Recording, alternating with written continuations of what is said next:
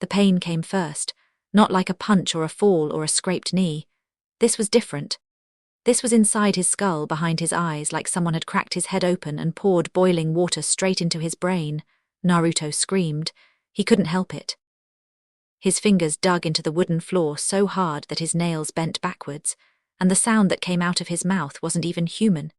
It was just noise. Raw, ugly noise that echoed off the walls of the ceremonial chamber and died somewhere in the high ceiling. The elder holding the brush didn't flinch. He kept painting. The ink on Naruto's forehead burned like acid. Every stroke sent a fresh wave of agony rolling through his body, down his spine, into his legs, all the way to his toes. He could feel the seal forming, not just on his skin. Deeper than that. It was burrowing into him, wrapping around something he didn't have a name for, something underneath the muscle and the bone, his soul maybe. If that was even real. Hold him steady, the elder said, and two branch members grabbed Naruto's shoulders. Their grips were tight but not cruel. They'd been through this themselves. They knew what it felt like. One of them, a woman with tired eyes, squeezed his shoulder twice. A small kindness. He'd remember that later. Hyuga stood against the far wall, arms folded, watching the whole thing with an expression that could have been carved from stone. Beside him a girl, small, maybe 4 or 5. Dark hair cut straight across her forehead and pale eyes that seemed way too serious for a face that young Hanabi. She was watching too, not looking away, not crying, just watching, like she was being shown a lesson and was determined to learn it. Hyuga leaned down and whispered something to her. Naruto couldn't hear it over his own screaming, but he saw Hanabi nod. Once. Curt. Like a soldier acknowledging an order, the final stroke landed and something inside Naruto's head broke open. Not broke. That was the wrong word. It was more like a door he never knew existed suddenly got kicked off its hinges, and behind that door was a flood, images, sounds, feelings. A castle with moving staircases. A fat man with a purple face screaming at a boy locked under a cupboard. A train platform that shouldn't exist. A snake with red eyes. A graveyard where a boy died. A woman with red hair falling. A flash of green light. A scar shaped like a lightning bolt. A name. Harry, Naruto's body went rigid. His back arched off the floor and his eyes rolled back so far that the whites showed completely. The branch members holding him panicked. The woman with the tired eyes shouted for a medic. The elder stepped back, brush still in his hand, ink dripping onto the floor. "What's wrong with him?" the second branch member asked, his voice cracking. "This doesn't happen. This never happens." "Quiet," the elder snapped. "The seal is settling. Some subjects react more strongly." Hyuga didn't move, but his eyes shifted, just a fraction. And for 1 second, something that might have been concern flickered across his face before the stone mask came back. Inside Naruto's skull, 2 lifetimes slammed into each other like freight trains. 5 years of a scared, lonely boy in a compound full of people who looked at him like he was furniture. And then, layered on top of that, crashing through like a wave, 17 years of a war. Of magic. Of a scar that burned when evil came close. Of friends who died and came back and died again. Of a one that chose him. Of a prophecy that ruined him. Of a sacrifice that saved a world he never got to live in. The collision was violent. His brain tried to reject it, tried to separate the 2 streams of memory like oil and water, but they wouldn't split. They merged. They tangled. They bled into each other until Naruto couldn't tell where the scared 5-year-old ended and the dead wizard began. He remembered Dumbledore's office. He remembered the branch house dormitory. He remembered casting Expelliarmus for the first time. He remembered learning to mold chakra in his palms. He remembered dying. He remembered being born, and then, like someone had flipped a switch, the pain stopped. Naruto opened his eyes. His breathing was ragged, chest heaving, sweat soaking through his training clothes. The ceremonial chamber swam back into focus. The elder, the branch members. Hyuga, the girl, everything looked different now, not the room. The room was the same cold, white space with its clean lines and its suffocating silence, but Naruto was different. He could feel the seal on his forehead like a living thing, humming with energy, sending faint pulses of something through his body. And he could feel the other thing too. The older thing. The knowledge sitting in his brain like a second operating system, running alongside everything he'd ever been. He knew what the seal was now. Not what they told you it was, the sacred protection, the honored burden of the branch house. That was garbage. He'd heard the same kind of garbage before in another life, from men in nice robes who said the statute of secrecy was for everyone's protection while Muggleborns got hunted like animals. The seal was a leash. Simple as that. A magical leash coded into his flesh, connecting him to the main house like a puppet on strings. And looking at it through the lens of 17 years of magical education, through the eyes of a boy who'd spent every year at Hogwarts nearly dying because adults couldn't do their jobs, Naruto could see something the Hyuga had missed for generations. The seal was sloppy, not bad. Give credit where it was due. The core design was solid, probably centuries old, layered and reinforced by dozens of seal masters over the years, but the maintenance was lazy. The fail-safes were crude. The energy flow was one-directional when it should have been gated. It was like finding a vault that used a 12-digit combination lock but left the hinges exposed. Naruto sat up. The branch members let go of his shoulders. The woman asked if he was all right. He looked at her and for the first time in 5 years felt something other than fear. "I'm fine," he said. His voice sounded wrong to his own ears, younger than the voice in his memories but steadier than it had any right to be. "Thank you." She blinked. Branch members didn't get thanked, not by anyone. That's all right," she said, and the confusion on her face was so genuine it almost made Naruto feel guilty. Almost. Hayashi crossed the room and stood over him. Those white eyes, the Byakugan bloodline, stared down at Naruto like he was a specimen to be evaluated. "The ceremony is complete. Return to your quarters." Naruto bowed his head. "Yes, Hayashi-sama." He kept his face blank as he walked out of the chamber, kept it blank through the corridors of the Hyuga compound, past the branch members who averted their eyes and the main house members who didn't bother looking at him at all. Kept it blank until he reached his room, a small space barely bigger than a closet with a futon on the floor and a cracked mirror on the wall. He closed the door, locked it, sat down on the futon and stared at the ceiling for a long, long time. Then he started to laugh. It wasn't a happy sound. It was the laugh of a man who'd been told he was free after dying and then woke up in a cage. The laugh of someone who'd fought a Dark Lord, sacrificed himself, walked willingly into death, and been rewarded by being reborn into a body branded like livestock. "Brilliant," he whispered. "Absolutely bloody brilliant." 3 weeks later, Naruto stood in front of the cracked mirror in his room and examined the seal on his forehead for the 100th time. He'd been studying it every night, tracing the ink lines with his finger, mapping the chakra pathways underneath, comparing them against everything he knew. And he knew a lot, 2 lifetimes worth. The Harry Potter half of his brain understood magical theory, ward construction, rune schemes, arithmancy, the fundamental principles of how magic interacted with living things. The Naruto half understood chakra, tenketsu, the Byakugan's range of perception, and the physical sensations of the seal itself. Together they painted a clear picture. "It's a 2-way street," Naruto muttered to himself, finger tracing the main trunk line of the seal. "They think it's a 1-way broadcast. Main house sends the kill signal, branch house receives. But it's not. The connection goes both directions. They just never built a transmitter on this end." He dropped his hand and stared at his own reflection. A small boy with dark hair and pale Hyuga eyes stared back at him. 5 years old. Scrawny, unremarkable, the perfect disguise. In another life he'd been the boy who lived, the chosen one, the kid with the scar that everyone stared at. He'd hated it, every second of it. The fame, the expectation, the weight of an entire world's survival sitting on his shoulders because some drunk seer had a bad night and Dumbledore took it seriously. This was better in a way. Nobody was looking at him. Nobody expected anything from him except obedience and silence. He was invisible, and invisibility, as he'd learned in both lifetimes, was the most dangerous kind of power. He pressed 2 fingers against the seal and closed his eyes.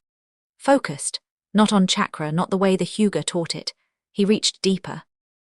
Past the physical network, past the tenketsu points, down into the layer where intent lived. Where the seal's programming ran, there it was. The kill signal pathway. A thick line of compressed energy running from his forehead straight to the cortex of his brain. One activation from a main house member and it would fry his neural pathways, pain so intense it could stop a heart, unless someone rerouted the wiring. Naruto opened his eyes, reached under his futon and pulled out a small jar of chakra ink he'd stolen from the calligraphy room 3 days ago, along with a brush thinner than a senbon needle. He dipped the brush, held it up to the mirror, and, very carefully, began to paint, not on the visible seal, underneath it, in the layer of skin between the surface and the chakra network. Microscopic lines, invisible to the naked eye, woven into the existing pattern so seamlessly that even a Byakugan user would need to know exactly what to look for. The design was simple, at least in concept. A feedback loop. The seal sent energy in one direction. His modification would catch that energy, invert it, and send it back along the same pathway. The kill signal would fire, hit his modification, bounce, and travel right back up the connection to whoever activated it, not to hurt them. That would be obvious. That would start a war he couldn't win yet. No, the bounce would be gentle, subtle. It would siphon a tiny fraction of the activator's chakra, barely enough to notice, and feed it into Naruto's own reserves. The cage becomes a battery. He worked for 3 hours, his hand cramped twice. The brush slipped once, and he had to start an entire section over. Sweat rolled down his temples, and his fingers were stained black with ink by the time he was halfway done. Steady, he told himself, blinking hard to clear his vision. Steady, you idiot. One wrong line and this whole thing collapses. The Naruto part of him wanted to rush. The Harry part knew better. Ward construction at Hogwarts had taught him that patience was the difference between a shield that held and a shield that blew up in your face. The professors hadn't been kidding about that. By the time he finished, his forehead ached and his eyes were watering from the strain. The room smelled like chakra ink and sweat. His back hurt from hunching over the mirror for hours. But when he pressed his fingers to the seal and tested the flow, he felt it. The change. Where before there had been a cold, dead weight pressing down on his thoughts, now there was a hum. A current. Energy moving in a direction it had never moved before. Naruto smiled at his reflection. Not the wide, forced grin he used in front of the other branch members. A real smile, small and sharp and dangerous. Step 1, he said quietly. Now for the hard part. Life in the Hyuga compound followed a rhythm. Wake before dawn. Eat in the branch kitchens where the food was adequate but never generous. Report to whatever task you'd been assigned. Clean the training halls. Wash the main house laundry. Tend the gardens. Practice your gentle fist during the 2 hours allotted for branch combat training, which was really just enough to keep you useful as a soldier but never enough to make you a threat. Naruto did all of it, perfectly, without complaint. That was the trick. Don't be the rebellious one. Don't be the one who talks back or drags their feet or gets caught whispering in the hallways after curfew. Be the invisible one, the reliable one, the branch boy who does his chores on time and keeps his head down and never, ever makes trouble. Nobody watches the furniture. He spent the next month doing 2 things. On the surface, he was a model branch member. Diligent, quiet, obedient. Underneath, he was mapping the compound's entire seal network. Every night, after the lights went out, he'd activate his modified seal and extend his awareness through the caged bird network. It was like plugging into a web. He could feel every sealed branch member in the compound, each one a node in the system, each node connected back to the main house's central control array, buried somewhere deep under the Elder Council's chamber. The network was massive. Hundreds of connections, some dormant, some active, all feeding into the same central hub. And through those connections, Naruto could sense things. The faint pulse of each branch member's chakra, their emotional state dimly like hearing music through a wall, the strength of their seal. Whether it had been activated recently, some of them had been activated a lot. A man named Tokuma, who worked in the archives, his seal showed burn marks from repeated activation. He'd been tortured so many times that the pathway was scarred. Naruto found him one evening shelving scrolls and noticed the way his hands trembled when anyone from the main house walked by. The man flinched at loud noises, couldn't make eye contact, the classic signs of someone who'd been systematically broken. Tokuma-san. Naruto said, keeping his voice low while he helped shelve a stack of training manuals. How long have you worked in the archives? The man looked down at him with surprise. Branch members didn't make conversation during work hours. 14 years. You like it? Tokuma's hands stopped moving. He stared at Naruto for a long moment, like the question was in a language he didn't speak. Nobody's ever asked me that, I'm asking. Yes, I like it, the scrolls, the history, there's a lot in here that people have forgotten. His voice got quieter. A lot that the elders want forgotten. Naruto filed that away. Tokuma had access to the clan's historical records. That was useful, more than useful. Maybe you could show me sometime, Naruto said. I like reading. Tokuma looked at him again. Something shifted in his eyes, not trust, not yet, but the ghost of it, the possibility. Maybe, he said, when things are quiet. A woman named Natsu who served as Hanabi's caretaker. Her seal was pristine, untouched, but the anxiety in her chakra signature was so thick Naruto could almost taste it. She lived in constant fear of the first time. She was kind, though. She snuck extra rice into the branch children's portions when the kitchen supervisor wasn't looking. She hummed lullabies when she thought nobody could hear. A teenager, maybe 13, whose name turned out to be Hohei. His seal had been activated within the last 48 hours. The residual pain was still echoing through the network. Naruto found him behind the laundry building, sitting against the wall with his head between his knees. He wasn't crying. He was past crying. Naruto sat down next to him, didn't say anything, just sat there. After about 5 minutes, Hohei lifted his head and looked at him. What do you want? His voice was flat, empty. Nothing, just sitting. Then sit somewhere else. No, Hohei stared at him. Naruto stared back. 5 years old, looking at a 13-year-old with the calm of a man who'd watched friends die in a war. It was unnerving, and Hohei knew it. You're weird, Hohei said finally. Yeah, I get that a lot. They sat in silence for another 10 minutes. Then Hohei stood up, brushed off his clothes, and walked back inside. He didn't thank Naruto, didn't need to. But the next day, when Naruto passed him in the corridor, Hohei gave him the smallest nod. Naruto catalogued all of it, every name, every injury, every abuse. Every small act of kindness that survived despite the system designed to crush it. He filed them away in the part of his brain that Harry Potter had used to plan the Battle of Hogwarts, the part that thought in terms of assets and liabilities and acceptable losses and in-game positions. He was building a case. A roster, an army that didn't know it was an army yet. He first talked to Hanabi on a Tuesday. She was in the secondary training hall, the one reserved for the main house children, going through gentle fist-carter alone. It was early evening, and most of the other main house kids had already finished their sessions and gone to dinner. But Hanabi was still there, her small body moving through the strikes with a precision that was impressive for someone her age. Naruto was supposed to be sweeping the hallway outside. He paused by the open door and watched. Her form was good. Really good, actually. Her strikes were clean, her footwork was solid, and she transitioned between stances without wasted movement. But something was off. Naruto could see it in her shoulders, in the way she held her jaw clenched tight, in the tiny hesitation at the top of each strike before she committed. She was scared. Not of getting hit. Not of failing. She was scared of the standard she was being held to. Naruto had seen that exact same fear on the face of a boy named Neville Longbottom. Once. A boy crushed under the weight of a legacy he never asked for, trying so hard to live up to parents he could never reach that he forgot he was allowed to be his own person. Hanabi finished her kata, dropped her hands, and stood there breathing hard. Sweat ran down her temples. Her palms were red and raw from striking the training post. She looked down at them, flexed her fingers, and for just a second the mask slipped.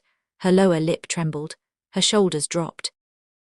She looked like what she was, a tired, lonely little girl who'd been training for 3 hours straight because her father expected perfection and she was terrified of anything less. Then she noticed him. "What are you looking at?" Her voice was sharp, defensive. The voice of a girl who'd been taught that showing weakness was the same as dying. The mask went back up so fast it was almost impressive. "Your rotation on the third form is off by about 2 degrees, Naruto said. He kept his voice casual, conversational, like he was commenting on the weather. Hanabi's eyes narrowed. "Excuse me," the third transition.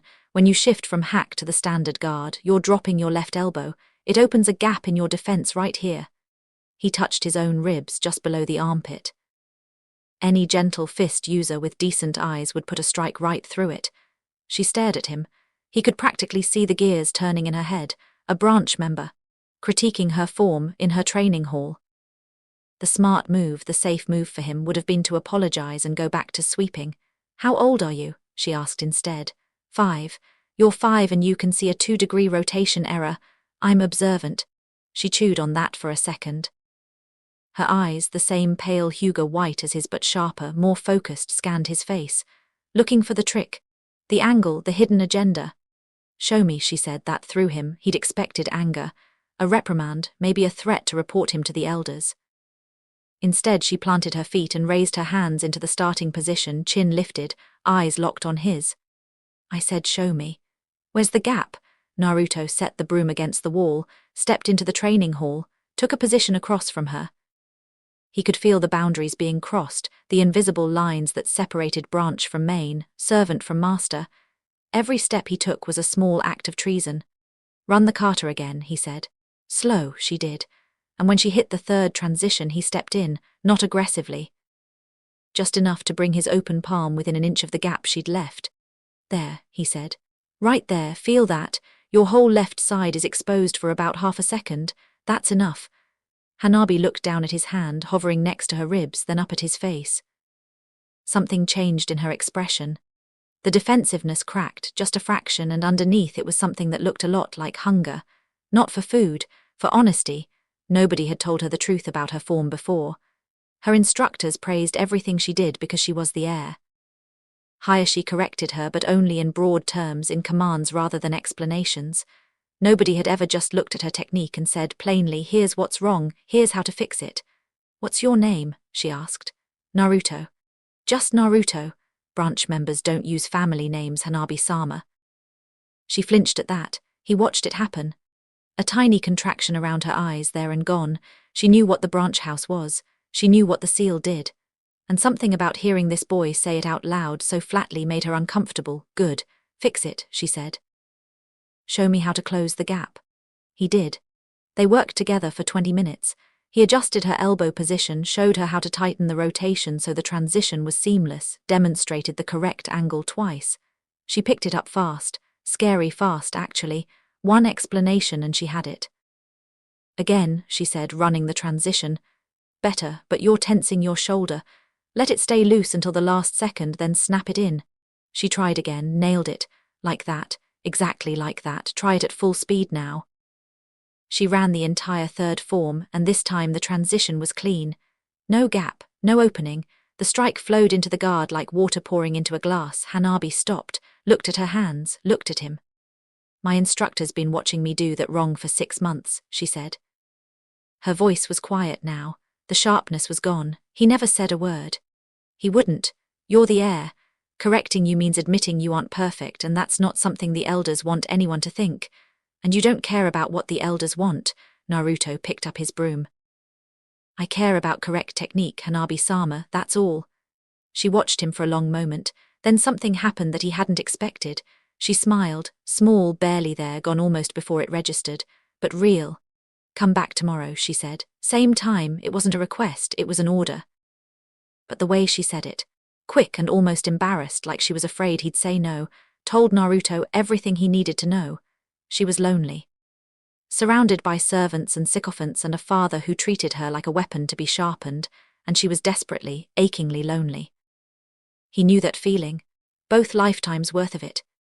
"Yes, Hanabi-sama," he said, and bowed and picked up his broom and went back to sweeping behind him. Hanabi stood alone in the training hall, staring at the spot where he'd been standing.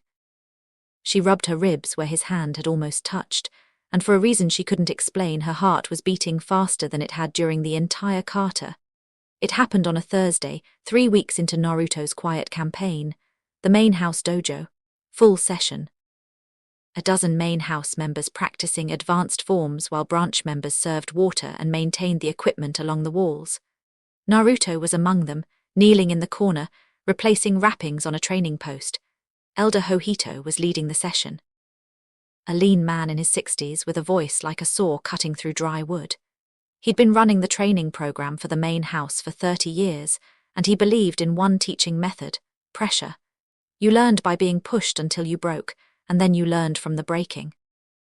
A branch member named Ku was assisting. He was maybe 16, quiet, solid build, one of the better fighters in the branch house. His job was simple: be a sparring dummy. Stand there, let the main house kids practice their strikes on a live target, take the hits, get up, repeat. Ku had been doing this for 2 hours.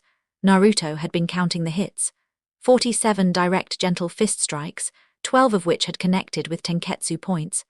The boy's arms were bruised purple from shoulder to wrist. He was trying not to show it, keeping his face neutral, but his legs were shaking. Anyone with eyes could see he was running on fumes. The problem started when a main house boy, maybe 12, landed a gentle fist strike to Ku's left arm that closed 3 tenketsu points in a row. Ku's arm went dead. He stumbled sideways, caught himself on the mat with his good hand, and flexed his fingers trying to get the feeling back. His face had gone white. "Get up," Elder Hojito said from the edge of the mat. "My arm is numb, Elder. If I could just have a moment to," I said, "get up." A murmur went through the main house students. A few exchanged glances. The 12-year-old who'd landed the strike looked uncomfortable. He opened his mouth like he wanted to say something, then closed it and stepped back. Ku stood. He raised his good arm into a defensive stance, his dead arm hanging at his side, useless. The main house boy attacked again.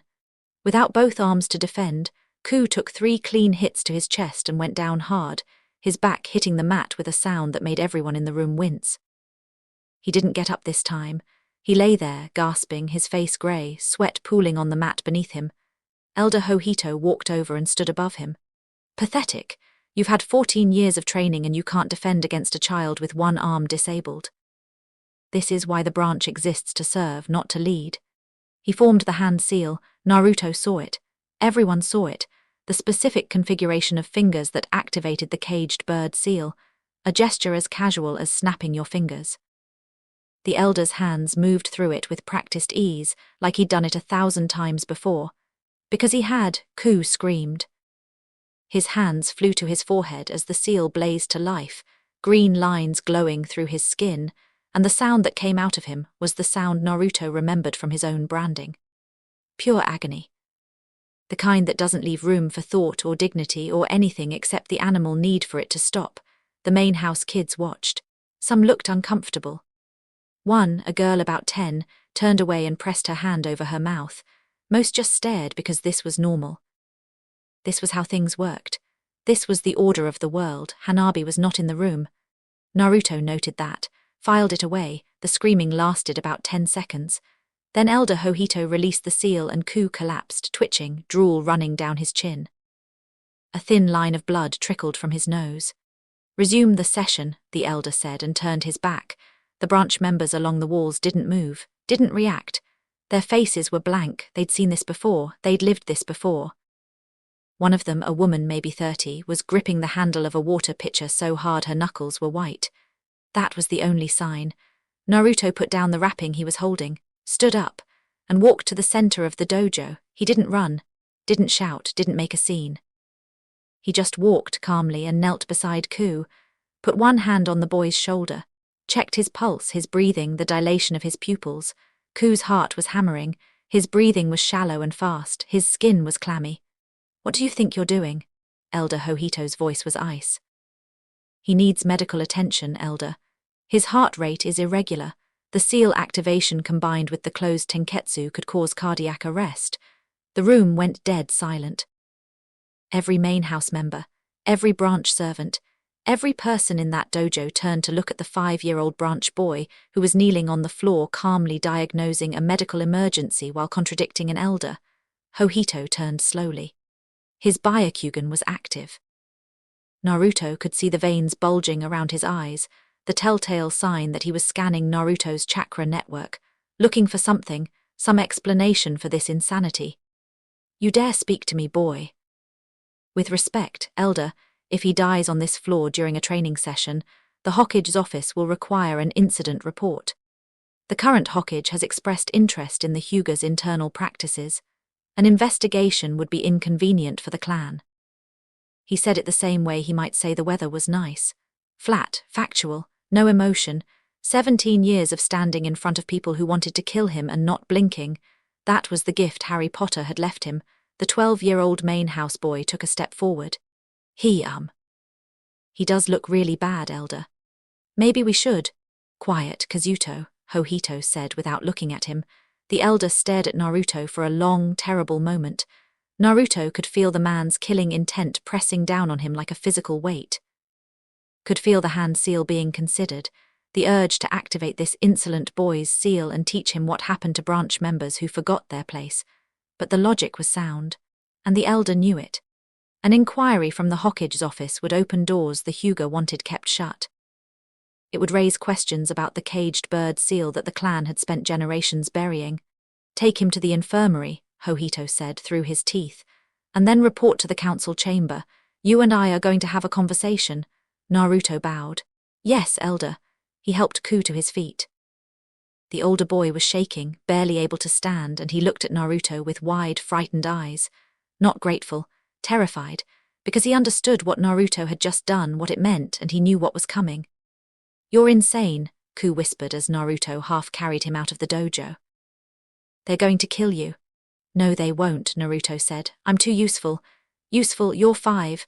I know things. Ku didn't understand that. He wouldn't, not for a while. But the words settled into his chest, and later, when everything changed, he'd remember this moment as the first time he believed change was possible. Behind them, the branch woman with the water pitcher slowly unclenched her fingers. She didn't say anything.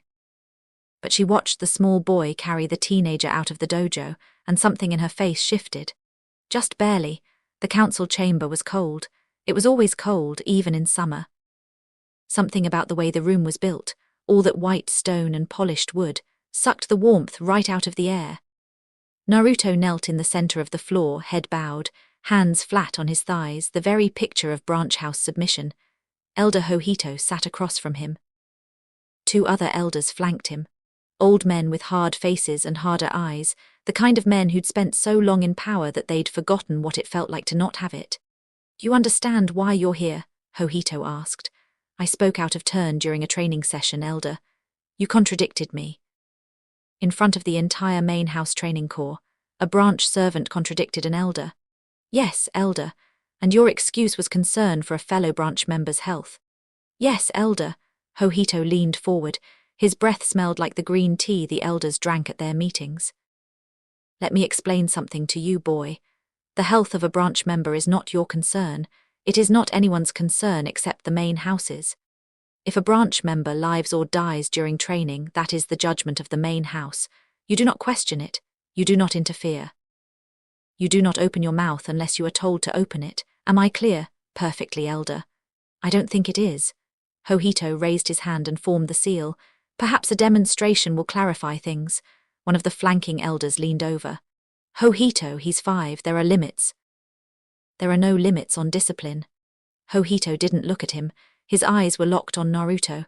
That is the entire point. Naruto felt the activation pulse travel down the network.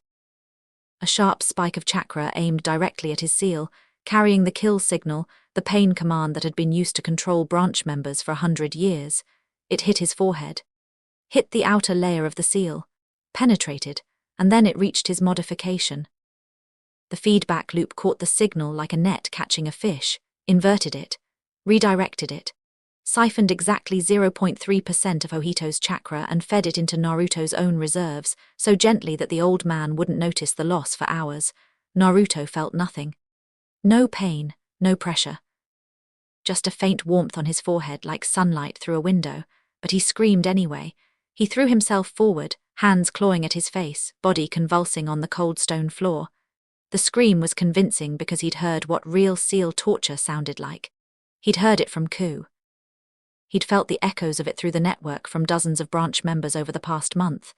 He knew the sound so well he could reproduce it perfectly. Please, he gasped, tears streaming down his face. Please, elder, forgive me, I won't do it again, please. Hohito held the seal for 15 seconds.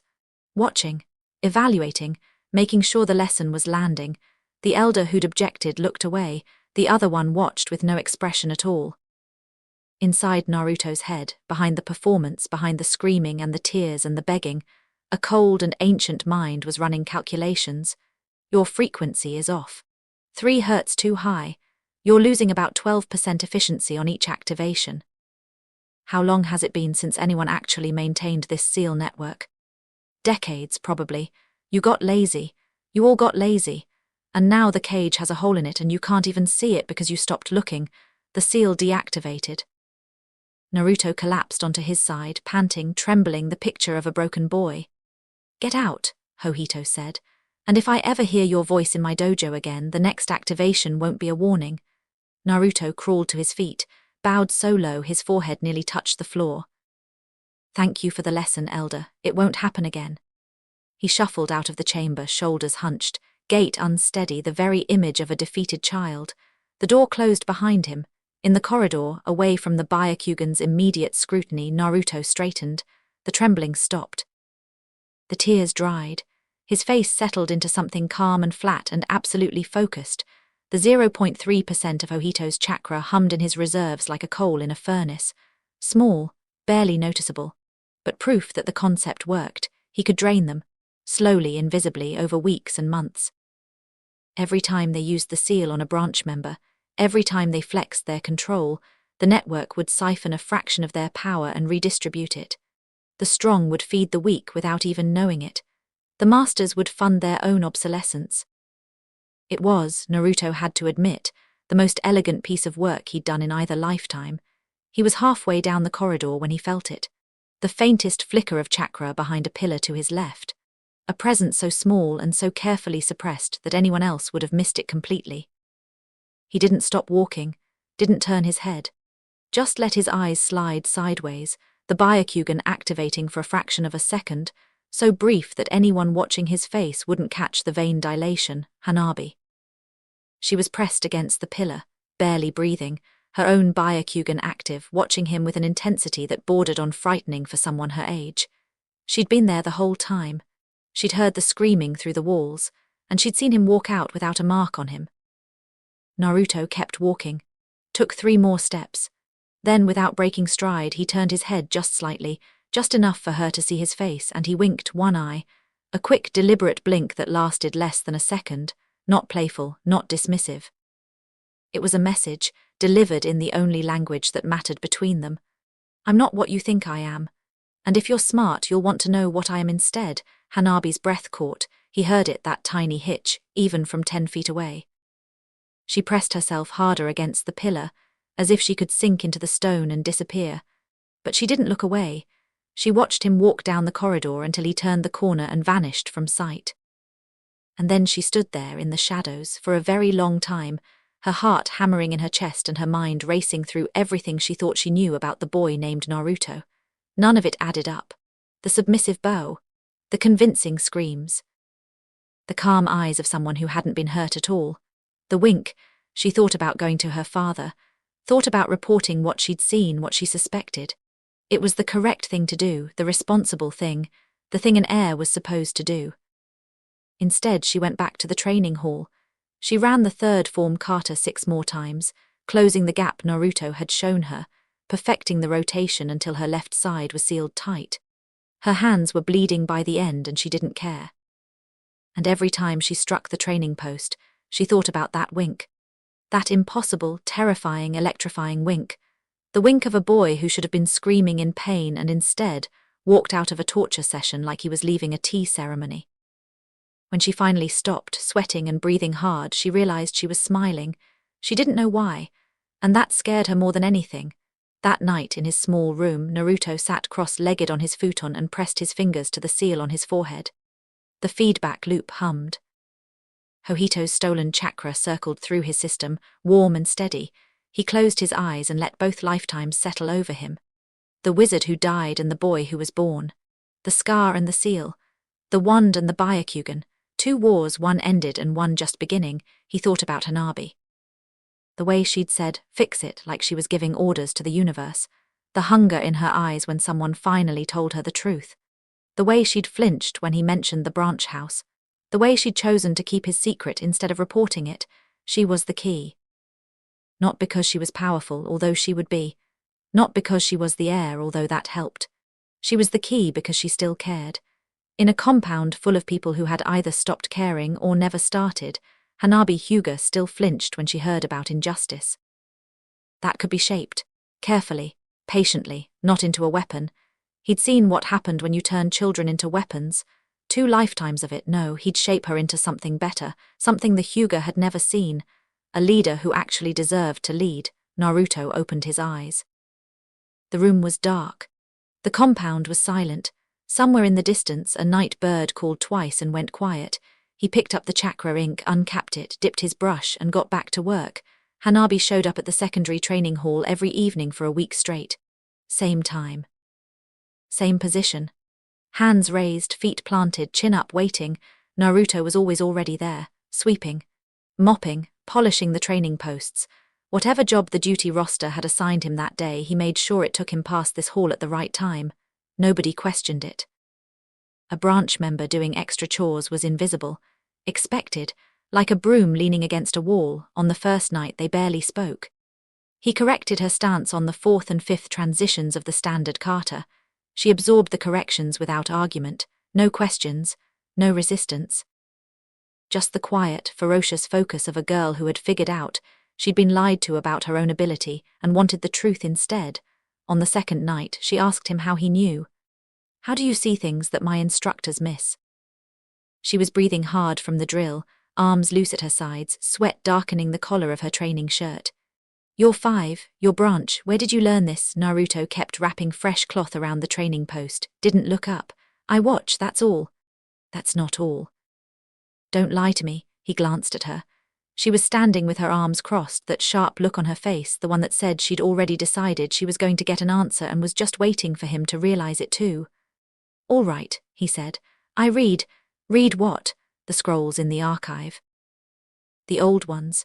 The ones nobody looks at anymore because the elders decided the current curriculum was sufficient 3 decades ago. Hanabi frowned. Branch members aren't allowed in the archive.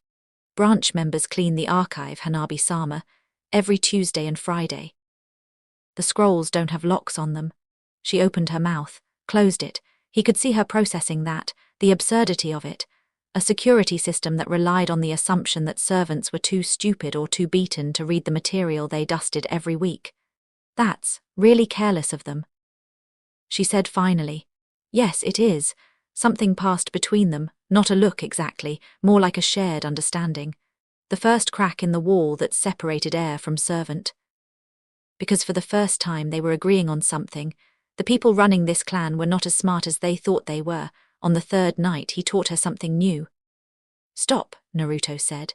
Hanabi froze mid-strike, her palm 2 inches from the training post. Pull your hand back. I want to show you something. She dropped her stance and turned to face him. He was standing at the edge of the mat, hands in his pockets, which she'd noticed was his default posture when he was about to say something she wouldn't expect.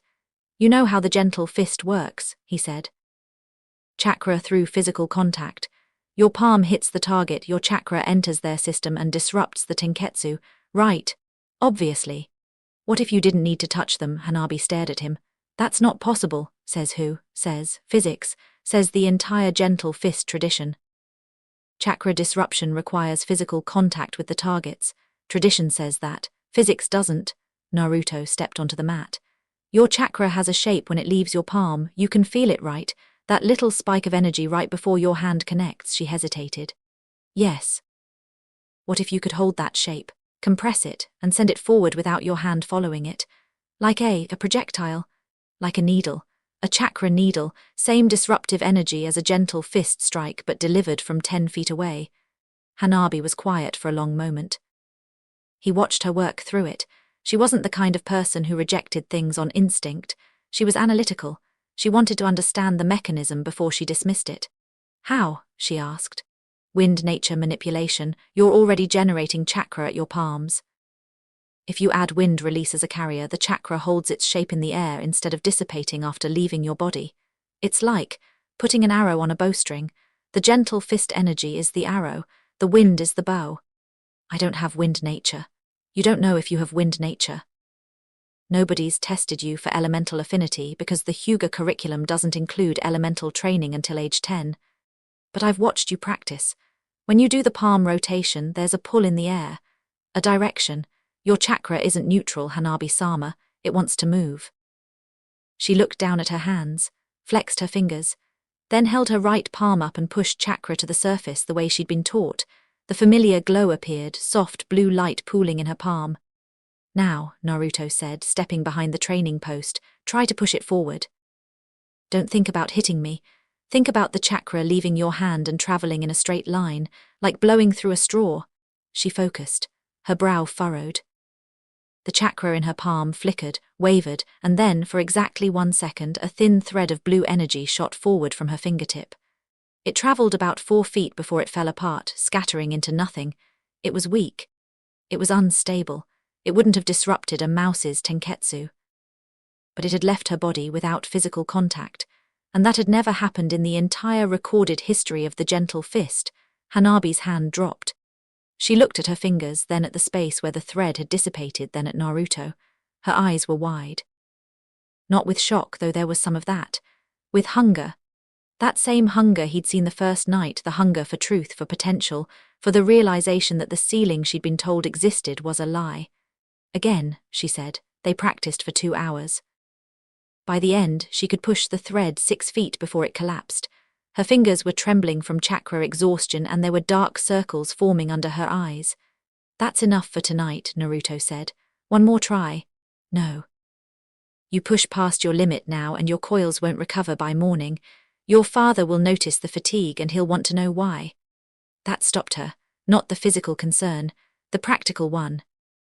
The reminder that what they were doing here in this empty hall after hours was something that needed to stay hidden. You're very careful, she said, wiping sweat from her face with her sleeve. I have to be. Why do you care about my training, about any of this? You're a branch member. If you get caught teaching me techniques that aren't in the approved curriculum, the elders will. I know what they'll do. Then why? Naruto was quiet for a moment. He picked his words carefully, the way you pick a path through a minefield. One wrong step and the whole thing blows. Because you could be something different, he said. Something this clan has never had. A leader who actually sees the people she's leading. Not as tools, not as assets, as people.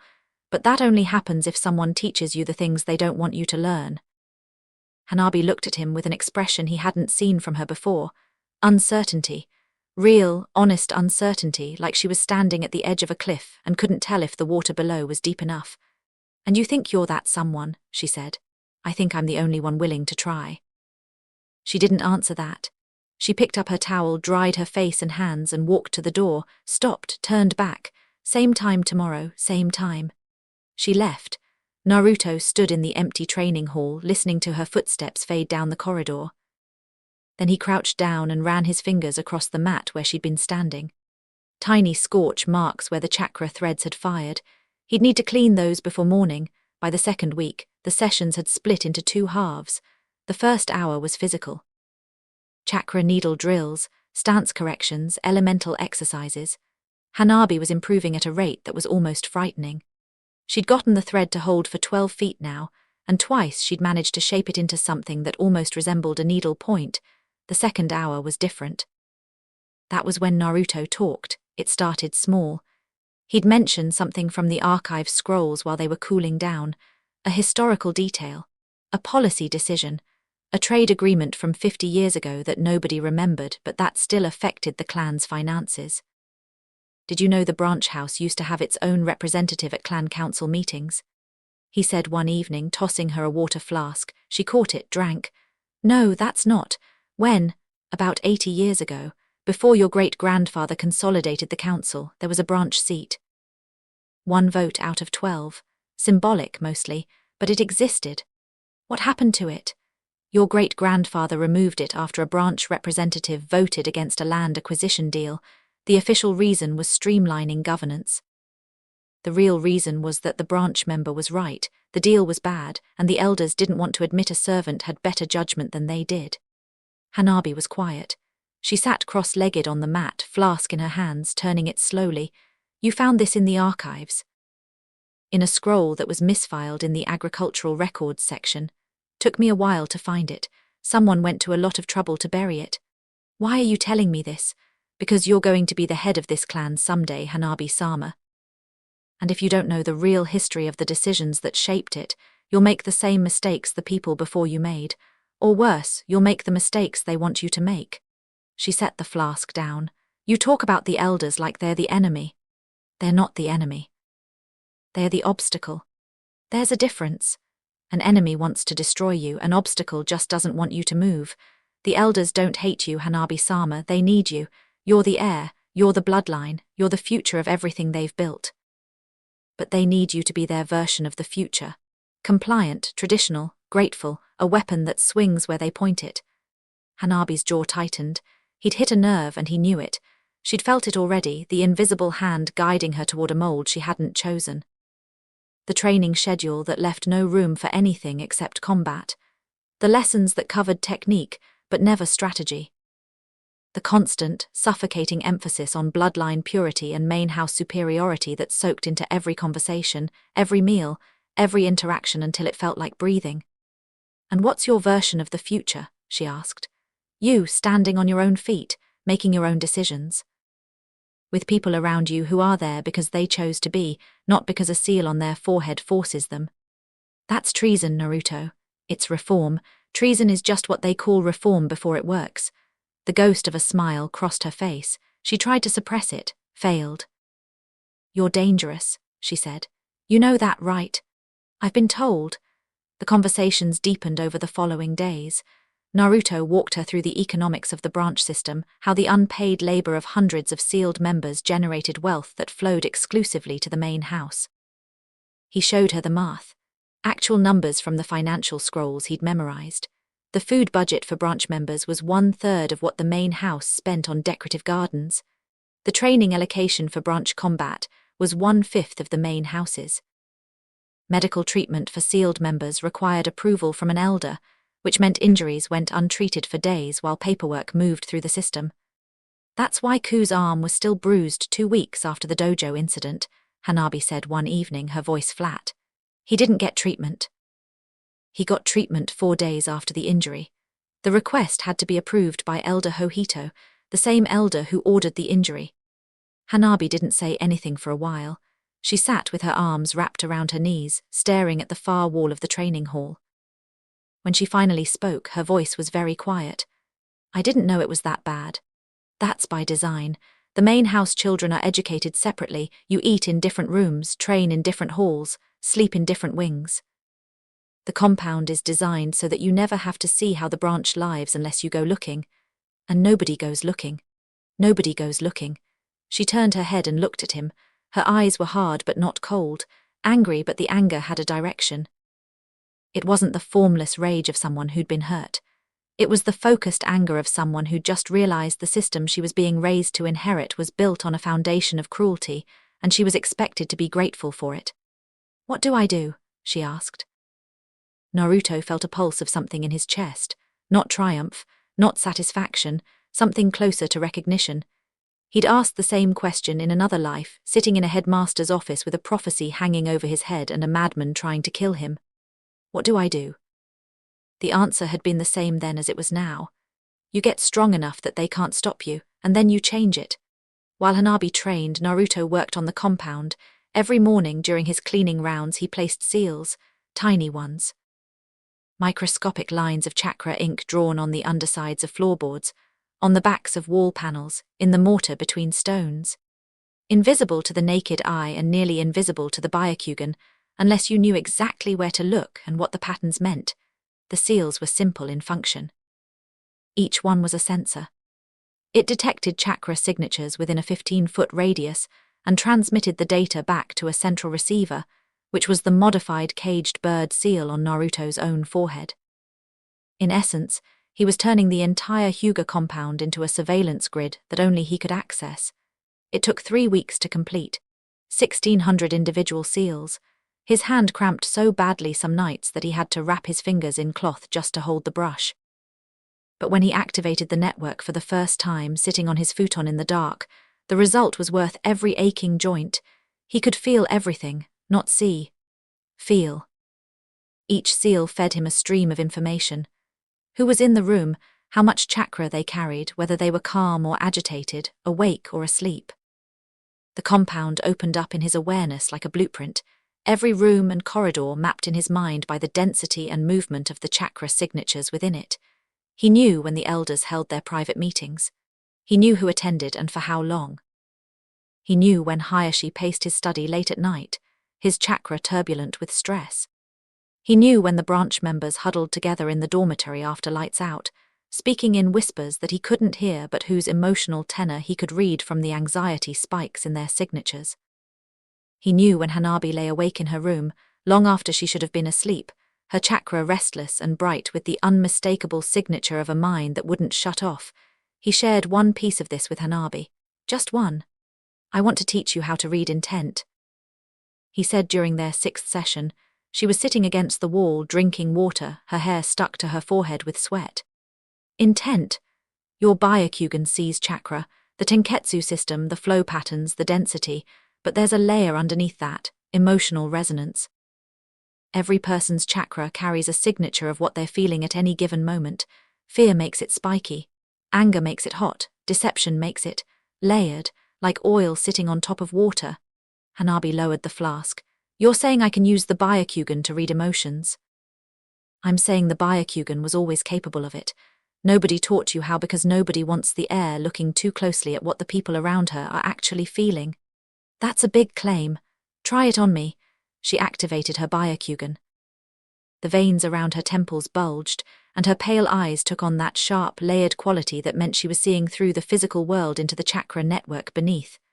Naruto stood in front of her with his hands at his sides. "What do you see?" he asked. "Your chakra network. Normal. Your seal, the caged bird, it's active, there's movement in it, but that's always there. Look deeper, past the network at the flow itself, not where it's going but how it moves. Is it smooth, turbulent, does it have a color?" She focused. 10 seconds. 20. Her brow creased. Then her eyes widened slightly. "It's calm," she said. "Like a river with no current, but there's something underneath, something steady. It's not an emotion exactly, it's more like—" She trailed off, searching for the word. "Conviction," Naruto said. "Yes, that's it. How did you?" "Because I know what I feel. The point is that you can see it now. You couldn't before because nobody told you to look. From now on, I want you to practice this on everyone, every person you interact with, your father, the elders, your instructors, your caretaker Natsu. Don't tell anyone what you're doing. Just look, and remember what you see." "Why?" "Because a leader who can read the hearts of her people never gets blindsided, and a leader who can detect deception before it speaks is impossible to betray." Hanabi deactivated her Byakugan. She was looking at him the way she'd looked at him that first night, when he'd pointed out the gap in her kata. Like the world had just gotten bigger and she wasn't sure if that thrilled her or terrified her. "You're building me into something," she said. "Yes, into what?" "Into the person who changes everything." She held his gaze for a long moment, then she nodded once. That sharp, curt nod, the soldier's acknowledgement. But underneath it, in the tightness around her mouth and the brightness of her eyes, there was something else, trust, fragile and new and terrifying. But real. The summons came on a Monday morning. Every Hyuga, main and branch assembled in the great hall. It was the largest room in the compound, a cavernous space of white walls and dark wooden beams where the clan gathered for formal announcements, festivals and judgments. Naruto stood at the back with the other branch members. He kept his head down and his body language neutral, just another face in the crowd. Hayashi stood on the raised platform at the front of the hall, his posture rigid, his face the same expressionless mask he wore at all times. Beside him, 2 elders. Behind him, a row of main house seniors who served as the clan's administrative council. Hanabi stood to her father's left, straight-backed, hands clasped in front of her. Her face gave away nothing. But through the surveillance network, Naruto could feel the spike in her chakra. Anxiety, controlled but present, running underneath the calm surface. "The clan assessment will be held in 3 days, Hayashi said. His voice carried through the hall without effort, clear and hard as struck steel. As is tradition, the heir will demonstrate her ability before the full assembly. The assessment will determine her readiness for formal advancement in the clan hierarchy." A murmur ran through the crowd. The branch members shifted uncomfortably. They knew what this meant. The assessment was a performance, a staged demonstration where the heir fought a carefully selected opponent, always won, and the elders applauded and declared the bloodline strong. It was theater. "Hanabi will face Kenzo," Hayashi continued. Naruto's eyes found Kenzo immediately, a branch member. Mid-20s. Broad-shouldered and competent, one of the better fighters in the compound, and crucially one of the most obedient, a man who understood what was expected of him and never deviated. He would be ordered to lose, he knew it. Everyone knew it. Kenzo would fight well enough to make it look real, then go down at the predetermined moment, and Hanabi would be declared the strongest of her generation, and the elders would smile their thin smiles and the system would grind on. Naruto felt Hanabi's chakra spike again. Harder this time. She knew too. She'd been reading the people around her all week, just as he'd taught her, and she could feel the contempt radiating from Kenzo's direction. Not at her, at the situation, at the farce he was being forced to participate in. After the assembly dispersed, Naruto found a reason to walk past the secondary training hall at the usual time. Hanabi was already there. She wasn't training. She was sitting on the mat with her knees drawn up to her chest, staring at nothing. "You heard," she said without looking up. "I was there. They're going to make Kenzo lose on purpose." "Yes, and everyone will know, every branch member, every main house student, every elder. They'll all know it was fake, and they'll clap anyway, and my father will nod like it means something, and I'll stand there pretending I earned it." Naruto sat down across from her, not close, just within comfortable talking distance. "You have another option," her head came up. "What option?" "Refuse the fixed match." "I can't refuse an assessment, it's tradition. My father ordered it. You can't refuse to fight." "But you can refuse the opponent." She stared at him. "During the formal challenge protocol, the heir has the right to select a different opponent. It's buried in the rules. Section 14, subsection 3 of the assessment bylaws. Nobody's invoked it in 60 years, but it's still on the books." "You memorized the assessment bylaws." "I told you, I read." Hanabi's eyes narrowed. The gears were turning again, that analytical mind chewing through the implications. "If I reject Kenzo and choose my own opponent, the elders will see it as a challenge to their authority. They set the match. I override it, that's a statement. A loud one. My father will be furious. Maybe he'll see what I see, a daughter who's strong enough to demand a real fight instead of settling for a scripted one. And who would I fight instead, Instructor Daichai?" Hanabi went still. Daichai was the head combat instructor for the main house. Not an elder, but one step below. A gentle fist master in his 40s who had trained 3 generations of Hyuga fighters and was widely considered the strongest active combatant in the clan outside of Hayashi himself. "You're out of your mind," Hanabi said flatly. "He's the only opponent that makes the statement worth making. You beat Kenzo even legitimately, and it's just another assessment. You challenge Daichai and hold your own, win or lose. The entire clan sees something they've never seen before.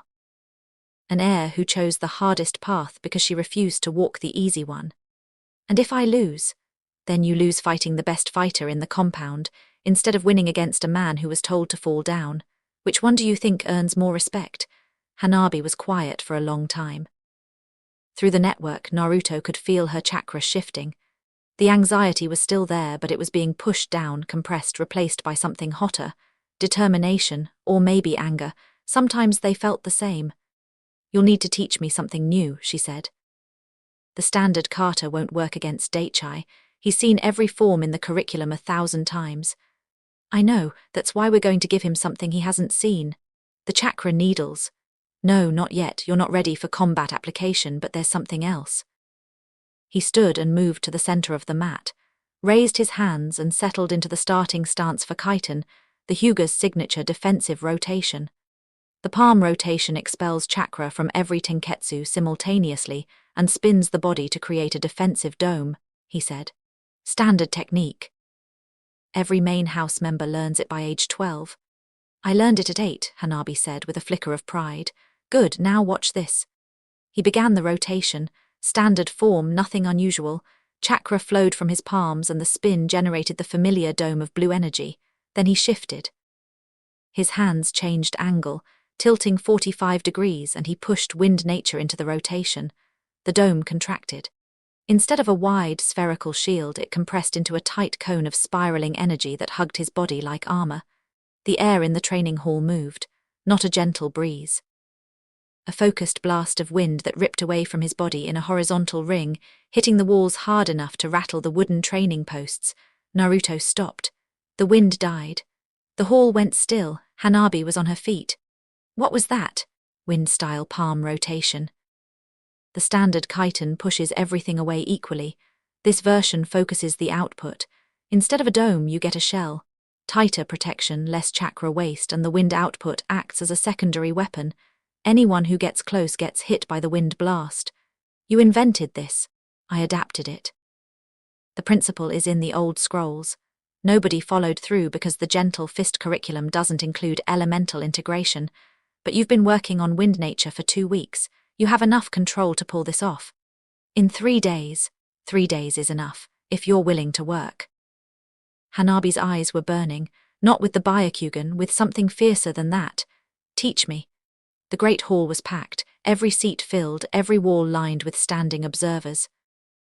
Main house members in the front rows, branch members crowded at the back, children perched on their parents' shoulders to see over the heads of the adults. The air was tight with anticipation and the faint, electric smell of mass chakra. The assessment mat, a raised platform in the center of the hall, had been marked with the traditional circle. 2 positions 20 feet apart, the challenged and the challenger. Hayashi sat in the seat of honor, flanked by the elder council. His face was stone. His hands rested on his knees, perfectly still. But Naruto, standing with the branch members against the far wall, could read the tension in his chakra. The clan head was wound tight. Hanabi entered from the east door. She walked to the mat in silence, her training clothes freshly pressed, her hair tied back, her feet bare on the polished wood. She moved with a confidence that Naruto hadn't seen in her before, not arrogance, not the fake poise of an heir playing a role, something earned. Something that came from 2 weeks of training harder than she'd ever trained in her life. Kenzo entered from the west door. Big, solid, resigned. He took his position across from Hanabi and bowed. His face was perfectly controlled. The model soldier, ready to play his part. Elder Hohito stood to officiate. The clan assessment will now commence. Hanabi Hyuga, heir to the main house, will demonstrate her ability against the opponent selected by the elder council. Kenzo, step forward. Kenzo stepped forward. Hanabi did not. The silence shifted. A ripple of confusion moved through the crowd. Naruto felt it through the network, the sudden spike of uncertainty from 100 chakra signatures at once.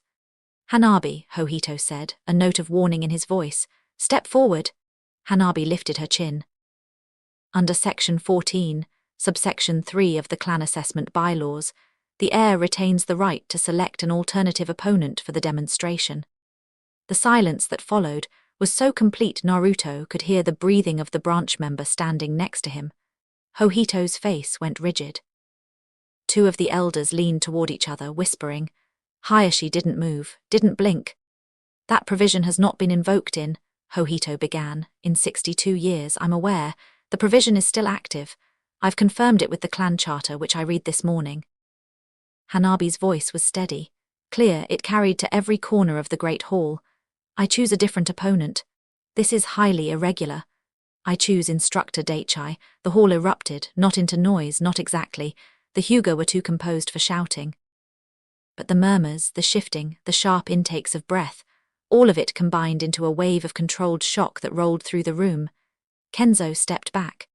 His face was unreadable, but through the network, Naruto caught something in his chakra that looked a lot like relief. And under that, buried deep, something else. Respect. Daichai was sitting in the 3rd row. A lean, weathered man with short grey hair and the quiet intensity of someone who had spent 40 years perfecting violence into an art form. He looked at Hanabi with narrowed eyes. Then he looked at Hayashi. Hayashi said nothing. His face was stone. His chakra was a storm. Hohito turned to the elder council.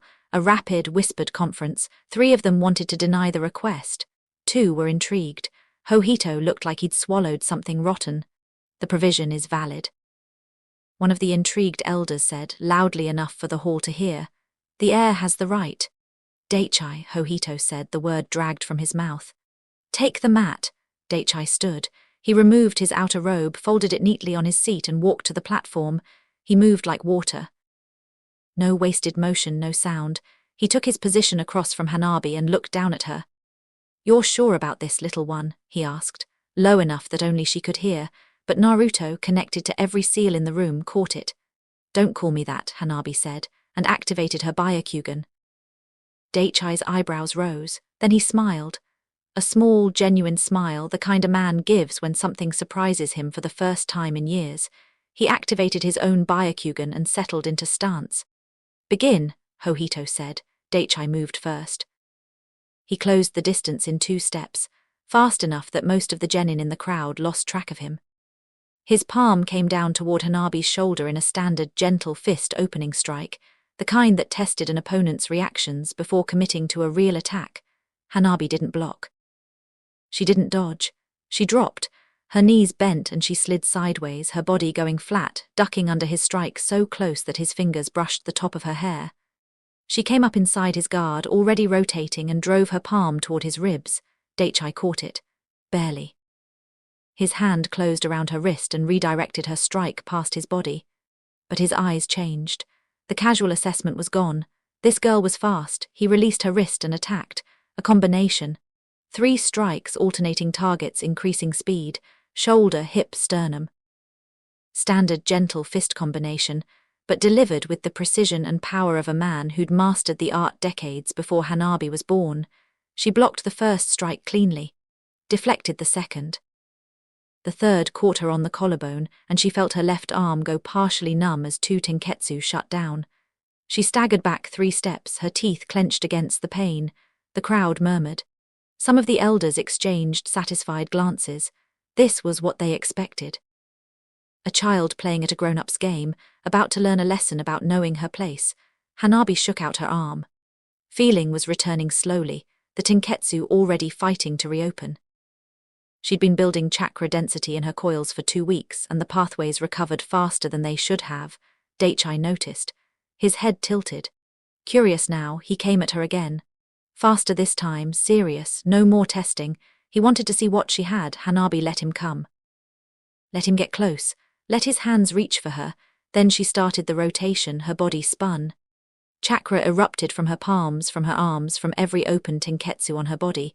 But it didn't spread into the wide dome of the standard chitin. It compressed.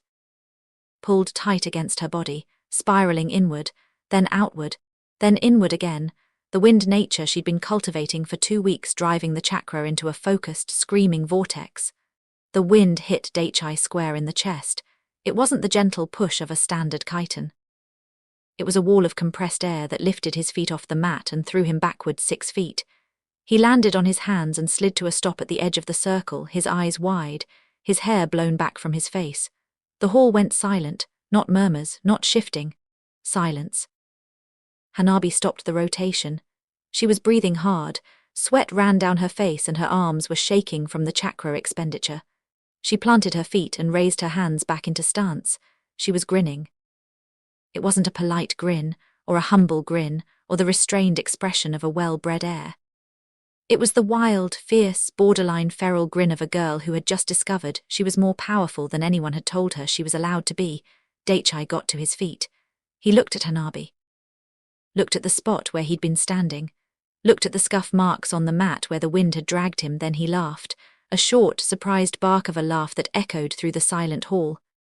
"Well," he said, "that's new. They fought for another 4 minutes. Daichai won, technically." He was 40 years her senior, and had forgotten more about combat than she'd ever learned. He closed 7 of her tenketsu, put her on the ground twice, and finished the match by pinning her shoulder to the mat with a precise palm strike that left her arm completely dead. But she'd hit him 3 times. 3 clean, gentle fist strikes that got through his guard and made contact. And the wind-style rotation had forced him to fight from range for the first time in a formal assessment, adapting his entire strategy to account for a technique he'd never seen before. The hall knew it. The branch members knew it. The main house students knew it. The elders, sitting in their seats with their hands folded and their faces carefully blank, knew it. Hanabi Hyuga was not what they thought she was. Hayashi found his daughter in the infirmary, sitting on a bench while a medic restored her closed tenketsu. Her right arm was in a sling. Her face was bruised along the jawline where she'd taken a glancing strike in the 3rd exchange. She looked exhausted and completely, unmistakably satisfied. He stood in the doorway and looked at her. She looked back. Neither spoke for a long moment. "Where did you learn that technique?" he asked. "I developed it myself." The lie came smoothly. She'd practiced it. The wind-style rotation is not in any Hyuga curriculum. No, it's not. You combined elemental manipulation with the chitin. That requires an understanding of wind nature theory that isn't taught to students your age. I read ahead. Hayashi studied her. His Byakugan was inactive, but his natural eyes were sharp enough.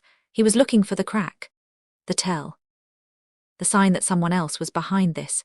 Hanabi held his gaze, steady, unwavering. You invoked Section 14, he said. I did. The elders are not pleased. The elders wanted me to beat a man who'd been ordered to lose. That's not an assessment, that's theater. Something moved behind Hayashi's eyes. Not anger, not surprise. Something complicated and deep that Hanabi couldn't fully read yet, even with the emotional sensing Naruto had taught her. Her father's chakra was controlled to a degree that bordered on inhuman. She could barely see the surface, let alone the depths. You lost, he said. I fought the best fighter in the compound and I landed 3 strikes. When I was expected to fake a victory against someone who was going to throw the match, I think I know which one matters more. Hayashi was quiet. The medic finished her work and excused herself, bowing low as she left. Father and daughter were alone. The technique was impressive, Hayashi said finally. The words came out like they cost him something. Hyuga men did not give compliments easily. They certainly didn't give them to children. Hanabi blinked. Of all the things she'd prepared for, her father's approval hadn't been one of them. Not like this, not spoken directly. Thank you, father. He nodded, turned to leave, stopped at the door. Your instructors will begin elemental training next week. I'll make the arrangements. A pause. Don't invoke Section 14 again without telling me first. He left. Hanabi sat on the bench and pressed her good hand against her bruised jaw. It hurt. The tenketsu in her arm was still tingling. Her whole body ached. She hadn't felt this alive in years. The medic came back to check on her an hour later and found her still sitting there, staring at the wall with that same expression on her face. Not joy exactly, not satisfaction, something bigger than both. Hanabi-sama, are you all right? Does the arm still hurt? No, it's fine. Actually, could you bring me some water? Of course. The medic paused. That technique you used, the rotation, I've never seen anything like it. Hanabi looked at her. A branch medic, sealed, trained enough to heal but never enough to threaten. Speaking to the air with genuine admiration in her voice, not the rehearsed deference that Hanabi had grown up hearing. Thank you, Hanabi said, and meant it. Really, actually meant it. The way Naruto had thanked the woman who held him during his branding. With the understanding that kindness from a person the system treated as invisible was worth more than praise from 100 elders. The medic blinked, smiled, and went to get the water. The assessment changed things, not overnight, not dramatically. The Hyuga compound didn't work that way. But underneath the surface, in the currents that only Naruto could feel through his network, something had shifted. The branch members talked about it. Not openly. Never openly. But in the dormitory, after lights out, in whispers and glances, and the careful code of people who'd learned to communicate under surveillance, the story of the assessment spread. The heir had refused a fixed match. The heir had challenged Daichai. The heir had used a technique nobody had ever seen. The heir had lost the fight but won something else, something harder to name but impossible to miss. Ku found Naruto in the laundry building 2 days later. The teenager leaned against the doorframe while Naruto sorted linens, pretending to be casual. That was you, wasn't it? Ku said. Not a question. Naruto didn't look up. I don't know what you mean, the wind rotation. That's not in any scroll I've ever seen, and the heir isn't old enough to invent something like that on her own. Someone taught her. He paused. Someone who reads the old archives and knows things a branch member shouldn't know. Be careful, Ku. Walls have ears in this compound. Ku lowered his voice. I haven't said anything to anyone, I won't. But I need to know, are you doing something? Is there a plan? Naruto folded a sheet. Smoothed it, set it on the pile, then he looked up at Ku. Are you asking because you want to help or because you're scared? Both. Good, those are the right reasons. He picked up another sheet. Not yet. When there's something to know, you'll know it. For now, do your job. Keep your head down. And if any branch member needs medical attention and the paperwork gets stalled, come to me. Ku stared at him. A 5-year-old giving instructions to a teenager, and the teenager was listening. Because after the dojo, after the assessment, after watching this boy move through the compound like he was playing a game nobody else could see, Ku had arrived at a conclusion that scared him and thrilled him in equal measure. Naruto wasn't just different. He was the most dangerous person in the Hyuga compound, and he was on their side. Okay, Ku said. I'm in. You were always in, Ku. You just didn't know it yet. Ku left. Naruto finished the laundry. Outside, the sun was setting over the Hyuga compound, painting the white walls in shades of gold and red. In her room, Hanabi was practicing the wind-style rotation with her good arm, feeling the air move, feeling the power coil in her chest. In his study, Hayashi was reading the clan charter, section 14, with an expression that was impossible to read. In the elder council chamber, Hohito was speaking in a low, urgent voice to 3 other elders about the need to watch the air more carefully. And in the laundry building, a boy with 2 lifetimes of memory folded sheets and listened to the heartbeat of a compound that didn't know it was already changing from the inside out. 3 months. That's what he gave himself. 3 months to build the foundation. 3 months before the next move. 3 months before the game stopped being quiet and started being loud. He had a lot of laundry to fold before then. The Sand delegation arrived on a Thursday and the whole village felt it. Not literally. There was no fanfare, no parade, no announcement from the Hokage Tower. But word travelled fast in Konoha. By mid-morning, everyone from the ramen vendors to the Anbu patrol knew that 3 carriages bearing the Suna emblem had rolled through the main gate under heavy escort, and that the woman leading the delegation was Temari of the Sand. Eldest daughter of the late 4th Kazekage and older sister to the current 5th, Naruto knew about the delegation before it reached the gate. The surveillance network he'd planted across the Hyuga compound didn't extend to the village walls, but the compound's own internal communications were a different story.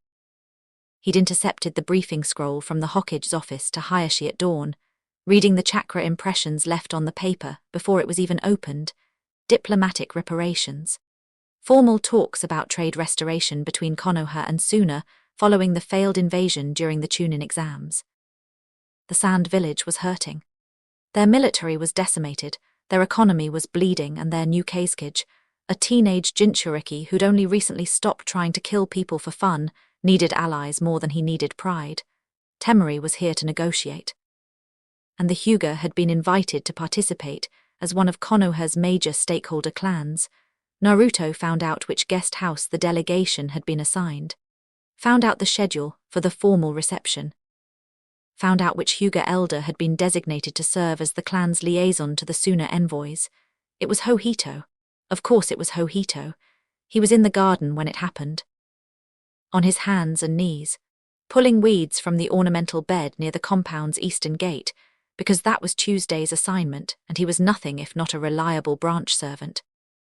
The Suna delegation was being given a tour of the compound's public areas, a carefully curated walk through the parts of the Hyuga estate that were designed to impress. The ceremonial hall, the main training dojo, the meditation gardens. The group came around the corner of the guest wing and Naruto saw them for the first time. 3 Suna diplomats in formal robes, 2 Chunin bodyguards with sand gourds strapped to their backs, and at the front, walking with the kind of stride that said she'd rather be anywhere else, Temari. She was tall, taller than Naruto had expected from the intelligence reports, though those reports had been written for a different audience and measured different things. Blonde hair pulled into 4 tails, a fan strapped to her back that was bigger than most people's torsos. And eyes that scanned the compound with the flat, evaluative gaze of a soldier assessing enemy territory, because that's what this was to her. She'd helped invade this village less than a year ago. She'd fought Konoha shinobi. And now she was walking through the most powerful clan compound in the Hidden Leaf, being smiled at by people who would have killed her 12 months ago, and she was expected to be diplomatic about it. Elder Hohito walked beside her, pointing out architectural features with the oily courtesy of a man who believed that foreigners were inherently inferior, but had been told to be polite. His voice carried across the garden. The eastern garden was designed by the 3rd clan head, Hyuga Takeshi, as a space for meditation and reflection. The rock formations represent the 8 trigrams of the gentle fist philosophy. Fascinating, Temari said, in a tone that communicated the exact opposite. The Hyuga have always valued the harmony between the martial and the aesthetic. Unlike some traditions that rely on, shall we say, blunter instruments, He glanced at the fan on her back as he said it. The insult was subtle enough that a civilian would have missed it. Temari caught it like a kunai thrown at her face, her jaw tightened. Her right hand twitched toward the fan. One of the Suna Chunin shifted his weight, reading his commander's body language. Naruto stood up from the weeds. He didn't rush, didn't draw attention. He simply straightened, brushed soil from his knees, picked up the gardening basket, and began walking along the path toward the guest wing entrance. His trajectory put him directly in the delegation's path, approaching from the front rather than the side. A branch member crossing paths with a diplomatic envoy was nothing. Invisible, expected, he would bow, step aside, and continue. That was the script. He didn't follow the script. Temari dono, he said, stopping 6 feet in front of her and bowing with the precise angle that Suna court protocol required for addressing a member of the Kazekij's family, not the shallow dip that the Hyuga used for foreigners. The full bow, 30 degrees, left hand over the heart. Eyes lowered but not closed, Temari stopped walking. The entire delegation stopped. Hohito's oily smile froze. I apologize for Elder Hohito's comments regarding the San's martial traditions, Naruto said, his voice pitched in the formal register that Suna aristocrats used among themselves. The dialect was subtle, a slightly different cadence and vocabulary than standard speech, and learning it had cost Harry Potter 3 months of study in a previous life when he'd been researching international magical customs. Worth every hour. The Hyuga hold the wind release arts in the highest regard. The fan techniques of the Suna military are among the most sophisticated combat systems in the elemental nations. Any suggestion otherwise reflects ignorance, not clan policy. The silence that followed was thick enough to stand on. Hohito's face went through 3 shades of red. The Suna Chunin exchanged a look. The diplomats behind Temari were very carefully not reacting. Temari looked down at Naruto. A 5-year-old boy in gardening clothes, speaking perfect, caught Suna, offering a diplomatic apology that the elder standing next to her should have been ashamed enough to give himself.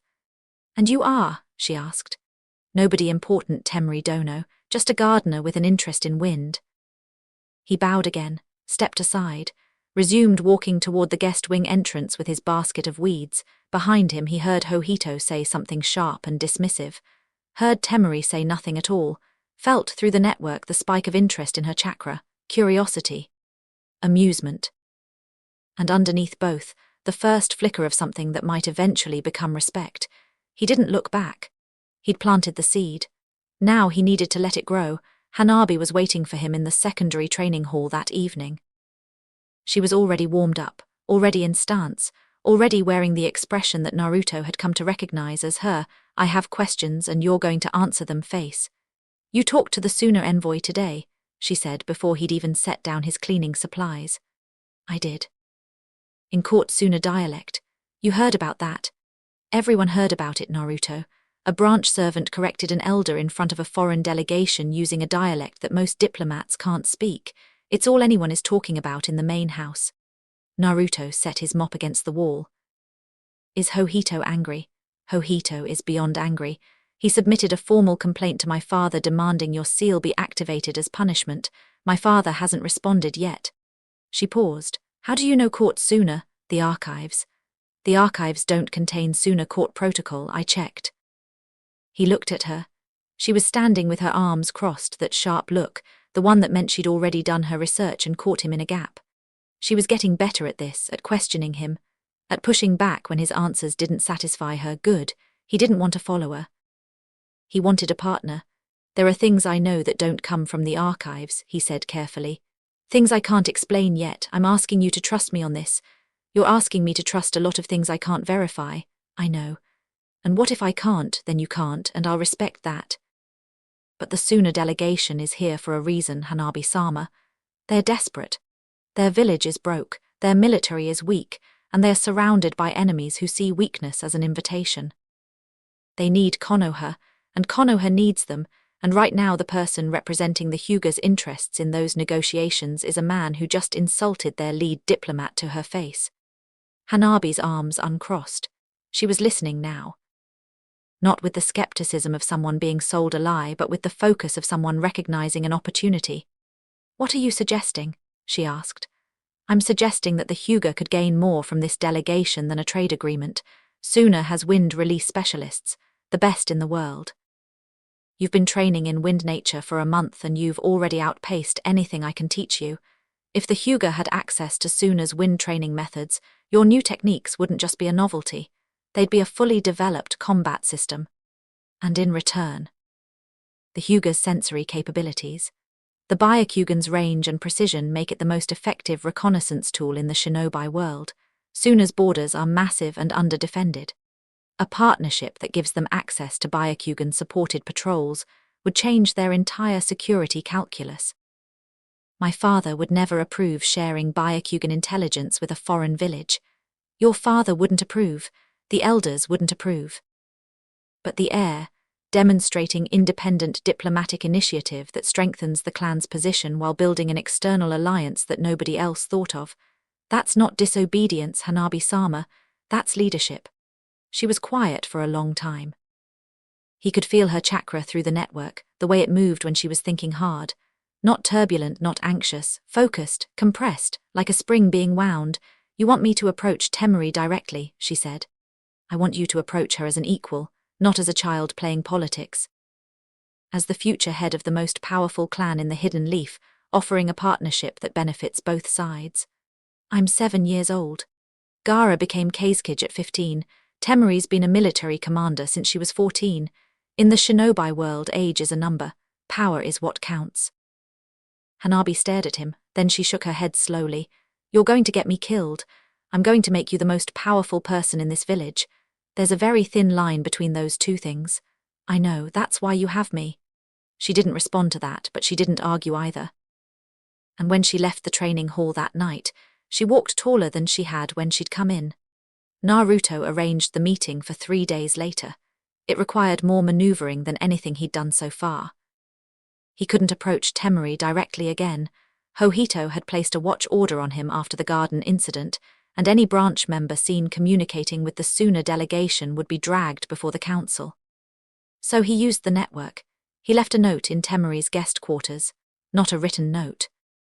A chakra imprint on the windowsill, invisible to anyone without sensory training, carrying a simple message encoded in the wind nature fluctuation patterns that any Suna wind specialist would recognize as a communication protocol.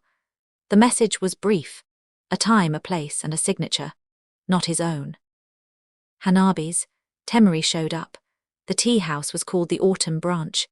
It sat on a quiet street in the merchants' district, far enough from the Hyuga compound and the diplomatic quarter that nobody would look for an envoy there.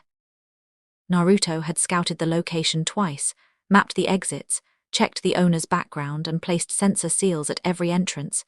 He arrived first, set up the private room, ordered tea, 3 varieties, including the particular desert sage blend that Suna nobility drank at formal occasions. Arranged the cups, positioned the chairs. Hanabi arrived second. She'd changed out of her training clothes into something more formal, a white kimono top with the Hyuga crest embroidered on the left shoulder. Hair combed, posture immaculate. She looked like a miniature aristocrat, which was exactly the point. You arranged the seating, she asked, scanning the room. Your chair faces the door, you'll see her enter, she'll have to approach you, it puts you in the dominant position.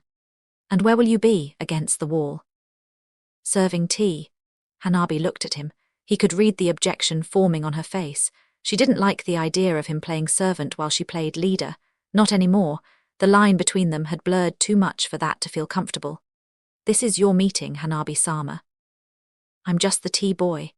You're never just anything, Naruto. He almost smiled at that. I'll be invisible. If you need me, I'll be there. But this conversation needs to be between you and her.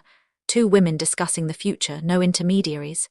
She nodded, sat down, straightened her back. Folded her hands. Temari arrived at precisely the agreed time. She came alone, which Naruto had expected. A woman who brought bodyguards to a secret meeting was a woman who didn't trust herself to handle the situation. Temari trusted herself. She stepped into the private room, scanned it in half a second, located every exit, noted Naruto against the wall, dismissed him and fixed her eyes on Hanabi. You're the heir, Temari said. Not a question. She pulled back a chair and sat down without being invited. Her fan leaned against the wall beside her, within arm's reach. The one who used wind release at the assessment. Word travels fast, Hanabi said. I'm an intelligence officer. It's my job to know things. Temeri's eyes flicked to Naruto. And your gardener friend arranged this meeting. Using a Suna military communication cipher that hasn't been compromised in 40 years, which means either he broke it himself or someone taught him, and both options are interesting. Naruto poured tea desert sage blend. He set the cup in front of Temeri with the handle angled 45 degrees to the right, which was the Suna aristocratic custom for honoring a guest of military rank. A detail so specific that most Konoha diplomats would never know it. Temeri looked at the cup, looked at him. Her expression didn't change, but her chakra shifted. The curiosity from the garden was still there, deeper now, layered with the wariness of someone who'd realized she was being played and was trying to decide if she minded. Who are you? She asked him. He's my advisor. Hanabi said before Naruto could answer, and he's the reason you're here. Your advisor is a branch servant who's maybe 5 years old. My advisor is the most intelligent person in the Hyuga compound. His age and his status are irrelevant. What matters is what he knows and what I can do with that knowledge. Temeri sat back, her arms crossed over her chest. She looked at Hanabi for a long time, the way a general evaluates a soldier who's just said something either very brave or very stupid. All right, she said. I'm listening. Hanabi didn't fidget, didn't break eye contact. Naruto had prepped her for this, but the composure was her own. She'd inherited Hayashi's ability to make stillness feel like a weapon. Suna is in trouble, Hanabi said. Your military lost 30% of its active force in the invasion.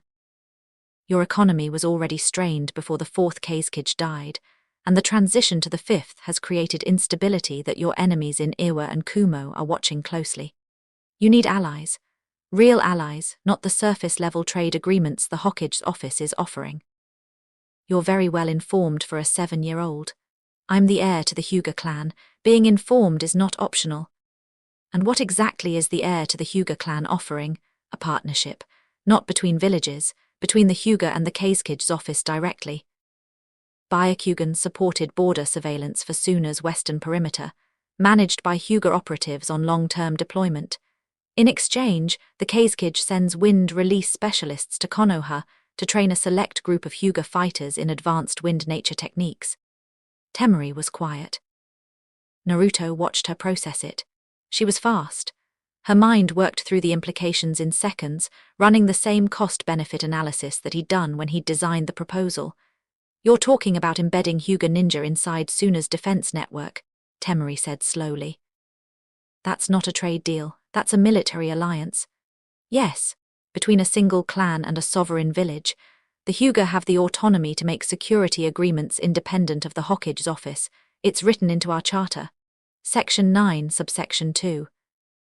Clan military assets may be deployed at the discretion of the clan head for purposes consistent with the village strategic interests.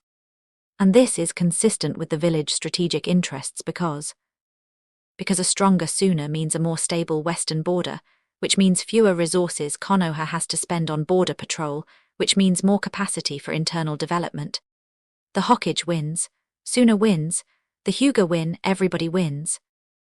Except the Hyuga elders, who are going to lose their minds when they find out you're giving away the Byakugan's intelligence capabilities to a village that attacked you less than a year ago. Hanabi's expression didn't change. The elders will be managed. Temeri's eyebrow went up. Managed. By a 7-year-old. By the heir, whose authority the elders will soon have no choice but to accept. The room was very quiet. Temeri looked at Hanabi, looked at Naruto standing against the wall with a teapot in his hands and an expression of absolute neutrality on his face. Back at Hanabi. You speak of treason like you're ordering tea, Temeri said. Naruto felt the corner of his mouth twitch. He'd anticipated that line, almost word for word. It was the natural response of a military mind confronted with someone who treated revolution as logistics. Hanabi didn't miss a beat. It's only treason if we lose. If we win, it's called reform. Temeri stared at her. 5 seconds, 10, then something happened that Naruto hadn't expected. Temeri smiled, not the polite smile of a diplomat humoring a child, a real smile. The smile of a woman who'd spent her entire life being underestimated and who had just met someone who reminded her of herself. You've got guts, kid, I'll give you that. She picked up the tea cup, noticed the angle of the handle and took a deliberate sip. The gesture was an acknowledgement. In Suna custom, drinking from a properly presented cup was an acceptance of the host's respect. But guts don't win wars. What guarantee do I have that this partnership holds? You're the heir, not the clan head. Your father could shut this down tomorrow. My father won't shut it down. How do you know? Because my father is a pragmatist. He'll resist at first. He'll see it as a challenge to his authority. But when he looks at the numbers, when he sees the strategic advantage, he'll come around. My father doesn't make decisions based on pride. He makes them based on what strengthens the clan.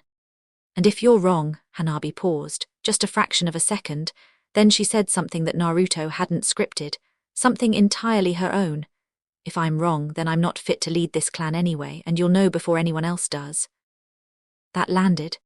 Naruto felt it in Temri's chakra, the shift from skepticism to something warmer. Not trust, not yet. But the recognition that this girl, this tiny, fierce, impossibly composed girl, was offering something genuine, not just a deal. An honesty that Temri rarely encountered in diplomatic circles, where everyone spoke in code and nobody said what they actually meant. I need to think about this, Temri said. She set down the cup. But I'm not saying no. That's all I'm asking. Temri stood, reached for her fan, paused. The gardener, she said, looking at Naruto. He's the one who cracked our military cipher. Hanabi glanced at Naruto. He gave the smallest nod. Yes, Hanabi said. Tell him I want to know how. That cipher hasn't been broken in 4 decades. My people would very much like to know where the vulnerability is. That information has a price, Naruto said quietly from his position against the wall. Temri turned to face him fully. Everything does. What's yours? A spar, she blinked. Whatever she'd expected, it wasn't that. A spar. With me. I want to see your wind techniques up close. The fan style. The way you shape and direct air currents. I'm teaching Hanabi-sama wind nature, and I've taken her as far as I can on theory alone. I need to see how a true master uses it in combat. You're 5. I'm aware. I could break you in half. You could, but you won't. Because if you do, you lose the cipher analysis and the alliance offer in one move, and you're too smart for that. Temri looked at him for a long time, then she laughed, not the polite laugh of the tea house. A real laugh, the kind that showed her teeth and crinkled the corners of her eyes and made her look for a moment, like the teenager she actually was instead of the soldier she'd been forced to become. Tomorrow evening, she said. Training ground 7 and don't be late. She walked out. The door closed behind her. The room was quiet. Hanabi turned to Naruto. A spar, you challenged a Jounin-level wind user to a spar. It's not a fight, it's a demonstration. Of what? Of the fact that a Hyuga with wind release can stand on the same field as the best wind user in the elemental nations and not die.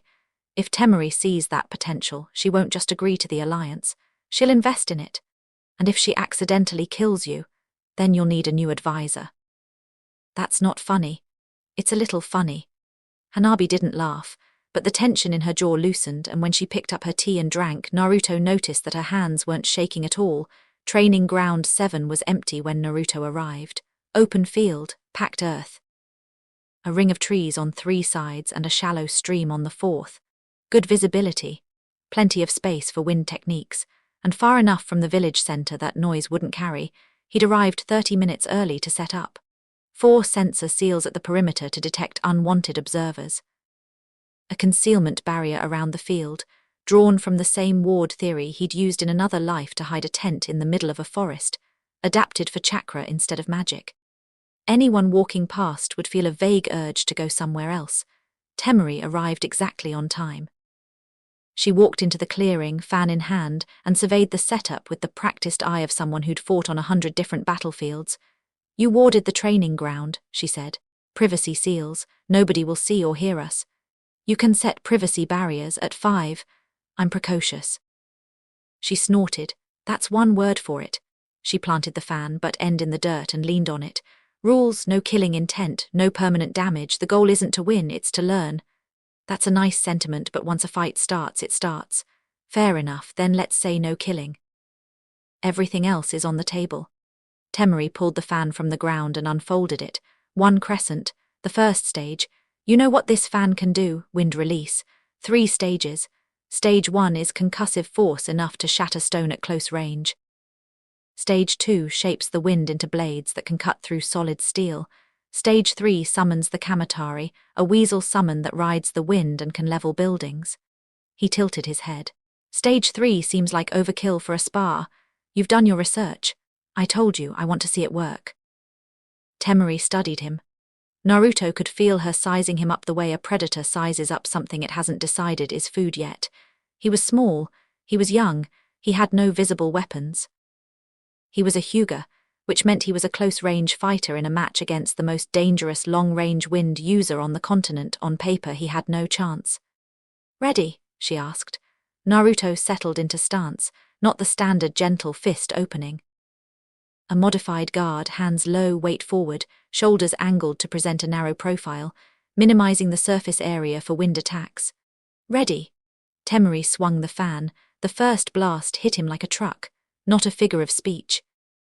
The compressed air wall slammed into his body with enough force to lift his feet off the ground and throw him backward 15 feet. He hit the earth rolling, dug his fingers into the dirt, and skidded to a stop on his hands and knees. His ears were ringing. His chest hurt where the air pressure had slammed against his ribs. Dust and debris clouded his vision. "You all right?" Temari called from across the field, not concerned. Testing. Naruto stood up, brushed himself off. His hands were scraped and his forearms were already bruising. That was stage 1. Half power. "Good, don't hold back." She came again. This time she moved, not standing still and swinging. She advanced, closing the distance while using the fan to generate a constant stream of wind pressure that pushed him backward even as she walked forward. It was a strategy designed to keep a close-range fighter permanently at arm's length. Push, push, push. Never let them get close enough to land a strike.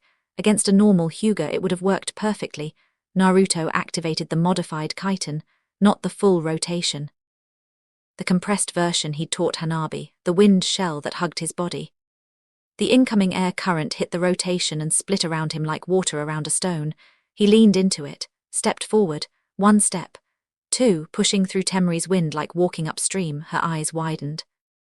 Not by much, just a fraction. But he saw it. She opened the fan to the second crescent, stage 2, the wind sharpened. Instead of a blunt wall of pressure, the air currents split into thin, cutting streams that screamed past Naruto's body, slicing the packed earth on either side of him into clean furrows. One of them caught his sleeve and shredded it from wrist to elbow. A thin line of blood appeared on his forearm. He kept walking. The rotation adjusted. He was pouring chakra into it at a rate that would drain him in minutes, not hours, but the technique held. The wind blades hit the shell and deflected, screaming off at angles that cut the trees at the edge of the clearing instead of his body. Temari took a step back, the first time she'd given ground in the entire exchange. "That's not a standard chitin," she said. Her voice had changed. The casual amusement was gone. She was taking him seriously now. "No, it's not. You combined the Hyuga rotation with wind nature to create a deflection field. I adapted the principle. The standard chitin tries to overpower incoming attacks. This version redirects them, wind against wind. Your force becomes my shield. Who taught you this?" "Nobody, I figured it out." Which was true. Harry Potter had spent a lifetime studying how magical shields worked, how they absorbed and redirected energy instead of simply blocking it. The principle was identical. Only the medium had changed. Temari closed the fan, completely, held it in front of her like a club. "All right, Gardner, let's see what happens at close range."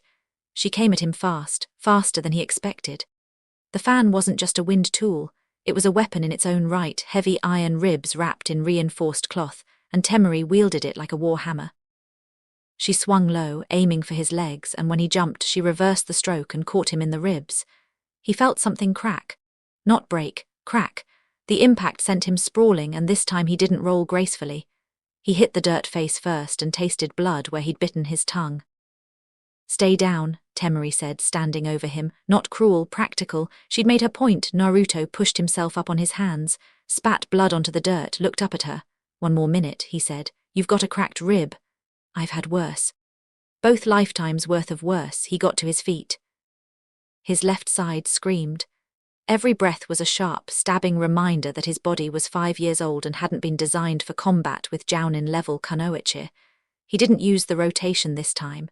Instead, he did something he hadn't shown anyone. Not Hanabi, not Ku, not the mirror. He held up his right hand, palm flat, and pushed chakra to the surface. Not gentle fist chakra. Something thinner. Sharper. A needle of compressed wind nature energy that formed at his fingertip and hung there, vibrating, visible only to someone with the Byakugan or exceptional sensory ability. Temari had exceptional sensory ability, she saw it. Her stance shifted immediately, weight dropping, fan coming up. She recognized the threat instinct. Naruto released the needle.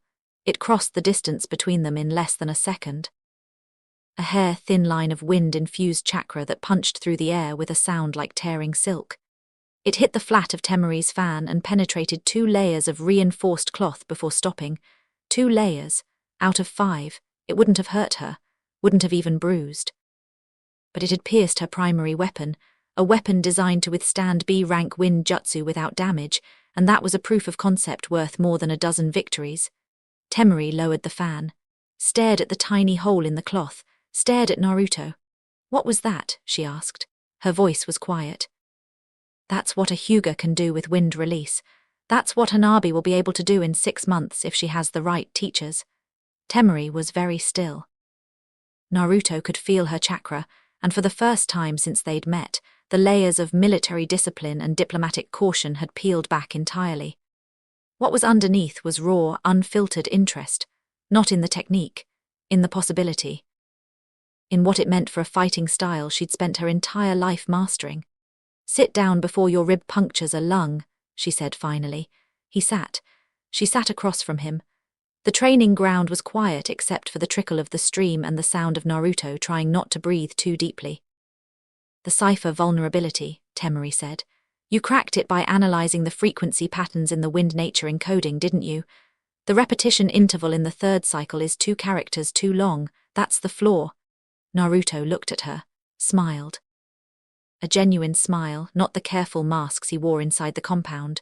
"It took me 3 weeks to find that. It should have taken 3 years. She was quiet for a moment. "The alliance, the wind training, the Byakugan support, you're serious about all of it. Every word. And the girl, Hanabi. She's not a puppet.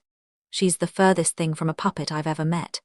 I didn't teach her to challenge Daichai. I didn't script her negotiation with you. She makes her own decisions. I just make sure she has the information she needs to make good ones." Temari looked at the hole in her fan again, touched it with one finger. "I'll talk to Gaara," she said. "No promises, but I'll talk to him. That's all I'm asking. And for the record, your wind rotation needs work. The chakra bleed on the left side is about 6% too high. You're wasting energy." "I know, that's why I need a teacher." She stood, brushed dirt from her pants, looked down at him sitting in the dust with his cracked rib and his bloody mouth and his torn sleeve. "You're the strangest person I've ever met," she said, "and I grew up with Gaara." She slung the fan onto her back and walked away. At the edge of the clearing she stopped, didn't turn around. "For what it's worth," she said, "that rotation technique, with proper training it could counter most B-rank wind jutsu, maybe a rank with enough chakra density. Your girl's got something, Gardener. Don't waste it." Then she was gone. Naruto watched the empty clearing for a while, then lay back in the dirt and stared at the sky. His ribs throbbed with every breath. His forearm was still bleeding sluggishly where the wind blade had caught it. His mouth tasted like copper. He should have been calculating next steps, running probabilities, planning the follow-up. Instead, he thought about something Temari had said during the spar before the serious exchange, when she'd unfolded the fan to its 2nd crescent, and the air had screamed around them. She'd been grinning. The same wild, fierce grin that Hanabi had worn when she'd knocked Daichai off the mat. The grin of someone in their element, doing the thing they were born to do, surrounded by power that answered to them alone, 2 women. 2 different worlds, the same fire underneath, he could work with that. After the pain subsided to something manageable, he sat up, cleaned the blood off his arm with water from the stream, and began the slow walk back to the compound.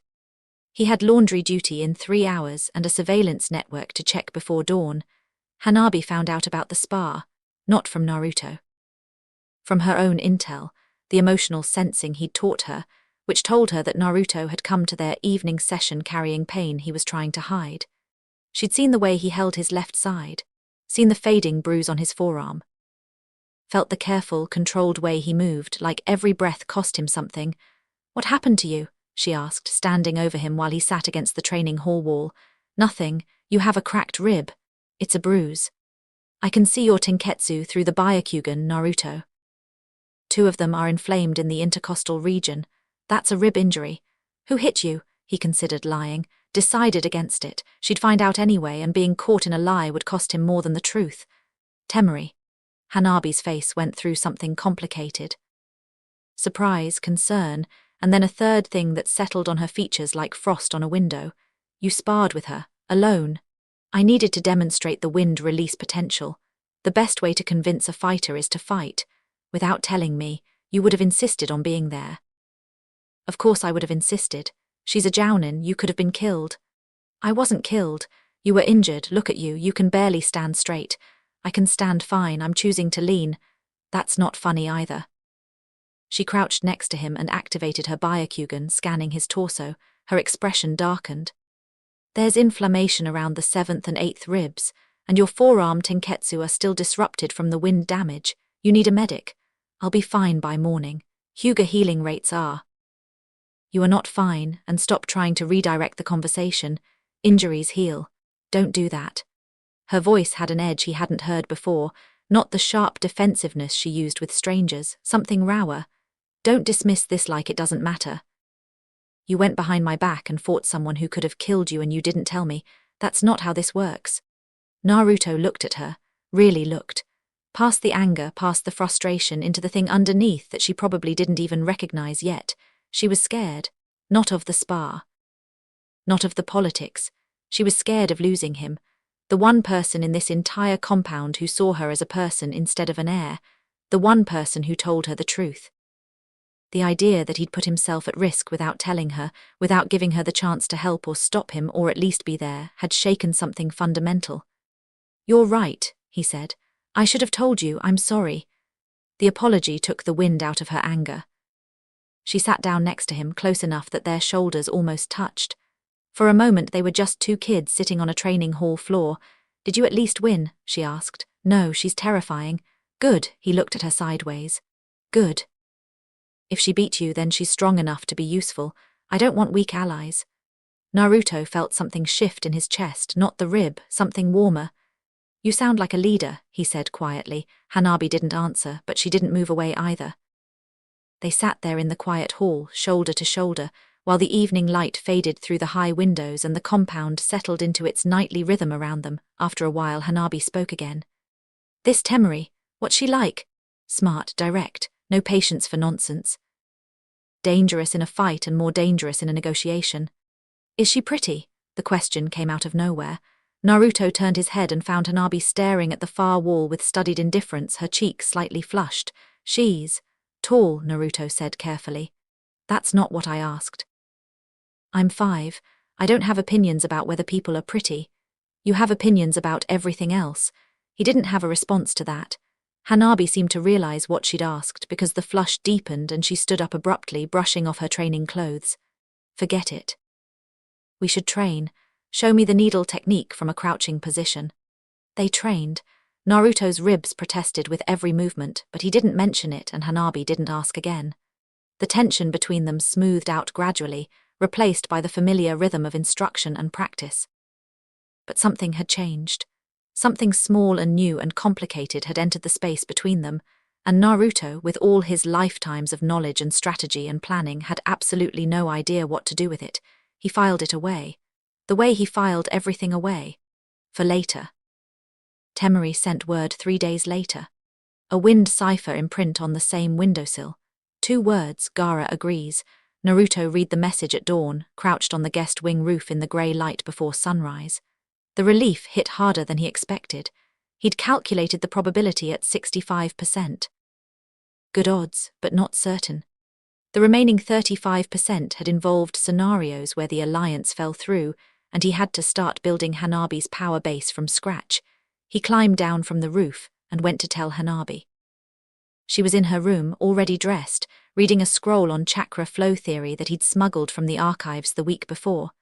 She looked up when he tapped the coded pattern on her window frame. Good news or bad news? She asked. Gara agrees to the alliance. Temeri will present the formal terms to the Hokage as a joint Hyuga Sooner initiative. Wind release specialists will arrive in Konoha within the month. Hanabi set down the scroll. She was quiet for a moment. Then she stood, walked to the window and looked out across the compound. The morning light was just touching the rooftops, turning the white walls gold. This is really happening, she said. This is really happening. The elders are going to fight this. They'll try, but once the Hokage endorses the partnership, their objections become political noise. They can complain, but they can't block an agreement that strengthens the village. And my father, your father will see the value. Give him a week with the numbers, he'll come around. Hanabi turned from the window. Her face was calm, but her eyes were bright with something that Naruto recognized from another lifetime. The look of someone standing at the edge of a new world, knowing they were the ones who built the bridge. What's the next move? She asked. Naruto looked at her, 7 years old. Standing in a room full of stolen scrolls and unauthorized knowledge, asking what came next like she was ready for anything he could throw at her, she probably was. The next move is internal, he said. The Sooner alliance secures your external position, but the elders are still entrenched. Hojito is still powerful. Your father is still a variable. We need to deal with the inside before we can build on the outside. Deal with them how? The same way we've been doing it. Information, leverage, patience, and when the time comes, speed. Hanabi nodded, that curt nod. Soldier's acknowledgement, but underneath it, for just a second she let the mask drop. And the face beneath it wasn't cold or calculating or fierce, it was excited. She was excited about the future, about the possibility, about the person she was becoming. Naruto saw it, memorized it. Filed it away in a place that had nothing to do with strategy. Get some breakfast, Hanabi-sama, he said. Big day ahead. He climbed back through the window and dropped to the ground. The compound was waking up around him, branch members starting their morning rounds. Main house children heading to the training halls, the slow, grinding machinery of the Hyuga clan turning on its ancient axis, but the axis was shifting. Slowly, quietly, degree by degree. Naruto picked up a broom and went to sweep the eastern corridor. There was work to do. The elders figured it out on a Sunday, not the whole picture, not even close, but enough to know that something was wrong with the caged bird network, and enough to start asking questions that Naruto had hoped they wouldn't ask for another month. It started with a routine maintenance check. Once every quarter, the SEAL specialists from the main house inspected the caged bird network to ensure its integrity. They sent a diagnostic pulse through the central control array, measured the response time from each individual SEAL, and logged any anomalies. The process had been unchanged for decades. Nobody expected to find anything because nobody ever found anything. This time they found something. Naruto was in the laundry building when the alert went out. He felt it through the surveillance grid before anyone spoke a word. A spike of alarm from the Elder Council chamber. 3 chakra signatures suddenly agitated where they'd been calm moments before. The diagnostic team rushing from the archive wing to the council room, their footsteps echoing through corridors he could map with his eyes closed.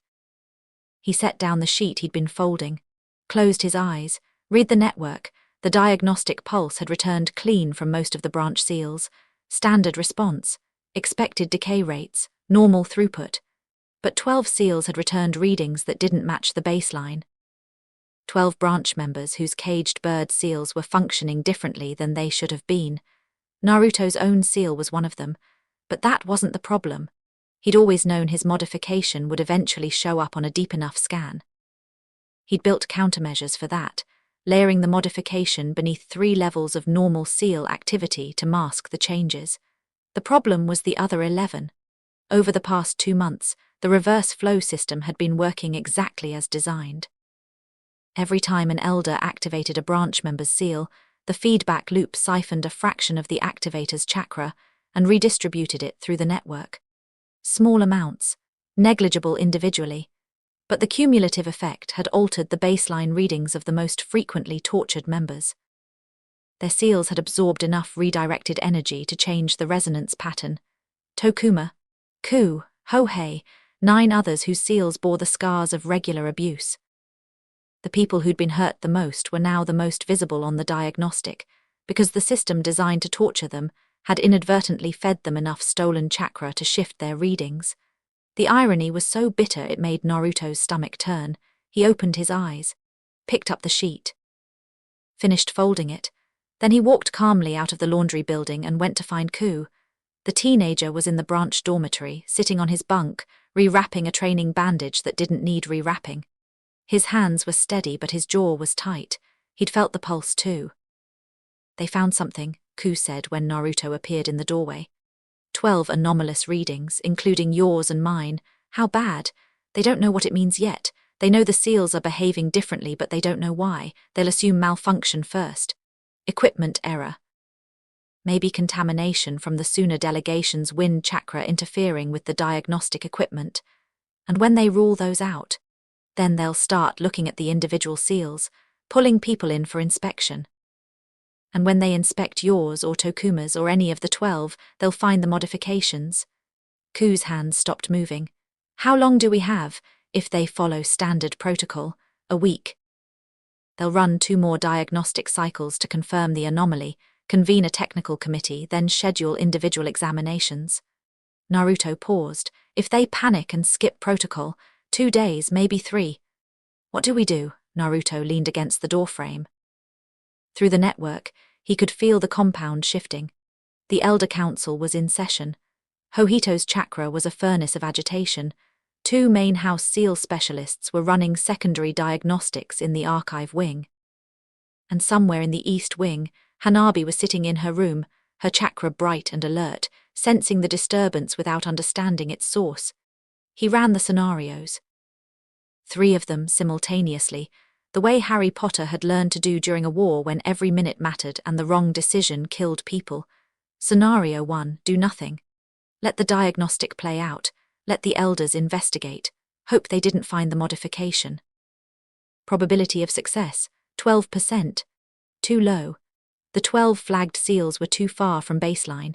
Any competent seal specialist would identify the foreign code within hours of a hands-on inspection. Scenario 2, sabotage the diagnostic. Introduce noise into the network that masked the modifications. He could do it. The surveillance grid gave him access to the central control array, but the sabotage itself would be detectable, and it would tell the elders that someone with deep knowledge of the seal system was actively interfering. That was worse than letting them find the modification. It would turn a technical problem into a security threat, and security threats got people killed. Scenario 3, move now. Execute the plan early. Accept that the timeline had collapsed and act before the elders could. It wasn't a choice. It was arithmetic. We accelerate, Naruto said. Everything we planned for next month happens this week. This week, Naruto, the network isn't ready. You said we needed at least 4 more weeks to. I know what I said. Plans change. Get word to the others. Tokuma, Hohei, Natsu, everyone on the list. Tell them to be ready. Don't tell them what for, just tell them that when the time comes they'll know. And if they ask how they'll know, they'll know. Ku stared at him. Then he stood up, tucked the bandage into his belt, and walked out of the dormitory without another word. The elders moved faster than expected. By Tuesday, they'd completed 3 diagnostic cycles and confirmed the anomaly. By Wednesday morning, Elder Hojito had convened an emergency session of the Elder Council, excluding Hayashi, and proposed something that Naruto had calculated a 30% probability of, but had prepared for anyway. A purge. The word wasn't used in the formal proposal. The document, which Naruto read through the surveillance grid by tracking the eye movements of the scribe who drafted it, called it a seal integrity restoration protocol. The language was clinical, bureaucratic. The kind of words people use when they want to do something terrible and need it to look reasonable on paper. The protocol called for the immediate isolation of all 12 flagged branch members. They would be confined to the detention wing of the compound, a section that most people didn't even know existed, built underneath the Elder Council chamber. Their seals would be stripped and reapplied, a process that involved first activating the kill function to its maximum setting to burn away the existing pattern, then reinscribing from scratch. The technical term was reformatting. The practical reality was torture so extreme it left the subject unconscious for days. 3 previous reformatting procedures in Hyuga history had resulted in death. 2 of the survivors had suffered permanent brain damage. The document also included a secondary recommendation: the isolation of Hanabi for re-evaluation of her training methodology. The phrasing was careful, but the implication was clear. The elders believed the anomalies in the SEAL network were connected to the recent changes in the heir's behavior, the challenge to Daichai, the Sooner alliance, the Wind-style techniques that shouldn't exist. They didn't have proof. But they had suspicion, and in the Hyuga compound, suspicion from the elders was enough. Naruto read the document at 4 in the morning, standing on the roof of the laundry building in the dark, his Byakugan activated, tracking the words through 2 floors of stone and wood. Then he went to find Hanabi. She was asleep. He tapped the coded pattern on her window frame, 3 shorts and a long, and waited. 20 seconds later, the window opened. She was wearing a sleep robe, her hair loose around her shoulders, her eyes bleary but alert the moment she saw his face. "What happened?" she asked. "The elders are moving. They found anomalies in the SEAL network and they're planning to purge 12 branch members, full reformatting, and they want to isolate you for re-evaluation." The sleep vanished from her eyes. "When?" "The proposal goes to Hayashi tomorrow morning. If he signs it, the detentions start by evening." "My father wouldn't sign. They're going to pressure him. Hojito's been building a coalition for weeks. 3 of the 5 elders are on board. They'll frame it as a security measure. Protect the bloodline, safeguard the heir, the usual language." Hanabi stood at the window, the night air lifting her hair, and Naruto watched the transformation happen in real time. The sleepy girl disappeared. In her place stood something colder, harder, older than her years. "What do you need me to do?" she asked. "Are you ready?" "Ready for what?" "For everything we've been building toward. The SEALs, the network, the alliance, all of it, right now, tonight." She was quiet for exactly 3 seconds, he counted. Then she said, "Yes. Get dressed, meet me in the secondary training hall in 20 minutes. Bring the scroll I gave you last week." "The one with the—" "Yes. That one." She closed the window. Naruto dropped from the ledge and hit the ground running. 20 minutes later, the secondary training hall. The room was dark except for the faint blue glow of Naruto's activated Byakugan and the single lantern Hanabi had brought. She stood in the center of the room in combat dress. Hair tied back, hands steady, the scroll tucked into her belt. She looked like she'd been born for this moment, and maybe she had. Naruto was already there, crouched on the floor with a brush and a jar of chakra ink, painting lines on the wooden surface in rapid, precise strokes. The pattern was complex. Concentric circles connected by radial lines, each one tagged with a SEAL character that corresponded to a specific branch member in the compound. "What is that?" Hanabi asked, kneeling beside him. "A mass activation array. When I complete the circuit, it will send a simultaneous pulse through every modified SEAL in the compound, not the 12 that were flagged, all of them." She went very still. "All of them? You've modified more than 12 SEALs." "I've modified every SEAL in the network." The silence that followed was the loudest thing in the room. "Every SEAL." Hanabi's voice was barely above a whisper. "Every branch member in the compound. 347 active caged bird SEAls, each one carries the reverse flow modification. The 12 that were flagged were just the ones with the heaviest usage, the ones who'd absorbed the most redirected chakra. But the modification exists in all of them. It's been there for weeks, running silently, waiting." Hanabi sat back on her heels. Her face was pale in the lantern light. "You did this without telling me. I couldn't risk the information being exposed, not even to you. If anyone had read your emotional state and suspected you knew, I understand why. That doesn't mean I like it. I know, I'm sorry." She looked at the array on the floor, the characters. The connections.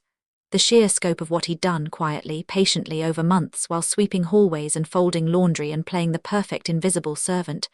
"What happens when you activate it?" she asked. "2 things. First, the reverse flow inverts completely. Instead of siphoning small amounts of chakra over time, it executes a full reversal. Every drop of energy the SEAL network has collected over the past 3 months gets returned to the branch members simultaneously. They'll experience a surge in power that lasts about 10 minutes. Not enough to make them superhuman, but enough to make them dangerous. And second, the kill function deactivates. Hanabi's breath caught. Every caged bird seal in the compound will lose its ability to cause pain. The elders can form the hand sign all they want. Nothing will happen.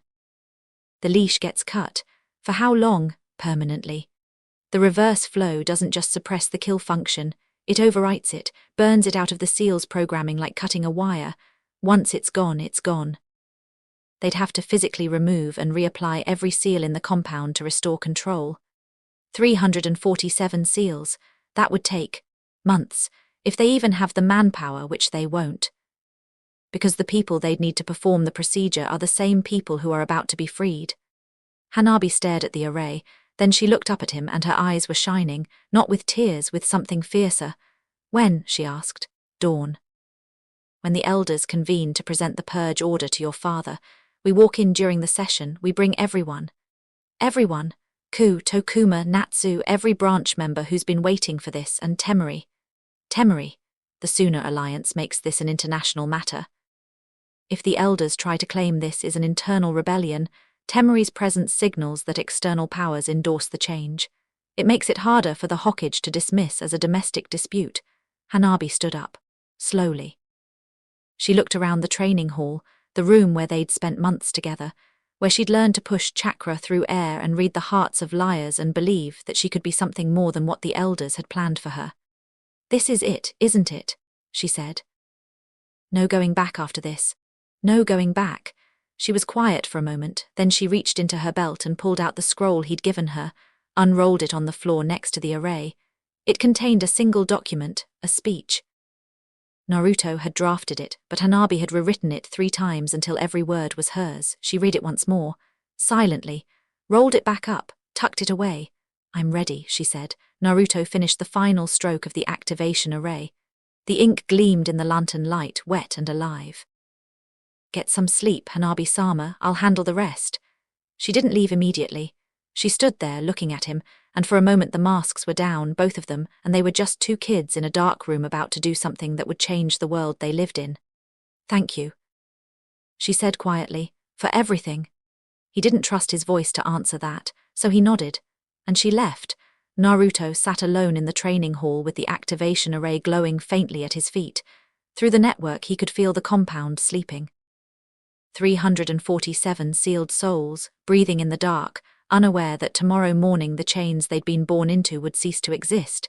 He pressed his palm to the center of the array, not to activate it, just to feel it, the potential, the weight of what was about to happen. Then he went to deliver messages. Dawn broke grey and cold over the Hyuga compound. Naruto hadn't slept. He'd spent the night moving through the compound like a ghost, visiting each person on the list, speaking in whispers, giving instructions. Ku was first. The teenager had been awake, sitting on his bunk, waiting. Is it time? Be at the east corridor outside the Elder Council chamber at sunrise. Bring everyone you trust. How many is everyone? As many as you can get in 4 hours. Tokuma was in the archives, surrounded by scrolls he'd been reading by moonlight. He looked up when Naruto entered and didn't seem surprised. I've been expecting you, Tokuma said. I felt the network shift 3 days ago. Something's different. Everything's about to be different. I need you in the east corridor at dawn. Armed, present, being there is enough. Natsu was harder. She was in Hanabi's wing, sleeping in the caretaker's quarters, and approaching her without waking the main house guards required Naruto to crawl through a ventilation shaft that was barely wide enough for his shoulders. He tapped her on the wrist and she woke silently, years of service having trained her to consciousness without noise. Natsu-san, he whispered. Tomorrow morning, East Corridor, sunrise. What's happening? Hanabi-sama is going to need you there, that's all I can say. Natsu looked at him in the dark. This 5-year-old boy who'd appeared in the compound like a stone dropped into still water, and the ripples hadn't stopped spreading since. I'll be there, she said. The last visit was to the guest wing. He left a wind cipher on Temari's windowsill. 3 words this time, dawn, council chamber. Come. By the time the sky began to lighten, Naruto had returned to the secondary training hall. He knelt beside the activation array, pressed his palm flat against the central character, closed his eyes. Through the network he felt them gathering. Not in the east corridor yet. In their rooms, in their bunks, pulling on clothes, checking weapons they weren't supposed to have, whispering to each other in the dark. The branch house was waking up. Not the groggy, resigned waking of a normal morning. This was something different. A collective sharpening. A held breath before a plunge. He felt Hanabi too, already dressed, already composed, standing in her room looking at her reflection in the window glass, practicing the face she'd need to wear. He felt Hayashi moving toward the elder council chamber. Early as always. A creature of discipline and routine. His chakra was troubled, carrying the weight of the document he'd been handed last night and the decision he'd been told to make by morning. He felt the elders arriving. Hojito first, then the others, filing into the chamber with their cold certainty and their ancient authority, settling into their seats like stones sinking into mud. Naruto opened his eyes, took a breath, and activated the array. The pulse went out like a heartbeat. It traveled through the floor of the training hall, into the foundation stones of the compound, through the network of surveillance seals, and into the caged bird array that connected every branch member in the Hyuga estate. 347 connections, carrying a single command encoded in Naruto's own chakra. Wake up. The effect was immediate in the branch dormitory. Ku gasped. A wave of energy crashed through his body so hard that his back arched off the bunk. The seal on his forehead blazed, not with the familiar agony of activation, but with a heat that felt like standing in sunlight after years underground. Power flooded his system. His tenketsu opened wide, wider than they'd ever been, and chakra poured through pathways that had been strangled since childhood. The kill function in his seal flickered, sputtered, and died. The weight he'd carried on his forehead since the day of his branding, the cold, dead pressure that never fully went away, that lurked behind every thought and every breath as a reminder of what he was, and what could be done to him at any moment, vanished. Just gone. Like a hand that had been clamped around his skull for 16 years suddenly releasing, Ku sat up, touched his forehead. The seal was still there, the mark was still visible. But the thing underneath it, the leash, the kill switch, the weapon that had been pointed at his brain since he was 4 years old, was dead. He was free. The sound he made wasn't a word. It was something between a laugh and a sob, and it was echoed across the compound by 346 other voices making the same sound at the same moment. In the archives, Tokuma dropped the scroll he was holding. His hands were shaking. Tears ran down his face and he couldn't stop them, and he didn't want to. In Hanabi's wing, Natsu pressed both hands over her mouth and wept silently, her body trembling with the release of a fear she'd carried so long she'd forgotten what living without it felt like. In the branch dormitory, Hohei, the teenager Naruto had once sat with behind the laundry building, fell to his knees and pressed his forehead against the floor and stayed there, shaking, for a full minute before he could make himself stand. All across the compound, the branch house woke up. Not just from sleep. From a century of chains. A woman in the kitchens dropped a pot of boiling water and didn't feel the burn because the relief flooding her body was so overwhelming it overrode pain. A man in the guard rotation fell to his knees at his post, his partner catching him, both of them shaking, neither able to speak. In the children's wing, a branch mother pressed her hands to the foreheads of her 2 sleeping children and felt the absence, the nothing where the something had been. She made a sound that woke them both, and when they asked what was wrong, she couldn't answer. She just held them. Some of them knew what it meant immediately. The ones who'd been tortured the most, who knew every nuance of the seal's presence, who could map its contours in their sleep because the threat of it never fully went away, those ones felt the absence like stepping out of a dark room into sunlight. Total. Immediate. Undeniable. Others took longer. The ones whose seals had never been activated, who'd lived under the theoretical threat rather than the actual pain, they felt a lightness they couldn't name at first. A loosening.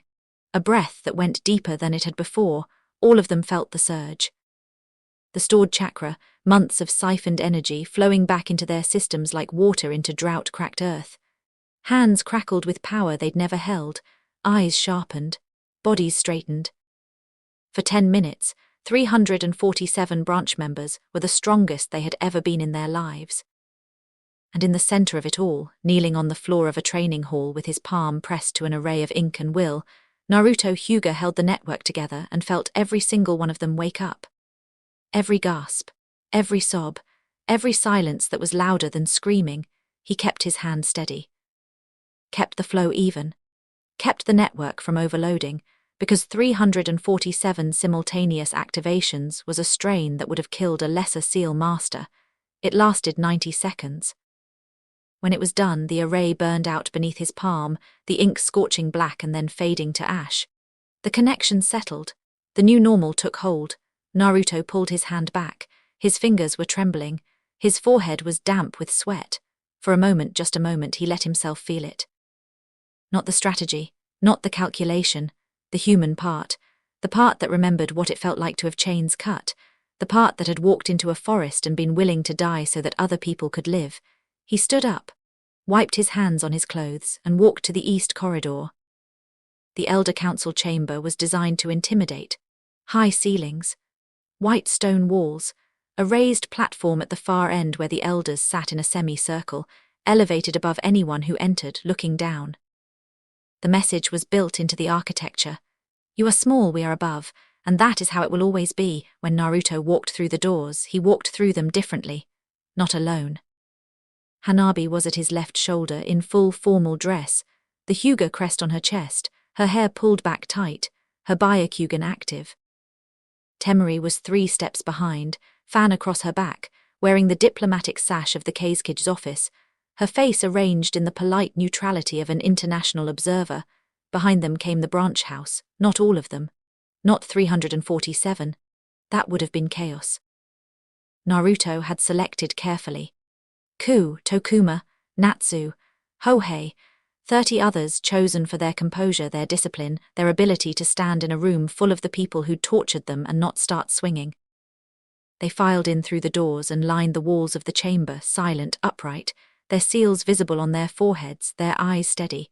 The elders were already seated. Hayashi stood at the side of the platform, the purged document in his hand, unsigned. He'd been about to hear the council's formal recommendation when the doors opened. The look on his face when his daughter walked in with a San Jounin and 30 branch members at her back was something Naruto would remember in both lifetimes. Hohito stood. His chair scraped against the stone. What is the meaning of this? Hanabi walked to the center of the room, stopped, didn't bow. The absence of the bow was louder than a shout. The meaning, Elder Hohito, is that this council will not be proceeding with the SEAL Integrity Restoration Protocol. Hohito's face darkened. You have no authority to. The protocol proposes the forcible reformatting of 12 branch members, a procedure with a documented fatality rate and a documented history of causing permanent injury. It also proposes my isolation for re-evaluation, which I take to mean confinement and the removal of my training privileges until I agree to comply with the council's program. She held up the scroll she'd taken from her belt. I've read the proposal, every word, and I reject it. You are the heir, not the clan head. You don't have the authority to activate it. The room went still. Hanabi's voice hadn't risen, hadn't sharpened. If anything, it had gotten quieter, and the quiet was worse than any shout. Activate the seal, she said. Right now. Pick any branch member in this room, any one of the 34 people standing against these walls, form the hand sign and activate their caged bird seal. Hohito stared at her. Then his face contorted with fury and he formed the seal. The familiar configuration of fingers, aimed directly at Ku, who stood against the left wall. The activation pulse fired. Naruto felt it through the network, a spike of energy aimed at Ku's forehead, carrying the kill signal that had been used to enforce obedience for 100 years. It hit the seal, hit the dead space where the kill function had been. Nothing happened. Ku stood against the wall and didn't flinch, didn't scream, didn't fall. He looked at Elder Hohito with clear, calm eyes and the faintest ghost of a smile. Hohito tried again. Harder. The veins in his temples bulged with the effort. The other elders joined in, 4 pairs of hands forming the same seal, sending activation pulses at different branch members around the room. Nothing. Nothing. Nothing. Nothing. Tokuma didn't flinch. Natsu didn't flinch. Hohei stood with his hands clasped behind his back and stared straight ahead like a soldier on parade. The elders dropped their hands. The chamber was silent except for Hohito's heavy breathing. What have you done? he whispered. But he wasn't looking at Hanabi, he was looking at Naruto. Naruto stepped forward. He'd been standing at Hanabi's side, slightly behind, invisible the way branch members were always invisible. But now he stepped into the center of the room and the weight of every eye in the chamber fell on him. The caged bird seal operates on a one-directional energy transfer system, he said. His voice was calm, clinical, the voice of a professor explaining a concept to a slow student. Main house sends the activation pulse, branch house receives the pain signal. The system was designed to be unbreakable because it was assumed the energy could only flow in one direction. He touched his own forehead. The seal was visible, the green lines still etched into his skin. The assumption was wrong. The pathway is bidirectional. It always was. Nobody checked because nobody questioned the fundamental architecture of the seal. Why would they? It worked. It had always worked. But the flaw was there from the beginning, waiting for someone to see it. "This is impossible," one of the elders said. His voice was shaking. The caged bird seal was designed by the second clan head. It has been verified by seal specialists who were trained by the system that created it. They never looked for flaws because they were taught there were none. I looked. I found the bidirectional pathway. And I built a feedback loop that inverts the kill function. He paused. Let that land. For the past 3 months, every time any of you activated a branch member's seal, the system siphoned a fraction of your chakra and redistributed it through the network. The energy you spent torturing people was captured, redirected, and used to strengthen the people you were trying to break. Your control mechanism became their power source. The silence was absolute. Naruto could feel it through the network, the collective shock of 34 branch members who understood now what had been happening to them. Why they'd been feeling stronger, why the seal had felt lighter, why the weight was gone. The kill function has been permanently disabled. Naruto continued. In every seal, 347 branch members are now immune to activation. The leash is cut. Hohito lunged. There was no other word for it. A 60-year-old man with the Byakugan blazing, his hand extended in a gentle fist strike aimed directly at Naruto's face. Ku moved. He was across the room in 2 steps, his own palm catching Hohito's wrist mid-strike, redirecting it with the precise, clean technique of a gentle fist user who'd been trained from birth and had just received a surge of chakra that made him faster than he'd ever been. Hohito's strike went wide. Ku twisted his wrist and the elder's body followed, forced to his knees by the lock. "Don't," Ku said. One word, quiet. Hohito looked up at him from his knees, the man who'd activated Ku's seal in the dojo, who'd stood over his convulsing body and called him pathetic, who'd tortured him more times than either of them could count. The elder's face was white with rage and fear. "Release me," Hohito hissed. "You will release me or what?" Ku's voice was steady. "You'll activate my seal." The question hung in the air like a blade. Hanabi stepped forward. "Release him, Ku." Ku looked at her. She nodded. He let go. Hohito scrambled to his feet, rubbing his wrist, his dignity shattered on the floor of his own council chamber. Hanabi turned to her father. Hayashi hadn't moved. Through the entire exchange, from the moment the doors opened to Ku's intercept, the clan head had stood at the side of the platform with the purge document in his hand and watched. His face was stone. His chakra was unreadable, locked down so tight that even Naruto's network could only catch the faintest echoes. "Father," Hanabi said, "the elders are requesting your authorization to torture and potentially kill 12 members of our clan. I am requesting that you deny it." "On what grounds?" "On the grounds that the caged bird system is broken, permanently, and that continuing to pretend it functions is a waste of this clan's time and resources. And you propose what instead?" This was the moment. Naruto felt it crystallize. Everything, every stolen scroll, every midnight conversation, every training session and diplomatic meeting and carefully planted seal, had been building to this. To a girl standing in front of her father and choosing to be something the Hyuga had never seen, Hanabi unrolled the speech. She didn't read from it. She'd memorized it long ago. The scroll was for show, for the record, so that later when people talked about this day they would know that every word had been considered, chosen, deliberate. "The caged bird seal was created to protect the Byakugan," she said. Her voice filled the chamber. "To ensure that the bloodline could never be stolen by an enemy, That was its purpose: protection, security, defense. She paused. It became a weapon. Somewhere in the 100 years since its creation, the elders stopped using it to protect the clan and started using it to control the clan. Branch members are not servants. They are not property. They are Hyuga. They carry the same blood, the same eyes, the same potential as any main house member. And we have spent a century wasting that potential because it was easier to control people than to lead them. She looked at the branch members lining the walls. Ku, Tokuma, Natsu, Hohei, 30 others who'd lived their entire lives under the seal. Today the cage is broken. Not because I broke it, because one person looked at a system that everyone else accepted as permanent and said, "This doesn't have to be this way," and he was right. She turned back to the elders, to her father, to the chamber full of people who were watching the axis of their world shift beneath their feet. There is no main house, there is no branch house. From this day forward there is only Hyuga, one family, one name, one purpose. She paused again. When she spoke next, her voice was quieter, but it carried like a blade. The elders who authorized the use of the caged bird seal as a punishment tool will be stripped of their seats on the council. They will not be executed. They will not be imprisoned. Martyrdom creates sympathy, and I have no interest in making them sympathetic. She looked directly at Hohito. They will serve. In the capacity they believe is appropriate for those who carry the seal. They will experience what they enforced, and they will do so in silence. Naruto stepped forward and, for the first and only time during the confrontation, held up a brush and a jar of ink. The silencing seal, a modification of the tongue-tying curse he'd learned in another life, adapted for chakra, permanent and absolutely painless. They would be unable to speak of clan secrets, unable to conspire, unable to command, alive, healthy and completely, irrevocably silent.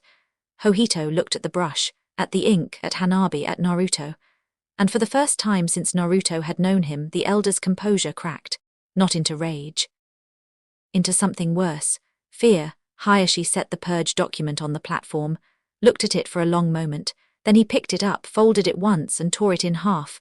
The sound of tearing paper was the loudest thing in the room. "The protocol is denied," Hayashi said. He looked at his daughter, at the girl who'd just dismantled a century of tradition in under 10 minutes, and done it with more poise than most cage could manage. Something in his eyes changed. Not the stone mask. Deeper than that. Beneath the control and the discipline and the decades of duty, something that looked like pride. "The floor is yours, Hanabi," he said, and stepped aside. Hanabi walked to the platform, climbed the 3 steps, turned and sat in the seat of the clan head. The chair was too big for her. Her feet didn't reach the floor. Her small frame was dwarfed by the ornate wooden back. She looked for a moment like a child playing at being an adult, then she raised her head and the look in her eyes burned that image to ash. "Council is adjourned," she said. "There is work to do." The room exhaled, not all at once, in stages. The branch members against the walls looked at each other, and in those glances, years of silence broke apart. Tokuma put his hand on Hohei's shoulder and squeezed. Natsu pressed her palms together in front of her chest, not in prayer but in something close to it. Ku stood where he was, his eyes fixed on Hanabi, and bowed. A real bow, not the forced submission of a sealed servant but the deliberate, chosen respect of a free man acknowledging his leader. One by one, the others followed. 34 bows given freely, meaning more than 1,000 that had been taken by force. The former elders were escorted from the chamber by Ku and 2 senior branch members. Hohito went in silence, his face grey, his hands trembling at his sides. The others followed without resistance. They understood, even if they would never admit it, that the alternative to silence was worse. Hanabi had offered them mercy dressed as punishment. A wiser generation of elders might have been grateful. Temari was the last to leave. She stopped at the door and looked back at Naruto, who was crouching beside the platform, already making notes on a scroll. "That was the most dangerous thing I've ever seen," she said. "And I grew up watching Gaara lose control of a tailed beast." Naruto looked up. "Dangerous how?" "You just deactivated a control system that's been the foundation of this clan's hierarchy for a century. In one morning, without a single drop of blood. Do you have any idea how scared the other clans are going to be when they find out what you can do to seals?" "That's why they're not going to find out. As far as the village knows, the Hyuga underwent an internal restructuring. The technical details stay within the clan, and if someone talks, nobody will talk. The branch members have no reason to expose the method because it protects them. The former elders can't talk because of the silencing seal, and the main house members who weren't on the council don't know enough to explain what happened. Temari leaned against the doorframe. You've thought of everything. I've tried to. I usually miss something. That's strangely reassuring. She adjusted the fan on her back. For the record, the K's office will officially recognize the new Hyuga leadership. I'll send the dispatch today. Thank you, Temari. Don't thank me. Just make sure that girl on the big chair knows what she's doing. Because if this falls apart, it's not just the Hyuga that burns. Suna's reputation goes with it. She knows what she's doing. Temari looked at him for a long moment. Yeah, she said quietly. I think she does. And then she walked out, and the chamber was empty except for Naruto and the echoes of a revolution that had taken 10 minutes and changed everything. The Hokage learned about the coup 3 hours after it happened, a formal communique from the Hyuga compound, delivered by Ku personally. The document outlined the dissolution of the Elder Council, the appointment of Hanabi as acting clan head with Hayashi serving as advisor, the permanent deactivation of the caged bird seal system, and the restructuring of the clan's internal governance. It also mentioned the Suna alliance. Casually. In a footnote, the third Hokage, Hiruzen Sarutobi, read the document twice, set it down on his desk, removed his pipe, and sat in silence for a full 5 minutes. Then he sent for Hayashi. The meeting lasted 2 hours. What was said inside the Hokage's office remained between the two of them, but Naruto, monitoring Hayashi's chakra from across the village through the network, could read the emotional signature of the conversation: tension, negotiation, a careful, grudging acceptance. When Hayashi returned to the compound, he went directly to Hanabi's room. He knocked. She opened the door. The Hokage has acknowledged the restructuring, Hayashi said. He has concerns. He wants a formal briefing within the week. He also made it clear that any instability resulting from this transition will be viewed as a threat to village security. There will be no instability. He's not convinced. The Hyuga are the largest clan in Konoha. 300 armed shinobi who just had their chains removed in the middle of the village. He's worried about retaliation. Branch members seeking revenge against main house families. There will be no retaliation. The branch house understands that this transition only works if it's clean. I've spoken with the senior members. Ku and Tokuma are maintaining order in the dormitories. Natsu is handling the household staff. Everyone knows what's expected. Hayashi studied his daughter. He'd been studying her a lot lately, Naruto had noticed. Not with the evaluating gaze of a teacher assessing a student, with the careful, uncertain attention of a man watching something he didn't entirely understand but couldn't look away from. He also wants to meet the person responsible for the seal modification, Hayashi added. Hanabi looked past her father to where Naruto was standing in the corridor pretending to sweep. Their eyes met. I'll arrange it, she said. Hayashi nodded, turned to leave, stopped. Your speech was well written, he said without turning around. Thank you, father. The part about the cage being broken. Did you write that yourself? Every word. He stood there for a moment, then he walked away and Hanabi closed the door and Naruto went back to sweeping. That evening the compound was quiet. Not the old quiet, the cold, suppressed silence of people afraid to breathe too loud. A different quiet. Softer. The quiet of a held breath finally being released in the branch dormitory, which would need a new name now. Ku sat on his bunk and touched his forehead and felt nothing. No weight. No threat. No chain. In the archives, Tokuma opened a scroll he'd been forbidden to read for 14 years. His hands shook, but his eyes were clear in Hanabi's wing. Natsu laid out the young clan head's clothes for tomorrow and smiled without fear for the first time in her life. And in a small room that had once been a branch servant's closet and was now just a room, Naruto sat on his futon and closed his eyes and listened to the compound breathe. 347 hearts, beating without chains.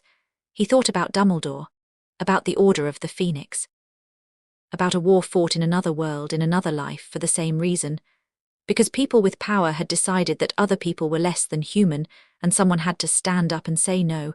He'd done it twice now. The second time was better, fewer casualties, less fire. No dead friends lying in a castle hallway.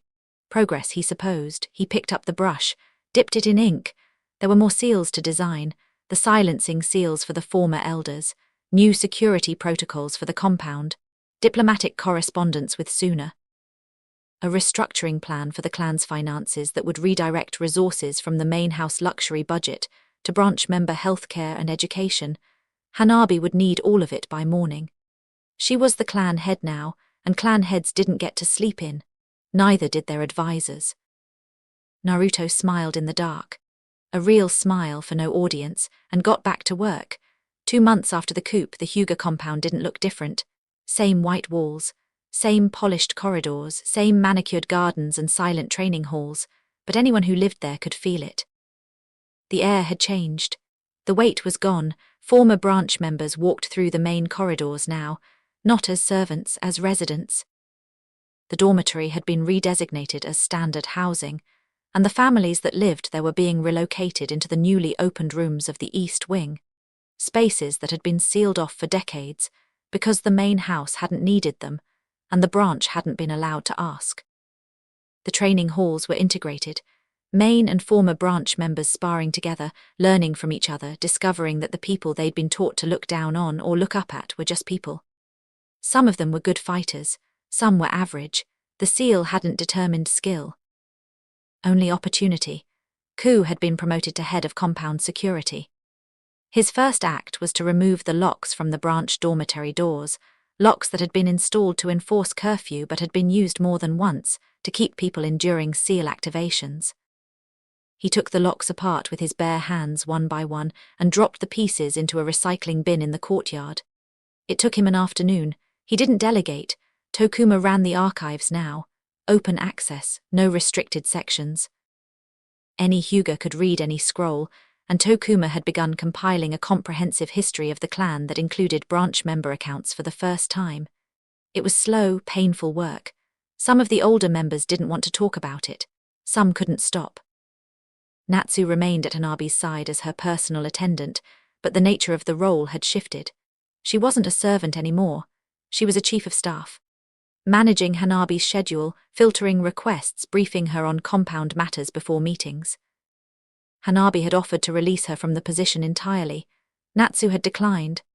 "Someone needs to make sure you eat breakfast, Hanabi-sama," she'd said, and that had settled it. The Suna Wind release specialists had arrived. 4 of them, led by a woman named Sari who spoke in clipped sentences and trained like she was trying to murder the air. Hanabi worked with them 3 hours every morning, and her wind techniques were evolving at a pace that made even Temari raise an eyebrow during her weekly inspections. Everything was moving. Everything was growing, and Naruto, standing in the middle of it with a broom in one hand and a redesigned compound security schematic in the other, knew that it wasn't enough. The Hyuga were strong, stronger than they'd been in a generation. But strength inside one compound, inside one clan, inside one village was a fortress with walls and no allies, and fortresses without allies fell. Always. Every time. In every world, in every lifetime, the isolated stronghold crumbled. He needed to build outward, and that meant people. Specific people. Dangerous, brilliant, powerful people who could extend Hanabi's reach beyond the walls of Konoha and into the wider world. He had a list. Ino Yamanaka found him before he found her. That was the thing about intelligence operatives. The good ones didn't wait to be recruited. They smelled the opportunity before it was offered, and positioned themselves to be in the room when the conversation started. Naruto was at Yakiniku Q, the barbecue restaurant that half of Konoha's genin used as an unofficial meeting spot, picking up a takeout order for the compound's kitchens. He was standing at the counter, waiting, anonymous, invisible, when a blonde girl his age sat down on the stool next to him and ordered water. "You're the Hyuga boy," she said without looking at him, "the one who broke the seal network." Naruto didn't react, kept his eyes on the counter. "I'm a Hyuga boy, there are a lot of us. There's one who speaks Court Suna, modified 347 cursed seals simultaneously, and is currently redesigning the most powerful clan in Konoha from the inside out. That one." She took a sip of water. "My name is Ino, Yamanaka Ino. My father runs the torture and interrogation division. I know things. You're 7. I'm 7 and I know things. You're 5 and you overthrew a century-old government. Are we done stating the obvious? Naruto turned his head and looked at her for the first time, blonde hair in a ponytail. Blue eyes that were sharp enough to cut glass. A face that most people would dismiss as pretty and harmless, which was exactly the point. The Yamanaka clan specialized in mind techniques. Their primary asset was the ability to look like the last person you'd suspect of reading your thoughts. What do you want, Ino? I want to be involved. In what? In whatever you're building. Don't play stupid, it doesn't suit you. The Hyuga restructuring, the Sooner Alliance, the Wind Release integration, you're not doing any of this for the clan's sake. You're building a power base. And power bases need intelligence networks. She set down the water glass. The Yamanaka have the best intelligence infrastructure in Konoha. My father's T&I division has files on every shinobi in the village, every diplomat who passes through the gates, every foreign operative who's ever been identified within 50 miles of the walls. But that infrastructure is controlled by the Hokage's office. My father answers to the village, not to the clan. And you want to change that? I want to expand it. There's a difference. The Hokage's intelligence network covers threats to the village. It doesn't cover opportunities, trade leverage, political vulnerabilities in allied nations, succession dynamics in rival clans, the kind of information that doesn't protect Konoha from attack but positions Konoha, or specific elements within Konoha, for dominance. Naruto was quiet for a moment. He studied her the way he studied seal patterns, looking for the hidden layers, the flaws, the points of failure. He didn't find any. She was 7 years old and she'd just delivered a pitch that most Anbu commanders couldn't have articulated. What do you want in return? He asked. Protection. Danzo's been circling the Yamanaka for years. He wants our mind techniques for root. My father's been holding him off, but Danzo's patient and my father isn't young. When he retires, the next head of T&I might not say no. If the Yamanaka have a patron, someone powerful enough to make Danzo think twice, we stay independent. And you think Hanabi is that patron? I think Hanabi is building something that Danzo can't touch, and I want to be on the right side of it. The takeout order arrived. Naruto picked up the bags, looked at Ino. She looked back with the unblinking confidence of someone who had already decided this was going to work and was simply waiting for reality to catch up.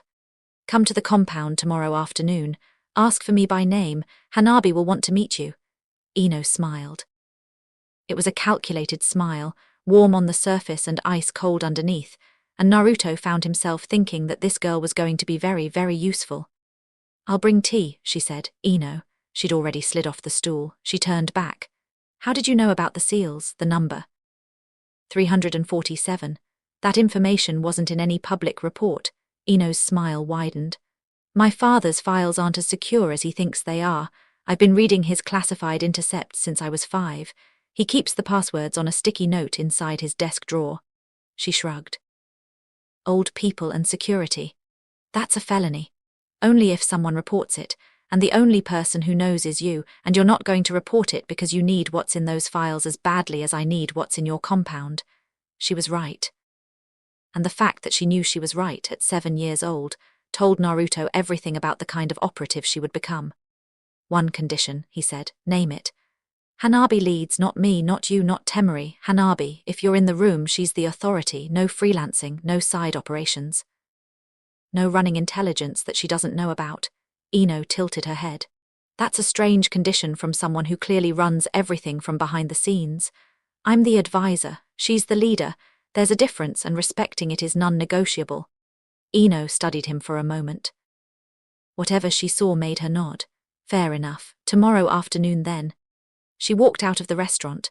Naruto watched her go, then picked up the takeout bags and headed for the compound. His mind was already sorting through the implications. The Yamanaka intelligence network was the most sophisticated information apparatus in the village. Having access to it, even indirectly, would give the directorate capabilities that rivaled Anbu, but Ino wasn't a tool. She was a player, and players had their own agendas. He'd need to watch her carefully, the way you watched a brilliant ally who might someday decide that their interests and yours no longer aligned. Hanabi met Ino the following afternoon in the compound's guest reception room. Naruto observed through the surveillance network from 2 corridors away. He'd offered to attend, Hanabi had said no. If she's going to work with me, she needs to see me work alone, Hanabi had said. Not everything goes through you, Naruto. She was right about that too. And the fact that she was starting to tell him when he wasn't needed was, paradoxically, exactly what he needed. The meeting lasted an hour. When Ino left, she was smiling. When Hanabi found Naruto afterward, she was not. She's arrogant, Hanabi said flatly. She's brilliant. She's arrogant and brilliant, and she spent 20 minutes telling me how her intelligence network could improve my decision-making, which is a polite way of saying she thinks I make bad decisions. Do you want her? Hanabi paused. Yes, she's exactly what we need. I just want to make it clear that liking someone and needing them are two different things. Noted. And she's not sitting to my left, that's your seat. Naruto didn't know what to say to that, so he didn't say anything.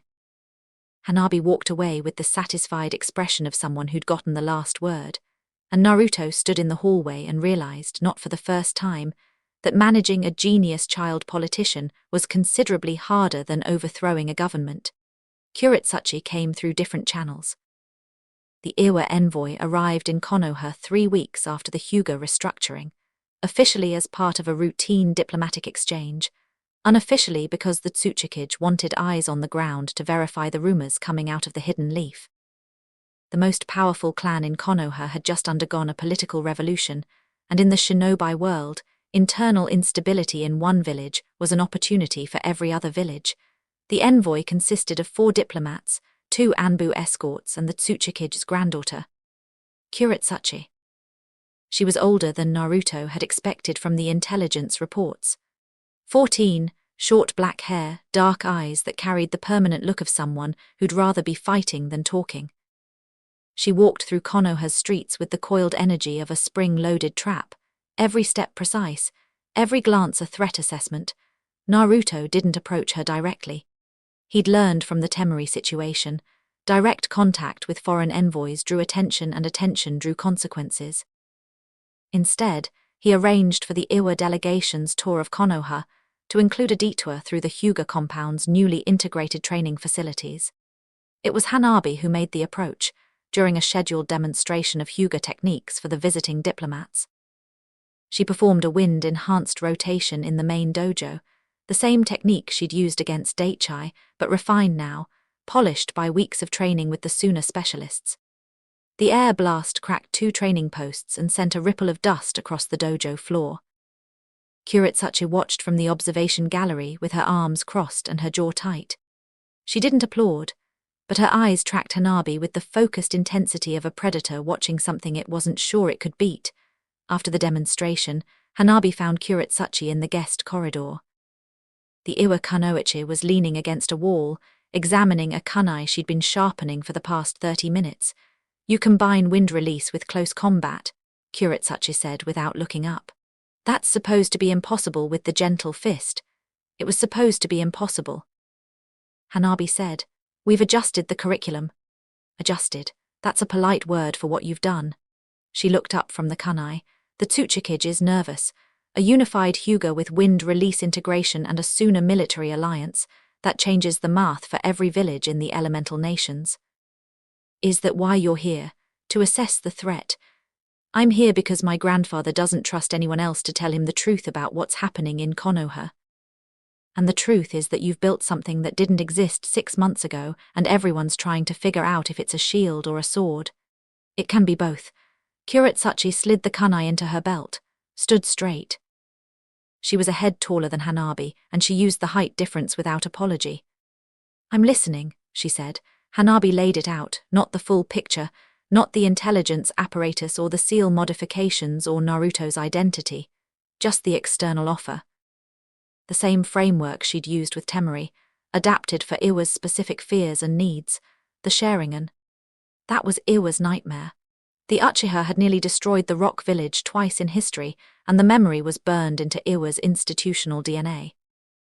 Any clan that possessed the Sharingan or could counter it held existential leverage over the hidden rock. The Byakugan can see through genjutsu, Hanabi said. Including Sharingan genjutsu, a Hyuga embedded with Iwa's forces could serve as a genjutsu countermeasure for your frontline troops. Your soldiers stop being vulnerable to the technique that's been your strategic weakness for 3 generations. In exchange for lava release specialists. The Hyuga's defensive techniques are strong, but our offensive range is limited. Lava nature would give us area denial capability that complements our close-range fighting style. That's a significant technology transfer. It's a significant threat we'd be countering.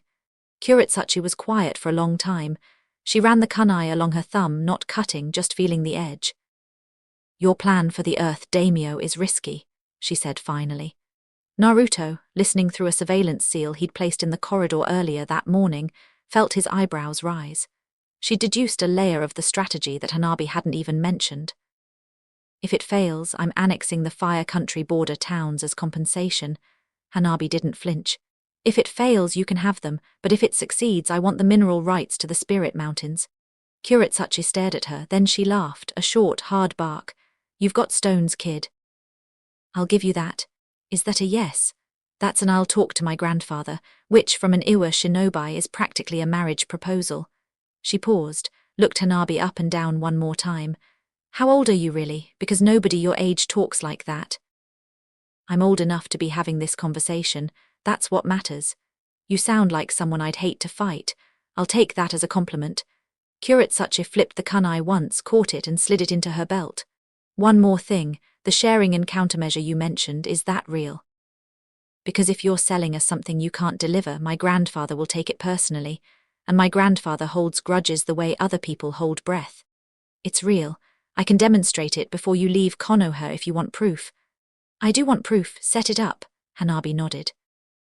Kuretsuchi turned to walk away, then stopped. She glanced back over her shoulder. Your wind technique, the compressed rotation, I've never seen wind release used defensively like that. Most wind users are all offense, big blasts, cutting arcs, brute force. You made it into armor. A beat. That's clever. I had a good teacher.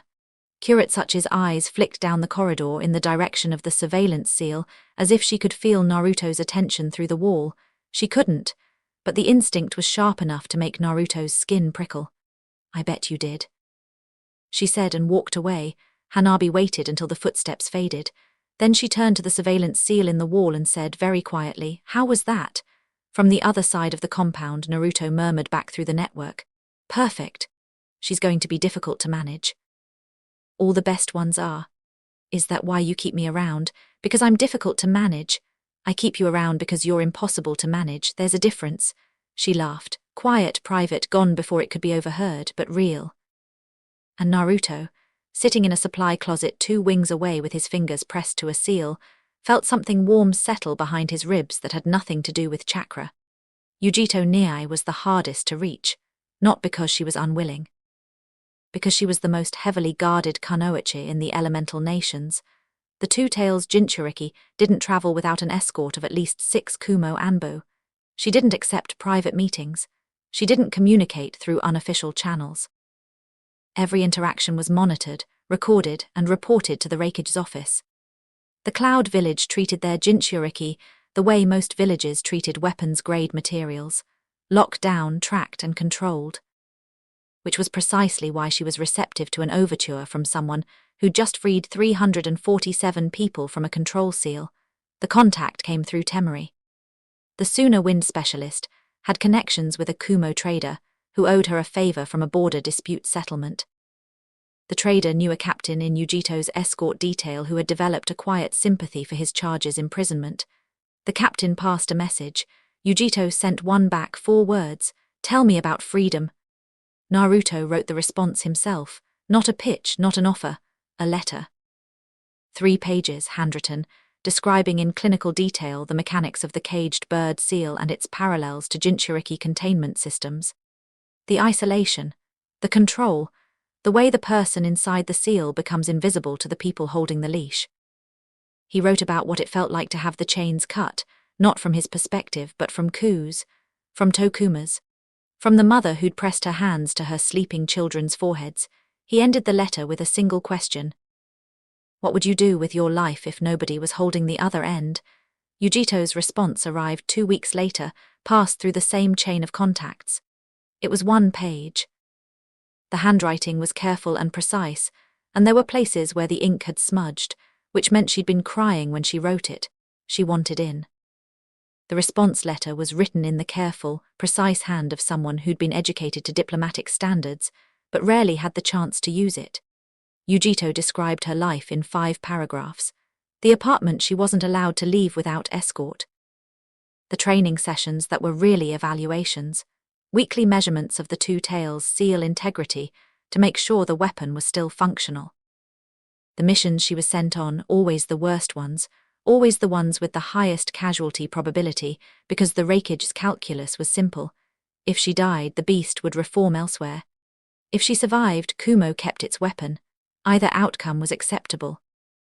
She didn't describe it with self-pity. She described it with the clinical detachment of someone who'd stopped thinking of herself as a person a long time ago and was only now, reading Naruto's letter, beginning to wonder if that had been a mistake. The last paragraph was different. The handwriting changed. Looser, less controlled. She wrote about a cat she'd found on the roof of her building last winter. Skinny, half-frozen, feral. She'd brought it inside and fed it, and it had slept on her chest for 3 nights before the escort team found it and removed it. Animals aren't permitted in the containment quarters, they'd said. She hadn't argued. She ended the letter with, "I would like to be the kind of person who argues. I think your people could teach me how." Naruto read that line 4 times. Then he put the letter in the sealed drawer of his desk and sat in the dark for a while and thought about cages. The ones with bars and the ones without. The logistics were complicated. A Jinchuriki couldn't simply defect. The political fallout would trigger a war. Instead, Naruto proposed a framework. A formal Jinchuriki protection accord between Konoha and Kumo, brokered by the Hyuga, that established baseline rights for human weapons. Minimum living conditions. Access to mental health support. Limited autonomy in personal relationships and travel. Freedom to keep a cat if she wanted. Things that any normal person took for granted and that Jinchuriki had never been offered. The Raikage would resist. But the accord would be presented alongside the Hyuga's military alliance offer, giving Kumo access to Byakugan reconnaissance in exchange for lightning release integration and Yujito's partial deployment as a joint asset. The carrot and the stick, wrapped together, it would take months to finalize. But the groundwork was laid. And Yujito Niai, for the first time in her adult life, went to sleep without the weight of the beast on her chest feeling like the only heavy thing she carried. The first full meeting of what Naruto privately called the Directorate happened on a rainy Wednesday in the sealed conference room beneath the Hyuga compound's main hall. The room had been an Elder Council archive before the coup. Naruto had gutted it. The old scrolls and ceremonial records were relocated to Tokuma's library. In their place, maps, massive detailed maps of the elemental nations covering every wall, trade routes marked in red, military installations in blue, political boundaries in black, resource deposits in green. Intelligence contacts in yellow. The maps had taken Naruto 3 weeks to compile, using data from Tokuma's archives, Ino's intelligence feeds and Temari's military briefings. They represented the most comprehensive strategic picture of the shinobi world that any single entity outside of the 5 cage offices possessed. 5 chairs around a hexagonal table. Hanabi at the head, Temari to her right, Ino to her left. Kuretsuchi across from her, attending via a communication seal that projected her voice from Iwa. The 5th chair was empty, Yujito's, reserved, waiting. Naruto stood against the wall, where he always stood. The Suna trade route through Wind Country is vulnerable. Temari said, pointing at a line on the western map. We've been running caravans with minimal escort since the invasion depleted our forces. 3 convoys have been hit in the last month. Bandits, but organized. Someone's funding them. Akatsuki? Ino asked. She was sitting with a scroll open on her lap, a brush behind her ear, and the look of someone who was simultaneously listening to 5 conversations happening in different parts of her head. The Yamanaka mind link technique let her monitor her intelligence network in real time while maintaining surface-level engagement with the room. It was unsettling. Possibly. The attack patterns are too coordinated for independent operators. And the bandits are using suppression seals on the caravan guards, which means someone with serious technical knowledge is supplying them. I can put feelers out through T&I, Ino said.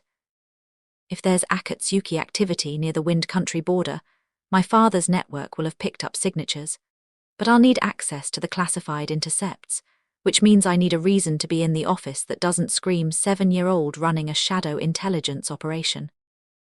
Tell them it's a school project, Temery said dryly. Cute.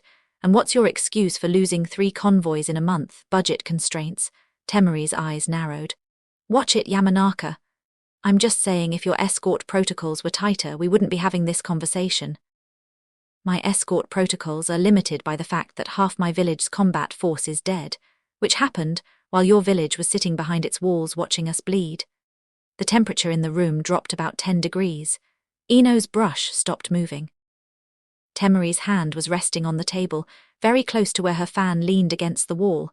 Enough. Hanabi's voice cut through the tension like a blade through silk. Both women looked at her. Temery's escorts are under-resourced because Suna is rebuilding. Ino's access is limited because she's operating without official sanction. Both of these are problems we solve together, not weapons we use against each other. Clear, Temery exhaled slowly. Clear, Ino's brush resumed its tapping. Crystal. Good. Ino, I'll have Naruto create a cover authorization from the Hyuga diplomatic office, requesting intelligence support for the Suna Trade Route Security Initiative. That gets you into the classified files without raising flags. Temery, the Byakugan scouts I'm sending will double as convoy escort. 2 problems, 1 deployment. That's actually efficient, Temery admitted. That's the point. Hanabi looked between them. You two are going to learn to work together. I don't need you to like each other, I need you to function.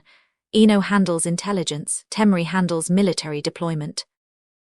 Those lanes don't cross unless I say they do. Understood, nods from both. Reluctant but genuine. Naruto watched from his seat and felt something shift in the room's dynamic, not quite respect between the 2 women. Not yet. But the recognition that the girl at the head of the table wasn't playing at leadership. She was exercising it. Kuretsuchi's voice crackled through the communication seal. The northern border is stable for now, but the Tsuchikage is getting pressure from the Earth Daimyo about the mineral rights negotiation. He wants a timeline, and for the record I like the Yamanaka girl. She's mean, that's useful. Thanks, I think, Ino said. Tell him 6 weeks, Hanabi said. We need the Hokkage's endorsement on the Iwa partnership before we can formalize the resource agreement, and the Hokkage is still processing the Suna deal. Pushing 2 major alliances at once makes him nervous. The Hokkage is always nervous, that's why he's still alive. Nervous but rational. Naruto said from the wall. Every head turned to him. He didn't speak often during these meetings. When he did, they listened.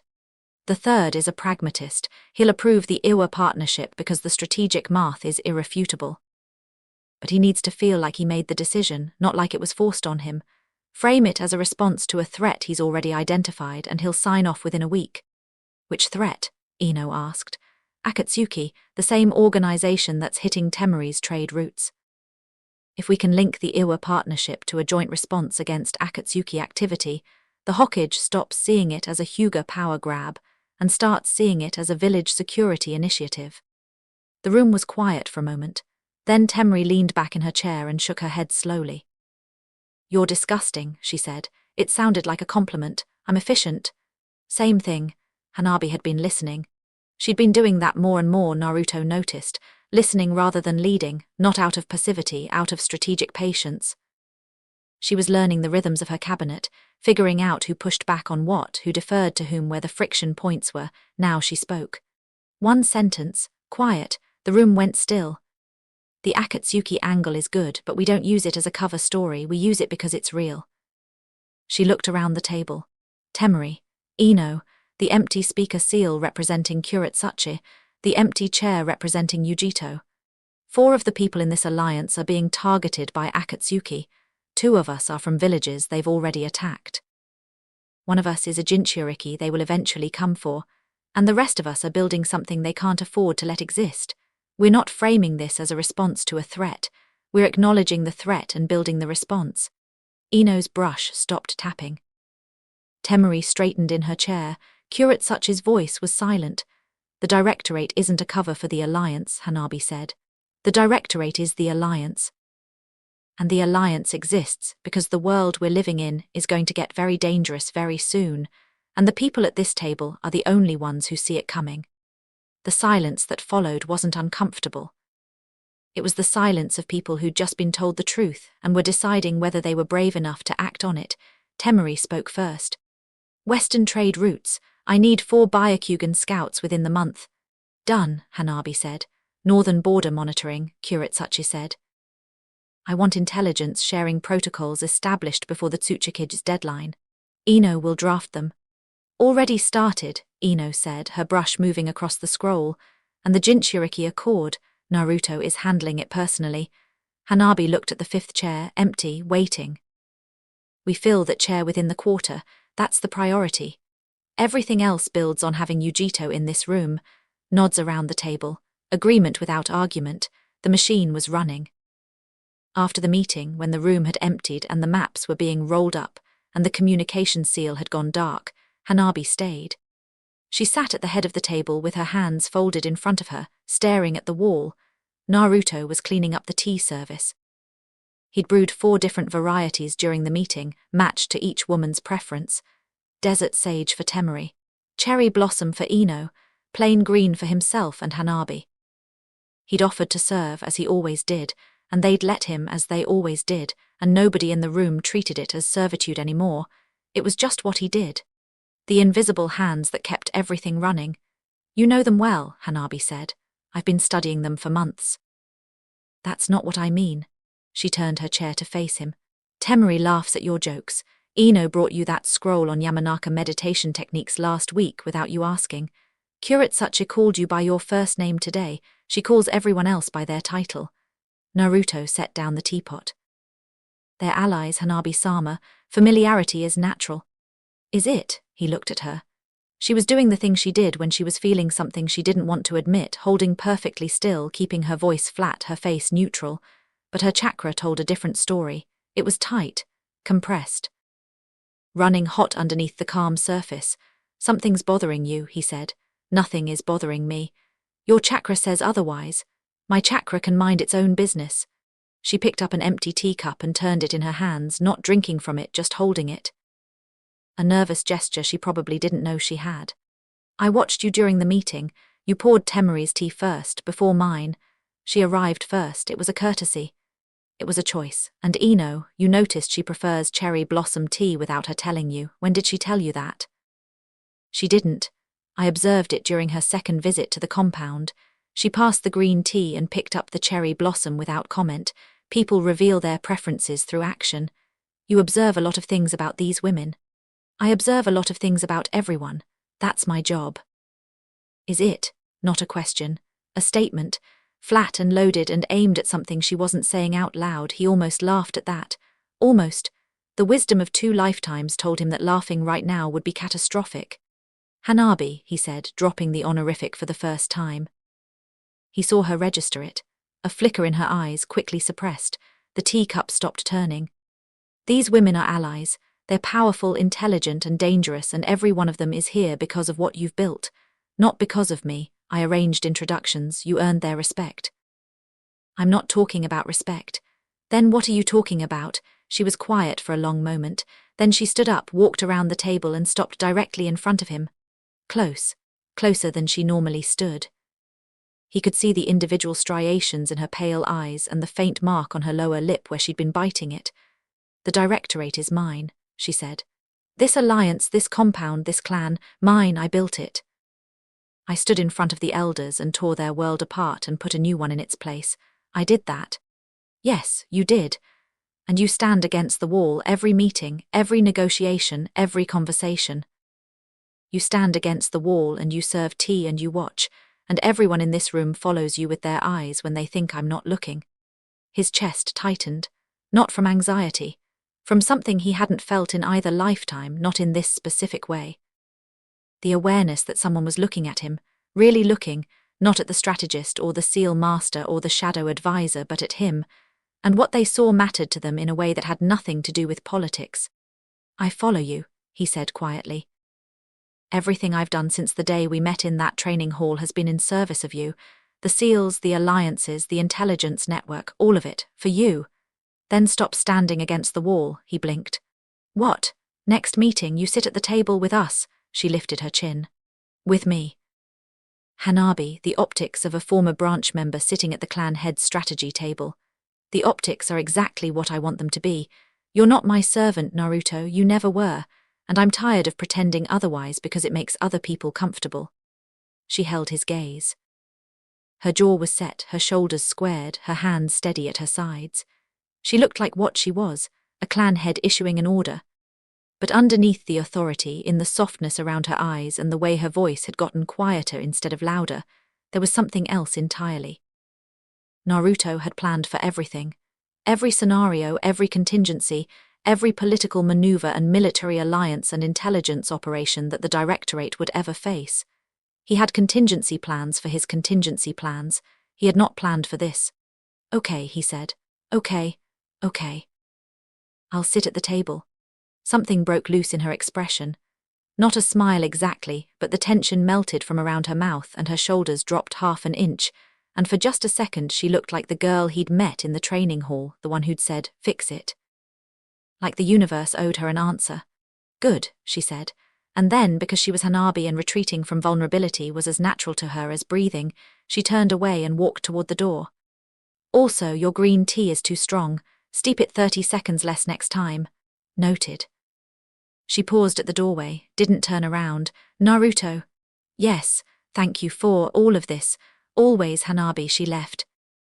He stood in the empty war room with a teapot in his hand, and the maps of 5 nations on the walls and the ghost of something warm in his chest that he couldn't name and didn't try to. Ino's intelligence report arrived 3 days after the meeting. Clean, detailed, devastating. The bandit raids on Suna's trade routes were Akatsuki funded. Specifically, they traced back to Kakuzu, the organization's treasurer, who was laundering money through a network of front companies in the border towns between wind and fire country. The raids weren't about profit. They were about destabilization, weakening Suna's economy to prevent the Sand Village from rebuilding after the failed invasion. The report also flagged something else. Akatsuki recruitment had increased in the past quarter. New members, or at least new operatives, were being positioned in key locations across the elemental nations. Ino's network had identified movements near Iwa's northern border, in Kumo's diplomatic quarter, and, most concerning, within 20 miles of Konoha itself. They're building toward something, Ino said at the next Directorate meeting. The pattern matches pre-invasion positioning. They're putting assets in place for a major operation.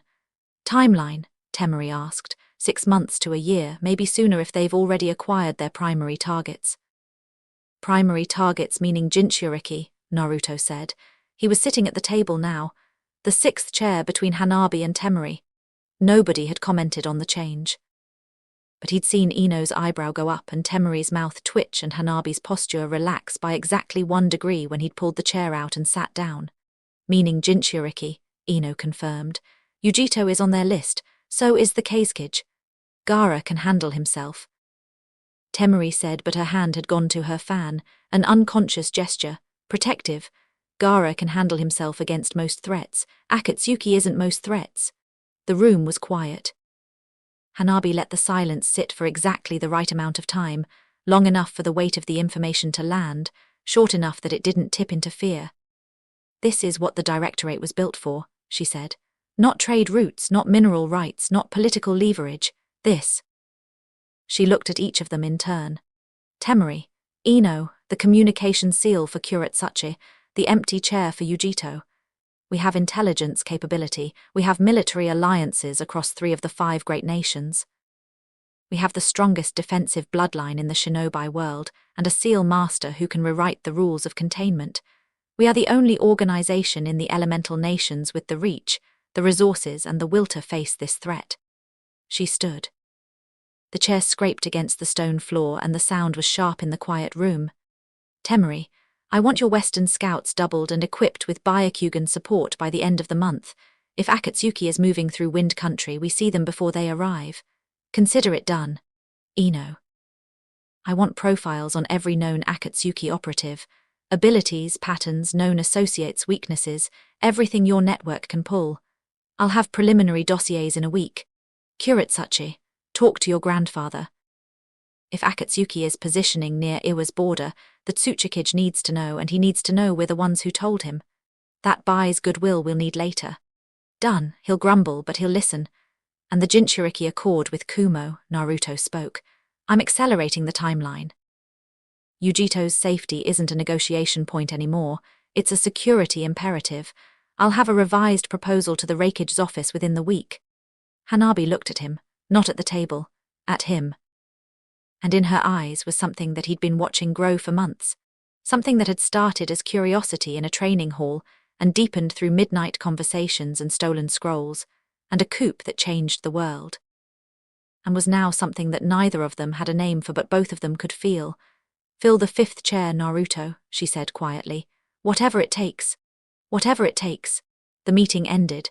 The women dispersed. Temari headed to the communications wing to send dispatches to Suna. Ino vanished into the village, her mind already reaching out through the Yamanaka network. Kuretsuchi's seal went dark.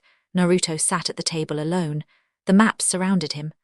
Red lines, blue marks, black borders, green deposits, yellow contacts. The entire world spread out on the walls of a room beneath a compound that had been a prison 6 months ago. He touched the seal on his forehead. The old mark still visible, still present, but dead now. Just ink on skin, a scar from a wound that had healed. 5 nations, 5 women, 1 plan. And an enemy in the shadows that was coming for all of them. He stood up, pushed in his chair, walked to the door in the corridor. The compound was settling into its evening rhythm. The new rhythm, the one that had replaced the old silence with something warmer. He could hear voices from the integrated training hall, the sharp crack of gentle fist strikes, and the lower thump of earth-style sparring from the Iwa exchange students who'd arrived last week. From the kitchens, the clatter of pots and the smell of miso, actual decent miso, because the food budget had been equalized and the branch kitchens were no longer serving watered-down rice. Ku was at the security post near the eastern gate, checking in the evening patrol. He nodded to Naruto as he passed. Not a bow. A nod, equal to equal. It still startled Naruto sometimes how natural it had become. Tokuma was in the archives, surrounded by scrolls, interviewing an elderly former branch member whose hands shook as she described things that had happened 40 years ago in these corridors. He sat close to her and spoke softly and didn't rush her, and didn't look away when she cried. Natsu was in Hanabi's wing, laying out clothes for tomorrow, humming a lullaby she no longer had to hide. And in her room, Hanabi sat at her desk with the maps of 5 nations spread in front of her and a brush in her hand, drafting correspondence to the Raikage's office in handwriting that was getting sharper every week. She paused, set the brush down, looked at the window. Naruto was crossing the courtyard below, heading to his room. She watched him walk, the way he carried himself now, not hunched and invisible like the branch servant he'd pretended to be, but upright, steady, the walk of someone who knew exactly where he was going and exactly why. She watched until he turned the corner, then she picked up the brush and got back to work. Across the village, Ino Yamanaka sat in her bedroom with a mental link open to 3 contacts in 3 different countries, sorting intelligence like a child sorting cards, building the picture that would keep them all alive. In Suna, Temari stood on the walls of the sand village at sunset, her fan at her back, watching the western horizon and calculating escort routes for the next trade convoy. In Iwa, Kuretsuchi sharpened a kunai in her grandfather's study and explained for the 3rd time why an alliance with a 7-year-old Hyuga girl was the smartest thing the rock village could do. And in Kumo, in a containment apartment on the 12th floor of a building that was technically a prison, Yujito Niai read a letter about freedom for the 5th time and touched the window glass, and imagined what it would feel like to walk outside without someone counting her steps. The directorate was young, fragile, held together by the force of will of a handful of women and 1 boy with 2 lifetimes of scars and 1 unshakable belief that the world could be better than the people in charge had decided it should be. It would be tested. Soon. By forces that made clan politics look like children's games. But tonight, for 1 quiet evening it held, there was work to do. The moon split open on a Wednesday, not all at once. It started with a crack, thin and bright, running down the center of the lunar surface like a line drawn by a god with a shaking hand. Most people didn't notice at first. It was midday in Konoha, the sky washed pale with winter sunlight, and the moon was just a faint ghost behind the clouds. Naruto noticed. He was in the war room, reviewing Ino's latest intelligence dossier on Akatsuki movement near the Land of Water, when the surveillance network screamed. Every seal in the compound fired simultaneously, not from an internal trigger, but from an external chakra pulse so massive that it registered across the entire grid like a tidal wave hitting a shoreline. He was on his feet before the pulse faded. His Byakugan activated on instinct, and he looked up, through the ceiling, through the compound's roof, through the clouds, and saw it. The moon was bleeding light.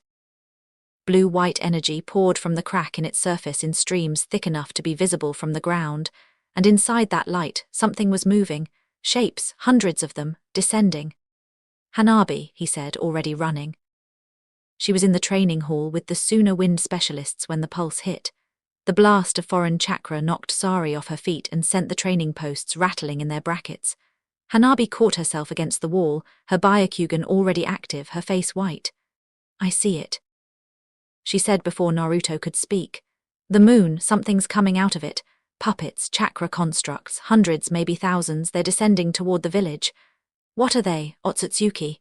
The word tasted like ash. He'd known this was coming. The outline had always included an external threat, a force powerful enough to validate the Directorate's existence, but knowing it was coming and watching it arrive were different things. The clan that created the Byakugan, they're coming for the bloodline. For us. For you, Hanabi's jaw set. The fear was there, he could feel it in her chakra, a cold spike underneath the control, but it was compressed, managed, pushed down beneath the steel she'd been forging in herself for months. "How long until they reach the village?" she asked. 20 minutes, maybe less. "Get the Directorate." "All of them. War room. Now." Naruto was already moving. 7 minutes later, the war room. 5 chairs, all occupied. Temari had her fan unfolded to the second crescent, leaning against the wall within arm's reach. Her face was calm, but her knuckles were white where they gripped the chair's armrest. She'd already sent a wind cipher to Suna's border command, requesting immediate reinforcement. Ino sat with her eyes closed, her hands pressed together in the Yamanaka focus seal. She was running the village sensory network at maximum range, pulling data from every contact in Konoha's intelligence grid simultaneously. Her lips moved silently, processing information faster than speech could carry. Kuretsuchi was physically present for the first time, having arrived in Konoha 2 days prior for the Mineral Rights Summit. She stood behind her chair rather than sitting, her arms crossed, a kunai already in each hand. She looked like she'd been waiting for a fight her entire life, and had finally been told it was time. Yujito Niai sat in the 5th chair. She'd arrived in Konoha 3 weeks ago, officially as part of the Jinchuriki Protection Accord's first delegation. She was quiet, contained, her amber eyes reflecting the lamplight with a faint glow that wasn't entirely human. The 2 tails stirred inside her, and the room could feel it, a low-pressure heat that made the air thick. Hanabi stood at the head of the table, not sitting, standing. "Report," she said. Ino spoke first, her eyes still closed. "Approximately 800 chakra constructs descending from the lunar fracture. Puppet type, non-sentient, operating on remote control from a single source. The source is still on the moon. Humanoid. Male. Massive chakra reserves, at least cage level. Byakugan active." "Tonri Otsutsuki," Naruto said from his chair. He'd been piecing it together since the pulse hit, cross-referencing the old Hyuga scrolls Tokuma had unearthed with the energy signatures the network was reading. Last surviving member of the Otsutsuki branch that colonized the moon. He's been watching the Earth for generations, waiting for the right Byakugan to appear. "The right Byakugan for what?" Temari asked. "The Tenseigan, a higher evolution of the Byakugan. It requires eyes of specific purity and power. Hanabi's bloodline is the closest match the clan has produced in centuries." Every eye in the room turned to Hanabi. She didn't flinch. "He wants my eyes," she said flatly. "He wants you. Your eyes, your bloodline, your genetic material. He's been cultivating this for a long time. Then he should have sent a letter instead of an army." Hanabi placed both hands on the table. "Deployment orders. Temari, you take the western perimeter. Your wind techniques are the most effective area denial we have against airborne targets." push the puppets swarm away from the civilian districts and funnel them toward the training grounds. On it. Temari grabbed her fan and was moving before Hanabi finished the sentence. Kuretsuchi, eastern perimeter. Lava release to create kill zones on the ground. Anything that lands gets melted. Kuretsuchi spun the kunai in her hand. With pleasure. Ino, stay in the war room. You're our eyes and ears. Coordinate village defense with the Hokage's forces and keep the sensory net at maximum. If Tonri moves from the moon, I want to know the second it happens. Already tracking him. He hasn't moved yet. He's waiting. Waiting for what? For you to come to him, Naruto said quietly. The room went still. Hanabi looked at him. He expects me to surrender. Hand myself over to stop the attack. That's the play. Overwhelm the village with puppets, force a crisis, then offer to call them off in exchange for the Byakugan princess. Classic siege negotiation. And our counter, we don't negotiate. We break his army, we go up there and we break him. We, you and me, together, the puppets are a distraction.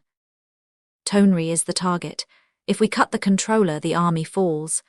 Hanabi stared at him for 3 seconds. He counted. Then she nodded. Yujito. The Jinchuriki looked up. She'd been silent through the entire briefing, her hands folded in her lap, the two-tails chakra rippling beneath her skin in slow, heavy waves. I need you at the center of the village, Hanabi said. The puppets will concentrate their assault on the Hokage Tower. If the tower falls, the village's command structure collapses and the defensive coordination breaks down. You want me to protect the tower. I want you to be the reason the tower doesn't need protecting. Let the beast out, Yujito. Not all the way, just enough. Yujito's amber eyes widened slightly. In the year since the accord, nobody had asked her to use the two tails offensively. The entire point of the protection agreement was to stop treating her as a weapon, and here was Hanabi asking her to fight, not ordering, asking, how much is enough? Yujito asked, enough to make 800 puppets wish they'd stayed on the moon. Something shifted in Yujito's expression. Not anger, not the cold resignation of a weapon being pointed at a target, something warmer, fiercer. The look of a woman who'd been told for her entire life that her power was a curse, and was being told for the first time that it was a gift. I can do that, she said. Then go. The room emptied, Temari west, Kuretsuchi east, Yujito center. Ino at the comm station, her mind already threaded through every sensor in the village. Naruto and Hanabi stood alone in the war room. How do we get to the moon? Hanabi asked. I've been working on something, a transport seal. It uses the same bidirectional principle as the caged bird modification, but applied to spatial coordinates instead of chakra pathways. I can lock onto Tonri's energy signature and open a corridor. You've been working on a teleportation seal. For about 3 months, yeah. Were you going to mention this? I was saving it for a special occasion. She almost smiled. Almost. How long to activate? 10 minutes. I need direct contact with the lunar chakra field to calibrate the exit point. The compound's main courtyard is the best location. It has the widest open space and the most surveillance seals for me to draw power from. Then let's move. They ran. The puppets hit the village like a hailstorm. They came down fast, white-bodied humanoid constructs with blank faces and Byakugan eyes that glowed sickly blue in the afternoon light. They didn't speak, didn't strategize. They simply fell from the sky and started destroying everything they touched. The first wave hit the market district. Stalls exploded. Civilians screamed. A puppet landed on the roof of a tea shop and tore through the timber with hands that moved like industrial machinery, precise and merciless. Konoha's shinobi responded fast. Anbu were on the rooftops within minutes, engaging the puppets with standard jutsu. Kunai and shuriken bounced off the constructs' armored bodies. Fire release techniques scorched them but didn't stop them.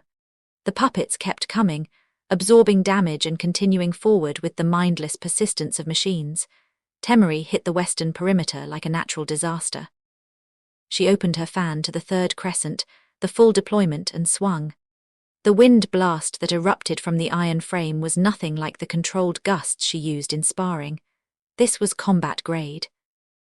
A horizontal tornado that caught 30 puppets mid-descent and shredded them, ripping the constructs apart at the joints, scattering white ceramic bodies across the training grounds in a rain of broken parts.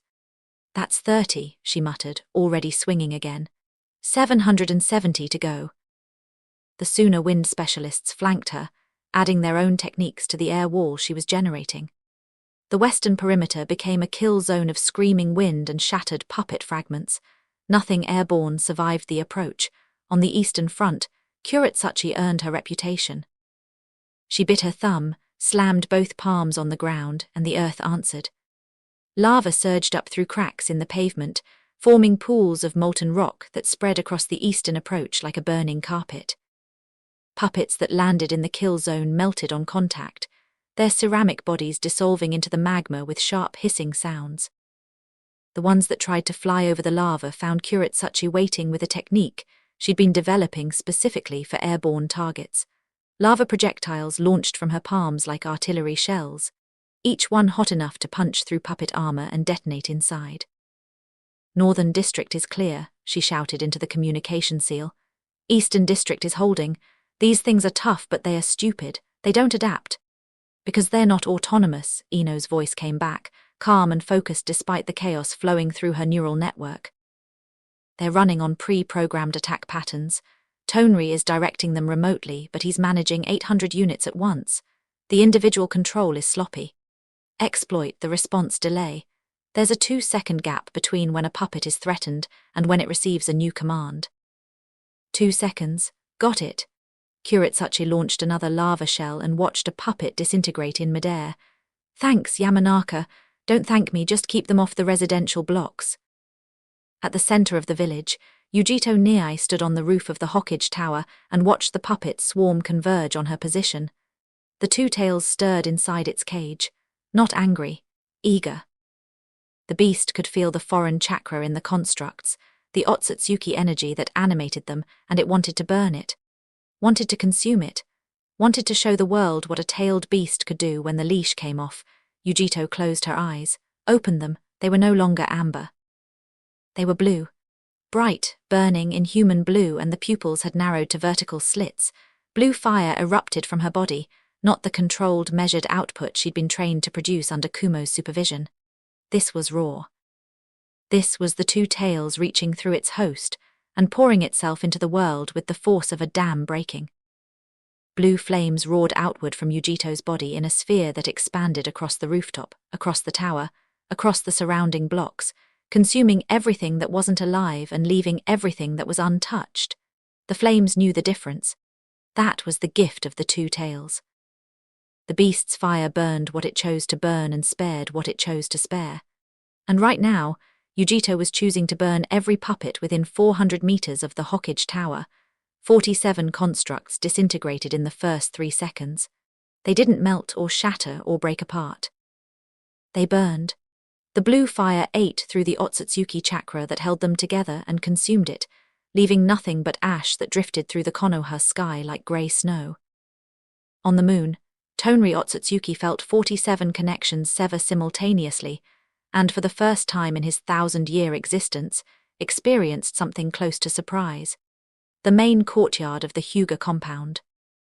Naruto on his knees, hands pressed flat to the stone, painting the transport seal in broad, rapid strokes. The ink glowed as it left the brush blue-white light that pulsed in rhythm with the lunar energy pouring through the crack in the sky. Hanabi stood behind him, guarding his back. A puppet had gotten past the perimeter and she'd killed it herself, a single wind-enhanced gentle fist strike through the chest that scattered its pieces across the garden. Her hand was still tingling from the impact. How much longer? She asked, scanning the sky with her Byakugan. 2 minutes. The calibration is harder than I expected. His energy signature keeps shifting. He knows someone's targeting him. Good, let him be nervous. 3 more puppets dropped into the courtyard. Hanabi moved before they landed. The wind-style rotation, perfected over months of training, erupted from her body and caught all 3 mid-descent. The compressed air blast tore them apart and scattered the pieces over the compound walls. Ku appeared at the courtyard entrance with 6 former branch members, all armed, all carrying the heightened chakra reserves that the reverse flow system had given them months ago. We've secured the compound perimeter, Ku reported. 12 puppets neutralized, no casualties. Hold the gates. Hanabi ordered. Nothing gets through to the courtyard. Understood, he hesitated. Hanabi-sama, be careful up there. I'll bring him back, Ku. I know you will. He turned and deployed his team. Hanabi watched him go, and something crossed her face that wasn't fear or determination or anger. It was gratitude. For Ku, for the branch members who had gone from prisoners to soldiers to family in the span of a year, for the compound that had been a cage and was now a home worth defending. Done, Naruto said. The seal on the ground blazed with light. The transport array was complete. A circle of interlocking characters 12 feet in diameter, pulsing with the combined energy of Naruto's reserves and the surveillance network he'd built into the compound's foundation. The array locked onto Tonri's signature on the moon and opened a corridor, a tunnel of compressed space that connected this courtyard to the lunar surface. It looked like a hole in the air. A vertical disk of blue-white light, 3 feet wide, humming with enough energy to make Hanabi's hair lift from her shoulders. Naruto stood up. His face was pale and his hands were shaking from the chakra expenditure. Opening a spatial corridor across 240,000 miles of empty space was not something the human body was designed to do, regardless of how many lifetimes of knowledge it contained. It'll hold for 20 minutes, he said. After that, the corridor collapses and we're stuck up there. Then we finish it in 20 minutes. He looked at her. She looked at him.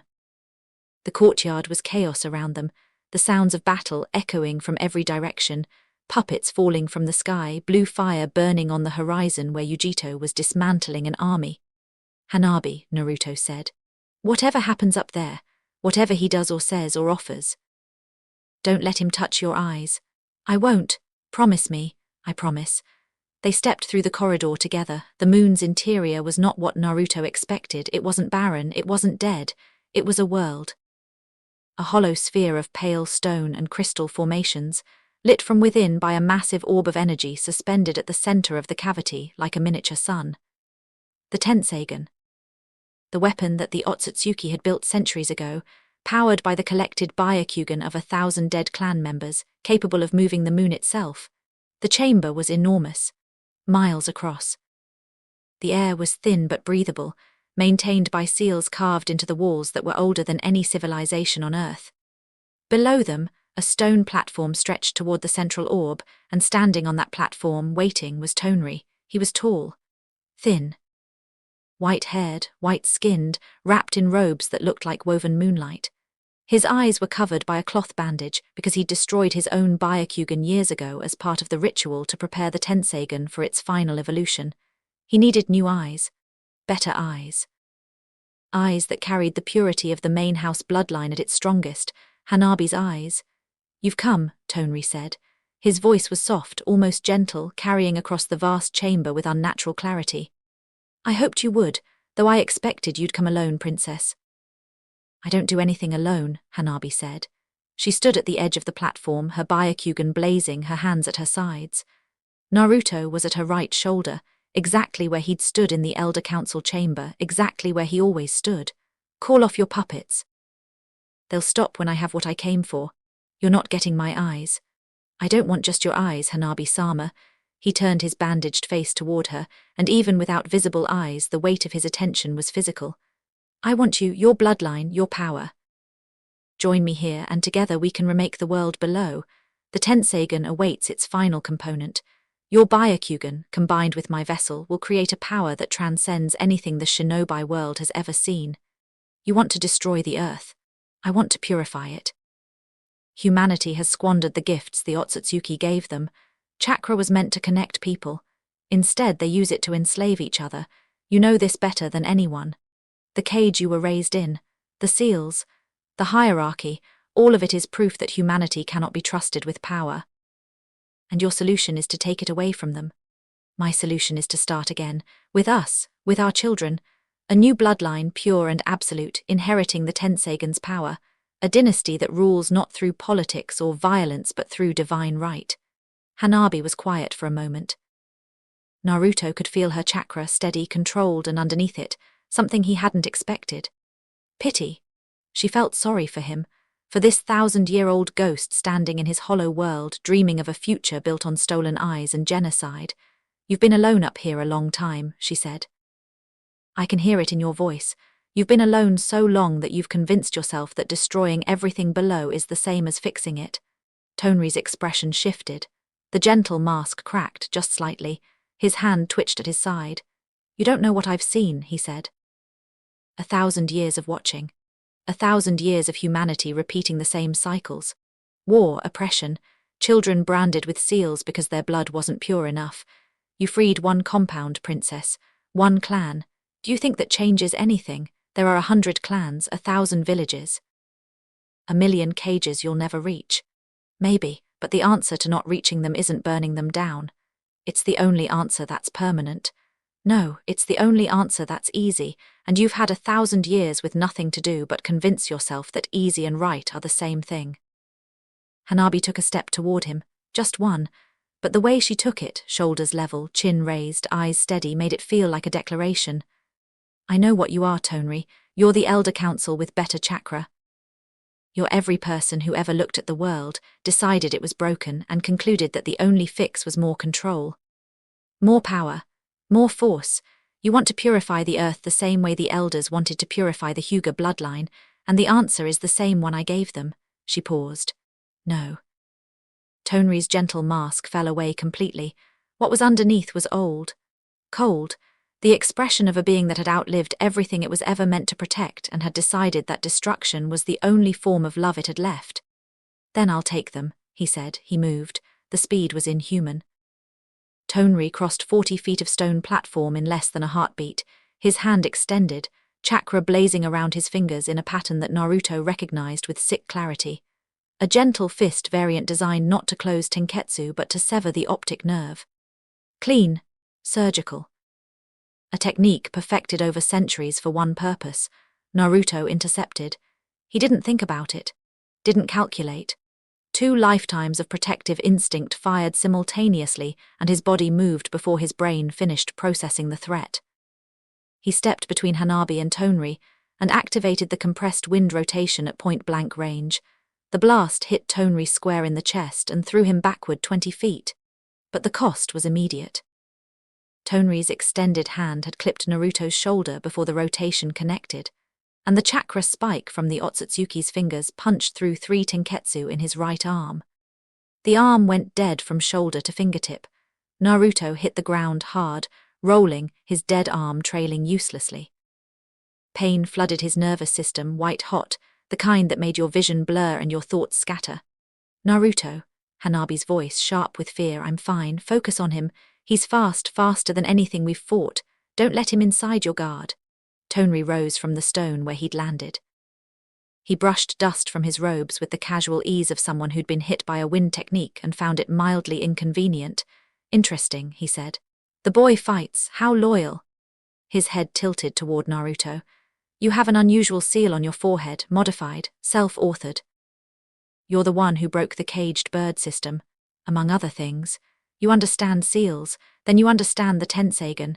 He gestured at the massive orb behind him. It's a seal too, at its core, the largest, most complex seal ever created. And like all seals, it responds to the strongest will. Naruto's brain caught that, filed it, processed it alongside 17 years of magical theory and 5 years of seal mastery. The Tenseigan responds to the strongest will, like a wand, like the Elder Wand. A weapon that didn't belong to its creator. It belonged to whoever was powerful enough to claim it.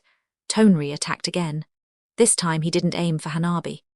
He aimed for Naruto, recognizing the greater threat, the seal master who could potentially interfere with the Tenseigan's operation.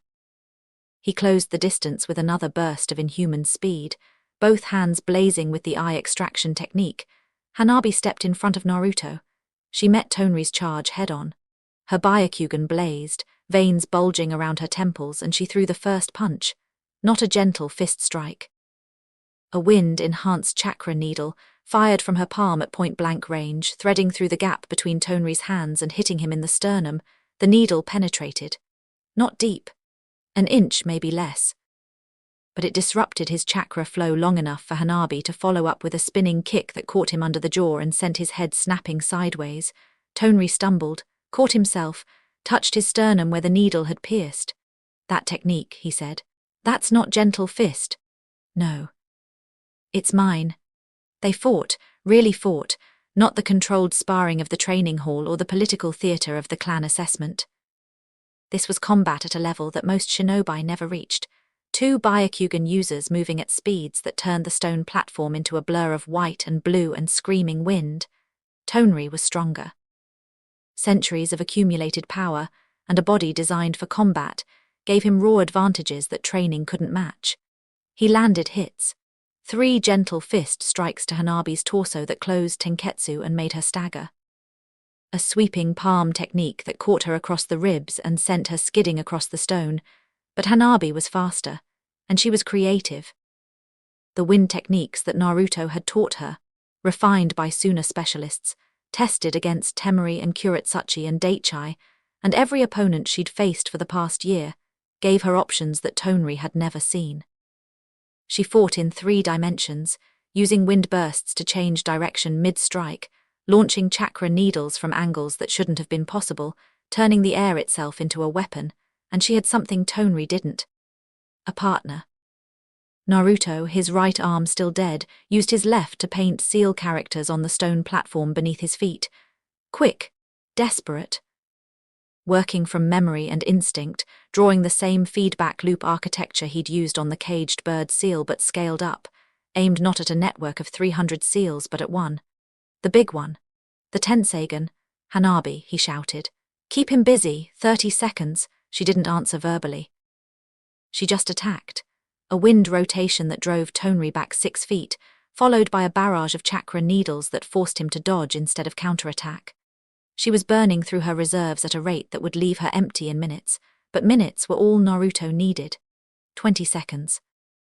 The seal pattern expanded across the stone. The Tenseigan's energy field pulsed in response, recognizing the architecture, the language of seals that spoke to it in its own code. 15 seconds. Tonri broke through Hanabi's barrage. His hand closed around her wrist and he yanked her toward him, his other hand reaching for her face, for her eyes. Don't touch me, Hanabi said and headbutted him. It wasn't elegant. It wasn't a technique. It was a 7-year-old girl slamming her forehead into a god's nose with every ounce of strength and fury she possessed. Tonri's head snapped back. His grip loosened. She tore free. 10 seconds. Naruto finished the final character, slammed his palm onto the array, the feedback loop activated. Not against Tonri. Against the Tenseigan itself. The orb screamed. There was no other word for it. A sound that wasn't sound, a vibration that shook the entire lunar chamber, rattling crystals from the walls, cracking the stone platform beneath their feet. The Tenseigan's energy field convulsed as the feedback loop intercepted its operating frequency and began to overwrite it. Tonri felt it. His head whipped toward the orb, his bandaged eyes wide with horror. What are you doing? You can't, the Tenseigan is mine, it responds to Otsutsuki blood, It responds to the strongest will, Naruto said from his knees, one hand on the seal, blood running from his nose. You told me that yourself. The Tenseigan's light shifted. The sickly blue-white glow that had filled the chamber for 1,000 years flickered. Dimmed. And then, slowly like a sunrise, turned warm. Golden. The color of Hanabi's chakra when she fought at full power. Hanabi felt it hit her like a wave. Energy. Vast and ancient and impossibly deep, flooding through the Byakugan pathways in her skull, expanding them, evolving them, pushing them past the limits of what the bloodline had ever been capable of. Her eyes changed. The veins around her temples receded. The pale Hyuga white of her irises deepened, shifted, took on a blue-green luminescence that pulsed with its own light. The pupil expanded and then contracted, and when it settled it wasn't a Byakugan anymore. It was the Tenseigan. Not Tonri's Tenseigan. Not the stolen, corrupted version built from harvested eyes and enforced solitude. This was something new, something born from an unsealed bloodline and a will strong enough to break a century of chains and remake the world. Hanabi's Tenseigan. She raised her hand. Tonri launched himself at her, screaming, his composure gone, 1,000 years of isolation and obsession compressed into one desperate lunge. Hanabi caught his wrist. One hand. No technique. Just raw, absolute power, flowing through a body that had been training for this moment since a boy in a training hall told her she had a gap in her 3rd transition. You wanted the Byakugan princess. she said, her new eyes burning with light that hadn't existed in the world since the Otsutsuki first walked the earth. You should have asked if the princess wanted you. She threw him, not with a technique, with gravity. The Tensagen's power over gravitational forces answered her will, and Tonri's body was ripped from her grip and hurled across the chamber, hitting the far wall with an impact that cracked the stone for 50 feet in every direction. He didn't get up. The chamber was silent. The Tensagen pulsed overhead, golden and steady, synchronized with Hanabi's heartbeat. She stood at the center of the platform, her new eyes casting soft light on the stone around her, breathing hard, her hands still raised. Then the adrenaline faded. The Tensagen's energy settled from a flood to a river to a stream, and Hanabi felt the weight of everything she'd just done crash down on her at once. Her knees buckled. She caught herself on one hand, gasping, her vision blurring. Naruto was beside her in a second. His dead right arm hung useless, but his left hand found her shoulder, steadied her, kept her from going all the way down. Easy, he said. Your body's adjusting to the Tensagen. The chakra integration will stabilize in a few minutes. Just breathe. I can see everything, she whispered. Her voice was shaking. I can see the whole moon, I can see the puppets on the ground, I can see Ku at the gate, I can see Temari, I can see Naruto, I can see the entire planet. That's the Tensagen's baseline perception. It'll settle, you'll learn to filter it. It's too much. Look at me. She did. Through the Tensagen, she could see every cell in his body, every chakra pathway, the dead arm where the Tenketsu had been severed, the blood still leaking from his nose, the exhaustion in his reserves that bordered on critical. But she could also see the thing underneath all of that. The thing she'd been learning to see since the first time he taught her to read intent through the Byakugan, conviction, steady, deep, and aimed entirely at her. Focus on one thing, he said. One person, one face, let everything else blur. She focused on him, the world narrowed. The planet fell away. The moon fell away. There was just a boy with a dead arm and a bloody nose and eyes that had never lied to her. Her breathing steadied. The Tensagen's input dialed down, settling from overwhelming to manageable. She blinked, and the blue-green glow of her new eyes dimmed to a soft luminescence. Better, he asked. Better. She reached out and touched his face. Her fingers were cold from the lunar air, and the contact was brief, just her palm against his cheek for 2 seconds before she pulled away. But the look that passed between them in those 2 seconds carried more weight than any speech she'd ever given or any battle she'd ever fought. Don't ever scare me like that again, she said. You headbutted a god. That's different. How is that different? Because I was angry. You were being self-sacrificing. I hate when you do that. Noted. She almost smiled. Then she stood up, pulled him to his feet, and turned to face the Tensagen orb. The light from her eyes reflected off the golden surface, and for a moment, the girl and the orb looked like two halves of the same thing. The puppets stopped falling. Across Konoha, 800 puppet bodies went limp simultaneously. Mid-stride, mid-attack, mid-flight.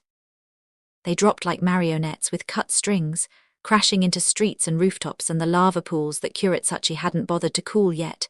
Temari lowered her fan. Looked at the sky. The crack in the moon was still there, but the light pouring from it had changed. Not blue-white anymore. Gold. Hanabi, she murmured. In the war room, Ino opened her eyes.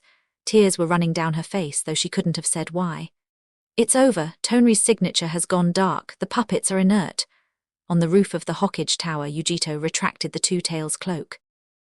The blue fire faded, leaving scorched stone and the ash of 96 destroyed constructs drifting in the afternoon wind. She sat down on the edge of the roof, legs dangling, and breathed. On the moon, Naruto and Hanabi stood in the silent chamber. Tonri lay unconscious against the far wall, his power broken, his 1,000-year plan dismantled in under 20 minutes. The Tensagen orb pulsed slowly overhead, its color settled now, a steady golden glow that illuminated the chamber with warm light. Naruto sat down. His right arm was still dead. His nose was still bleeding. His chakra reserves were so depleted that standing required more energy than he had. We should destroy it, he said, looking at the Tensagen. The orb, the base, all of it, remove the threat permanently. Hanabi looked at the orb. She could feel it now, connected to her through the new eyes, a vast reservoir of power humming in sync with her heartbeat. It was hers. She knew that with the same certainty she knew her own name. No, she said. Naruto looked at her. We don't destroy it, we keep it. Hanabi. The Tensagen controls the moon's orbit. It maintains the gravitational balance between the Earth and its satellite. If we destroy it, the moon destabilizes. Tides shift. Weather patterns collapse. Millions of people suffer. That's a technical argument. It's also the right one. But that's not the only reason. She turned to face him, her Tensagen eyes glowing softly in the golden light. This base has infrastructure, power generation, living space, defensive capabilities, and it has a strategic position that no force on Earth can match. Naruto stared at her. Then slowly a smile spread across his face, not the careful, controlled smile he used in meetings. A real one, the kind that showed teeth. You want to annex the moon. I want to secure the most defensible position in the world. The Directorate operates from Konoha, but Konoha is vulnerable. One siege, one invasion, one natural disaster, and everything we've built is at risk. A base on the moon is untouchable. The Hokage will have opinions about this. The Hokage will be presented with a Hyuga-controlled moon base that provides early warning capability for threats approaching from any direction. A gravitational defense system that can redirect asteroid fragments, and a symbolic demonstration that Konoha's power extends beyond the planet. He'll have opinions and then he'll agree. Naruto laughed. He couldn't help it. Sitting on the stone floor of a lunar chamber with a dead arm and a bloody nose, watching a 7-year-old girl calmly outline a plan to claim a celestial body as strategic real estate, he laughed until his ribs hurt. You're insane, he said. You made me this way. I really did. Hanabi extended her hand. He took it with his good arm and she pulled him to his feet. They stood together in the golden light, surrounded by the ruins of a god's ambition and the beginning of something neither of them had a name for yet. Let's go home, Hanabi said. They stepped through the corridor. It collapsed behind them, the spatial seal burning out with a soft pop that echoed across the empty chamber. On the moon, the Tensagen pulsed, steady, patient, waiting for its mistress to return. 5 years later, the Hyuga compound had changed, not demolished, not rebuilt, evolved. The white walls were still there, but the locked doors were gone, and the corridors that had once been segregated by bloodline were now open to everyone who carried the name. Hanabi Hyuga, 12 years old, walked through the compound's main gate at dawn. She wore the formal robes of the clan head, white with silver embroidery, the Hyuga crest on her back and the Tensagen insignia on her left shoulder, a new symbol for a new era. Her eyes, those strange blue-green eyes that had replaced the Hyuga white, drew stares wherever she went. She'd gotten used to it. The compound was alive. Former branch members trained alongside main house veterans in the integrated dojo. Children ran through the gardens, laughing, chasing each other, wearing headbands that bore no seal. Tokuma was in the library as always, surrounded by scholars and historians compiling the definitive record of the Hyuga's transformation. Natsu was in the kitchens, supervising the morning meal, humming. Ku was at the gate. He'd grown taller, broader. The teenager who'd been tortured on a dojo floor was now the head of compound security, and the compound he protected was the safest place in the hidden leaf. He bowed when Hanabi passed. She nodded. Good morning, Ku. Good morning, Hanabi-sama. The Directorate briefing is scheduled for 9. Temari arrived last night from Suna. Kuretsuchi's communication seal is active. Ino is already in the war room, and Yujito is on the roof again.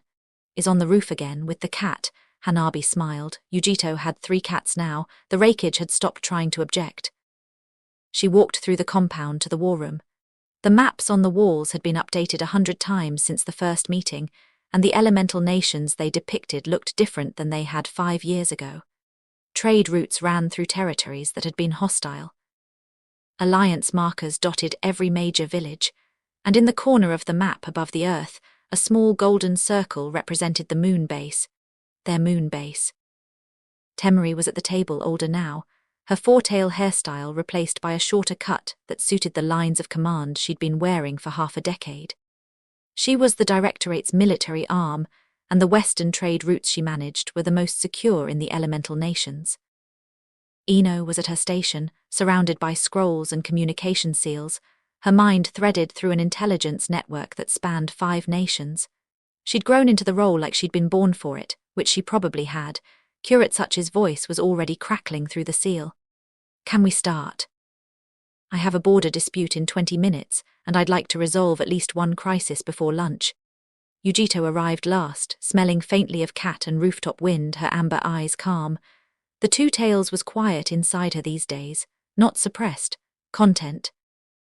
For the first time in its existence, the beast had a host who wasn't afraid of it, and the peace that created had changed them both. Naruto was at the table. His seat between Hanabi and Temari, which he'd occupied for 5 years now. He was 10, but he moved like someone much older, and his eyes carried the weight of 2 lifetimes and the quiet satisfaction of a man who'd burned 2 cages and built 2 worlds. The seal on his forehead was still visible. He'd never removed the mark. Hanabi had offered twice. The first time he'd said he wasn't ready. The second time a year later he'd said he didn't want to. It's a reminder, he'd told her. They'd been sitting on the roof of the compound's main hall watching the moon rise. Gold now, not white, their moon. Of what we came from, of what it cost. It cost you your childhood.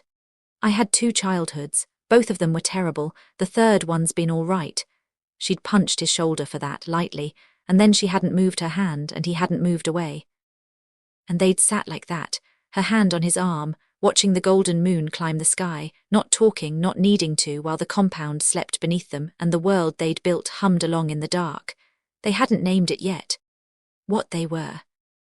What existed in the space between strategy sessions and stolen moments on rooftops. Hanabi was 12, and he was 10, and the world they lived in didn't give children the luxury of being children. But it was there, growing, patient. Like a seal that had been set but not yet activated, waiting for the right moment to fire. Ku had told Naruto once, during a late-night security review, that the entire compound knew. You two look at each other like the rest of the room doesn't exist. It's the worst kept secret in the hidden leaf. I don't know what you're talking about, Naruto had said. Of course you don't, Ku had replied, and gone back to his patrol with a grin that Naruto wanted to wipe off his face with a wind rotation. Hanabi sat at the head of the table. Looked around at the women who'd helped her remake the world. Temari, Ino, Kuretsuchi, Yujito, and Naruto, who'd started all of it with a stolen jar of ink and a cracked mirror and the audacity to believe that a cage could be broken. Good morning, she said. Let's get to work. Outside the sun rose over Konoha. The village was at peace. The clans were united. The alliances held, and above them all, hanging in the morning sky like a promise, the moon glowed faintly gold. The bird had burned the cage and claimed the sky.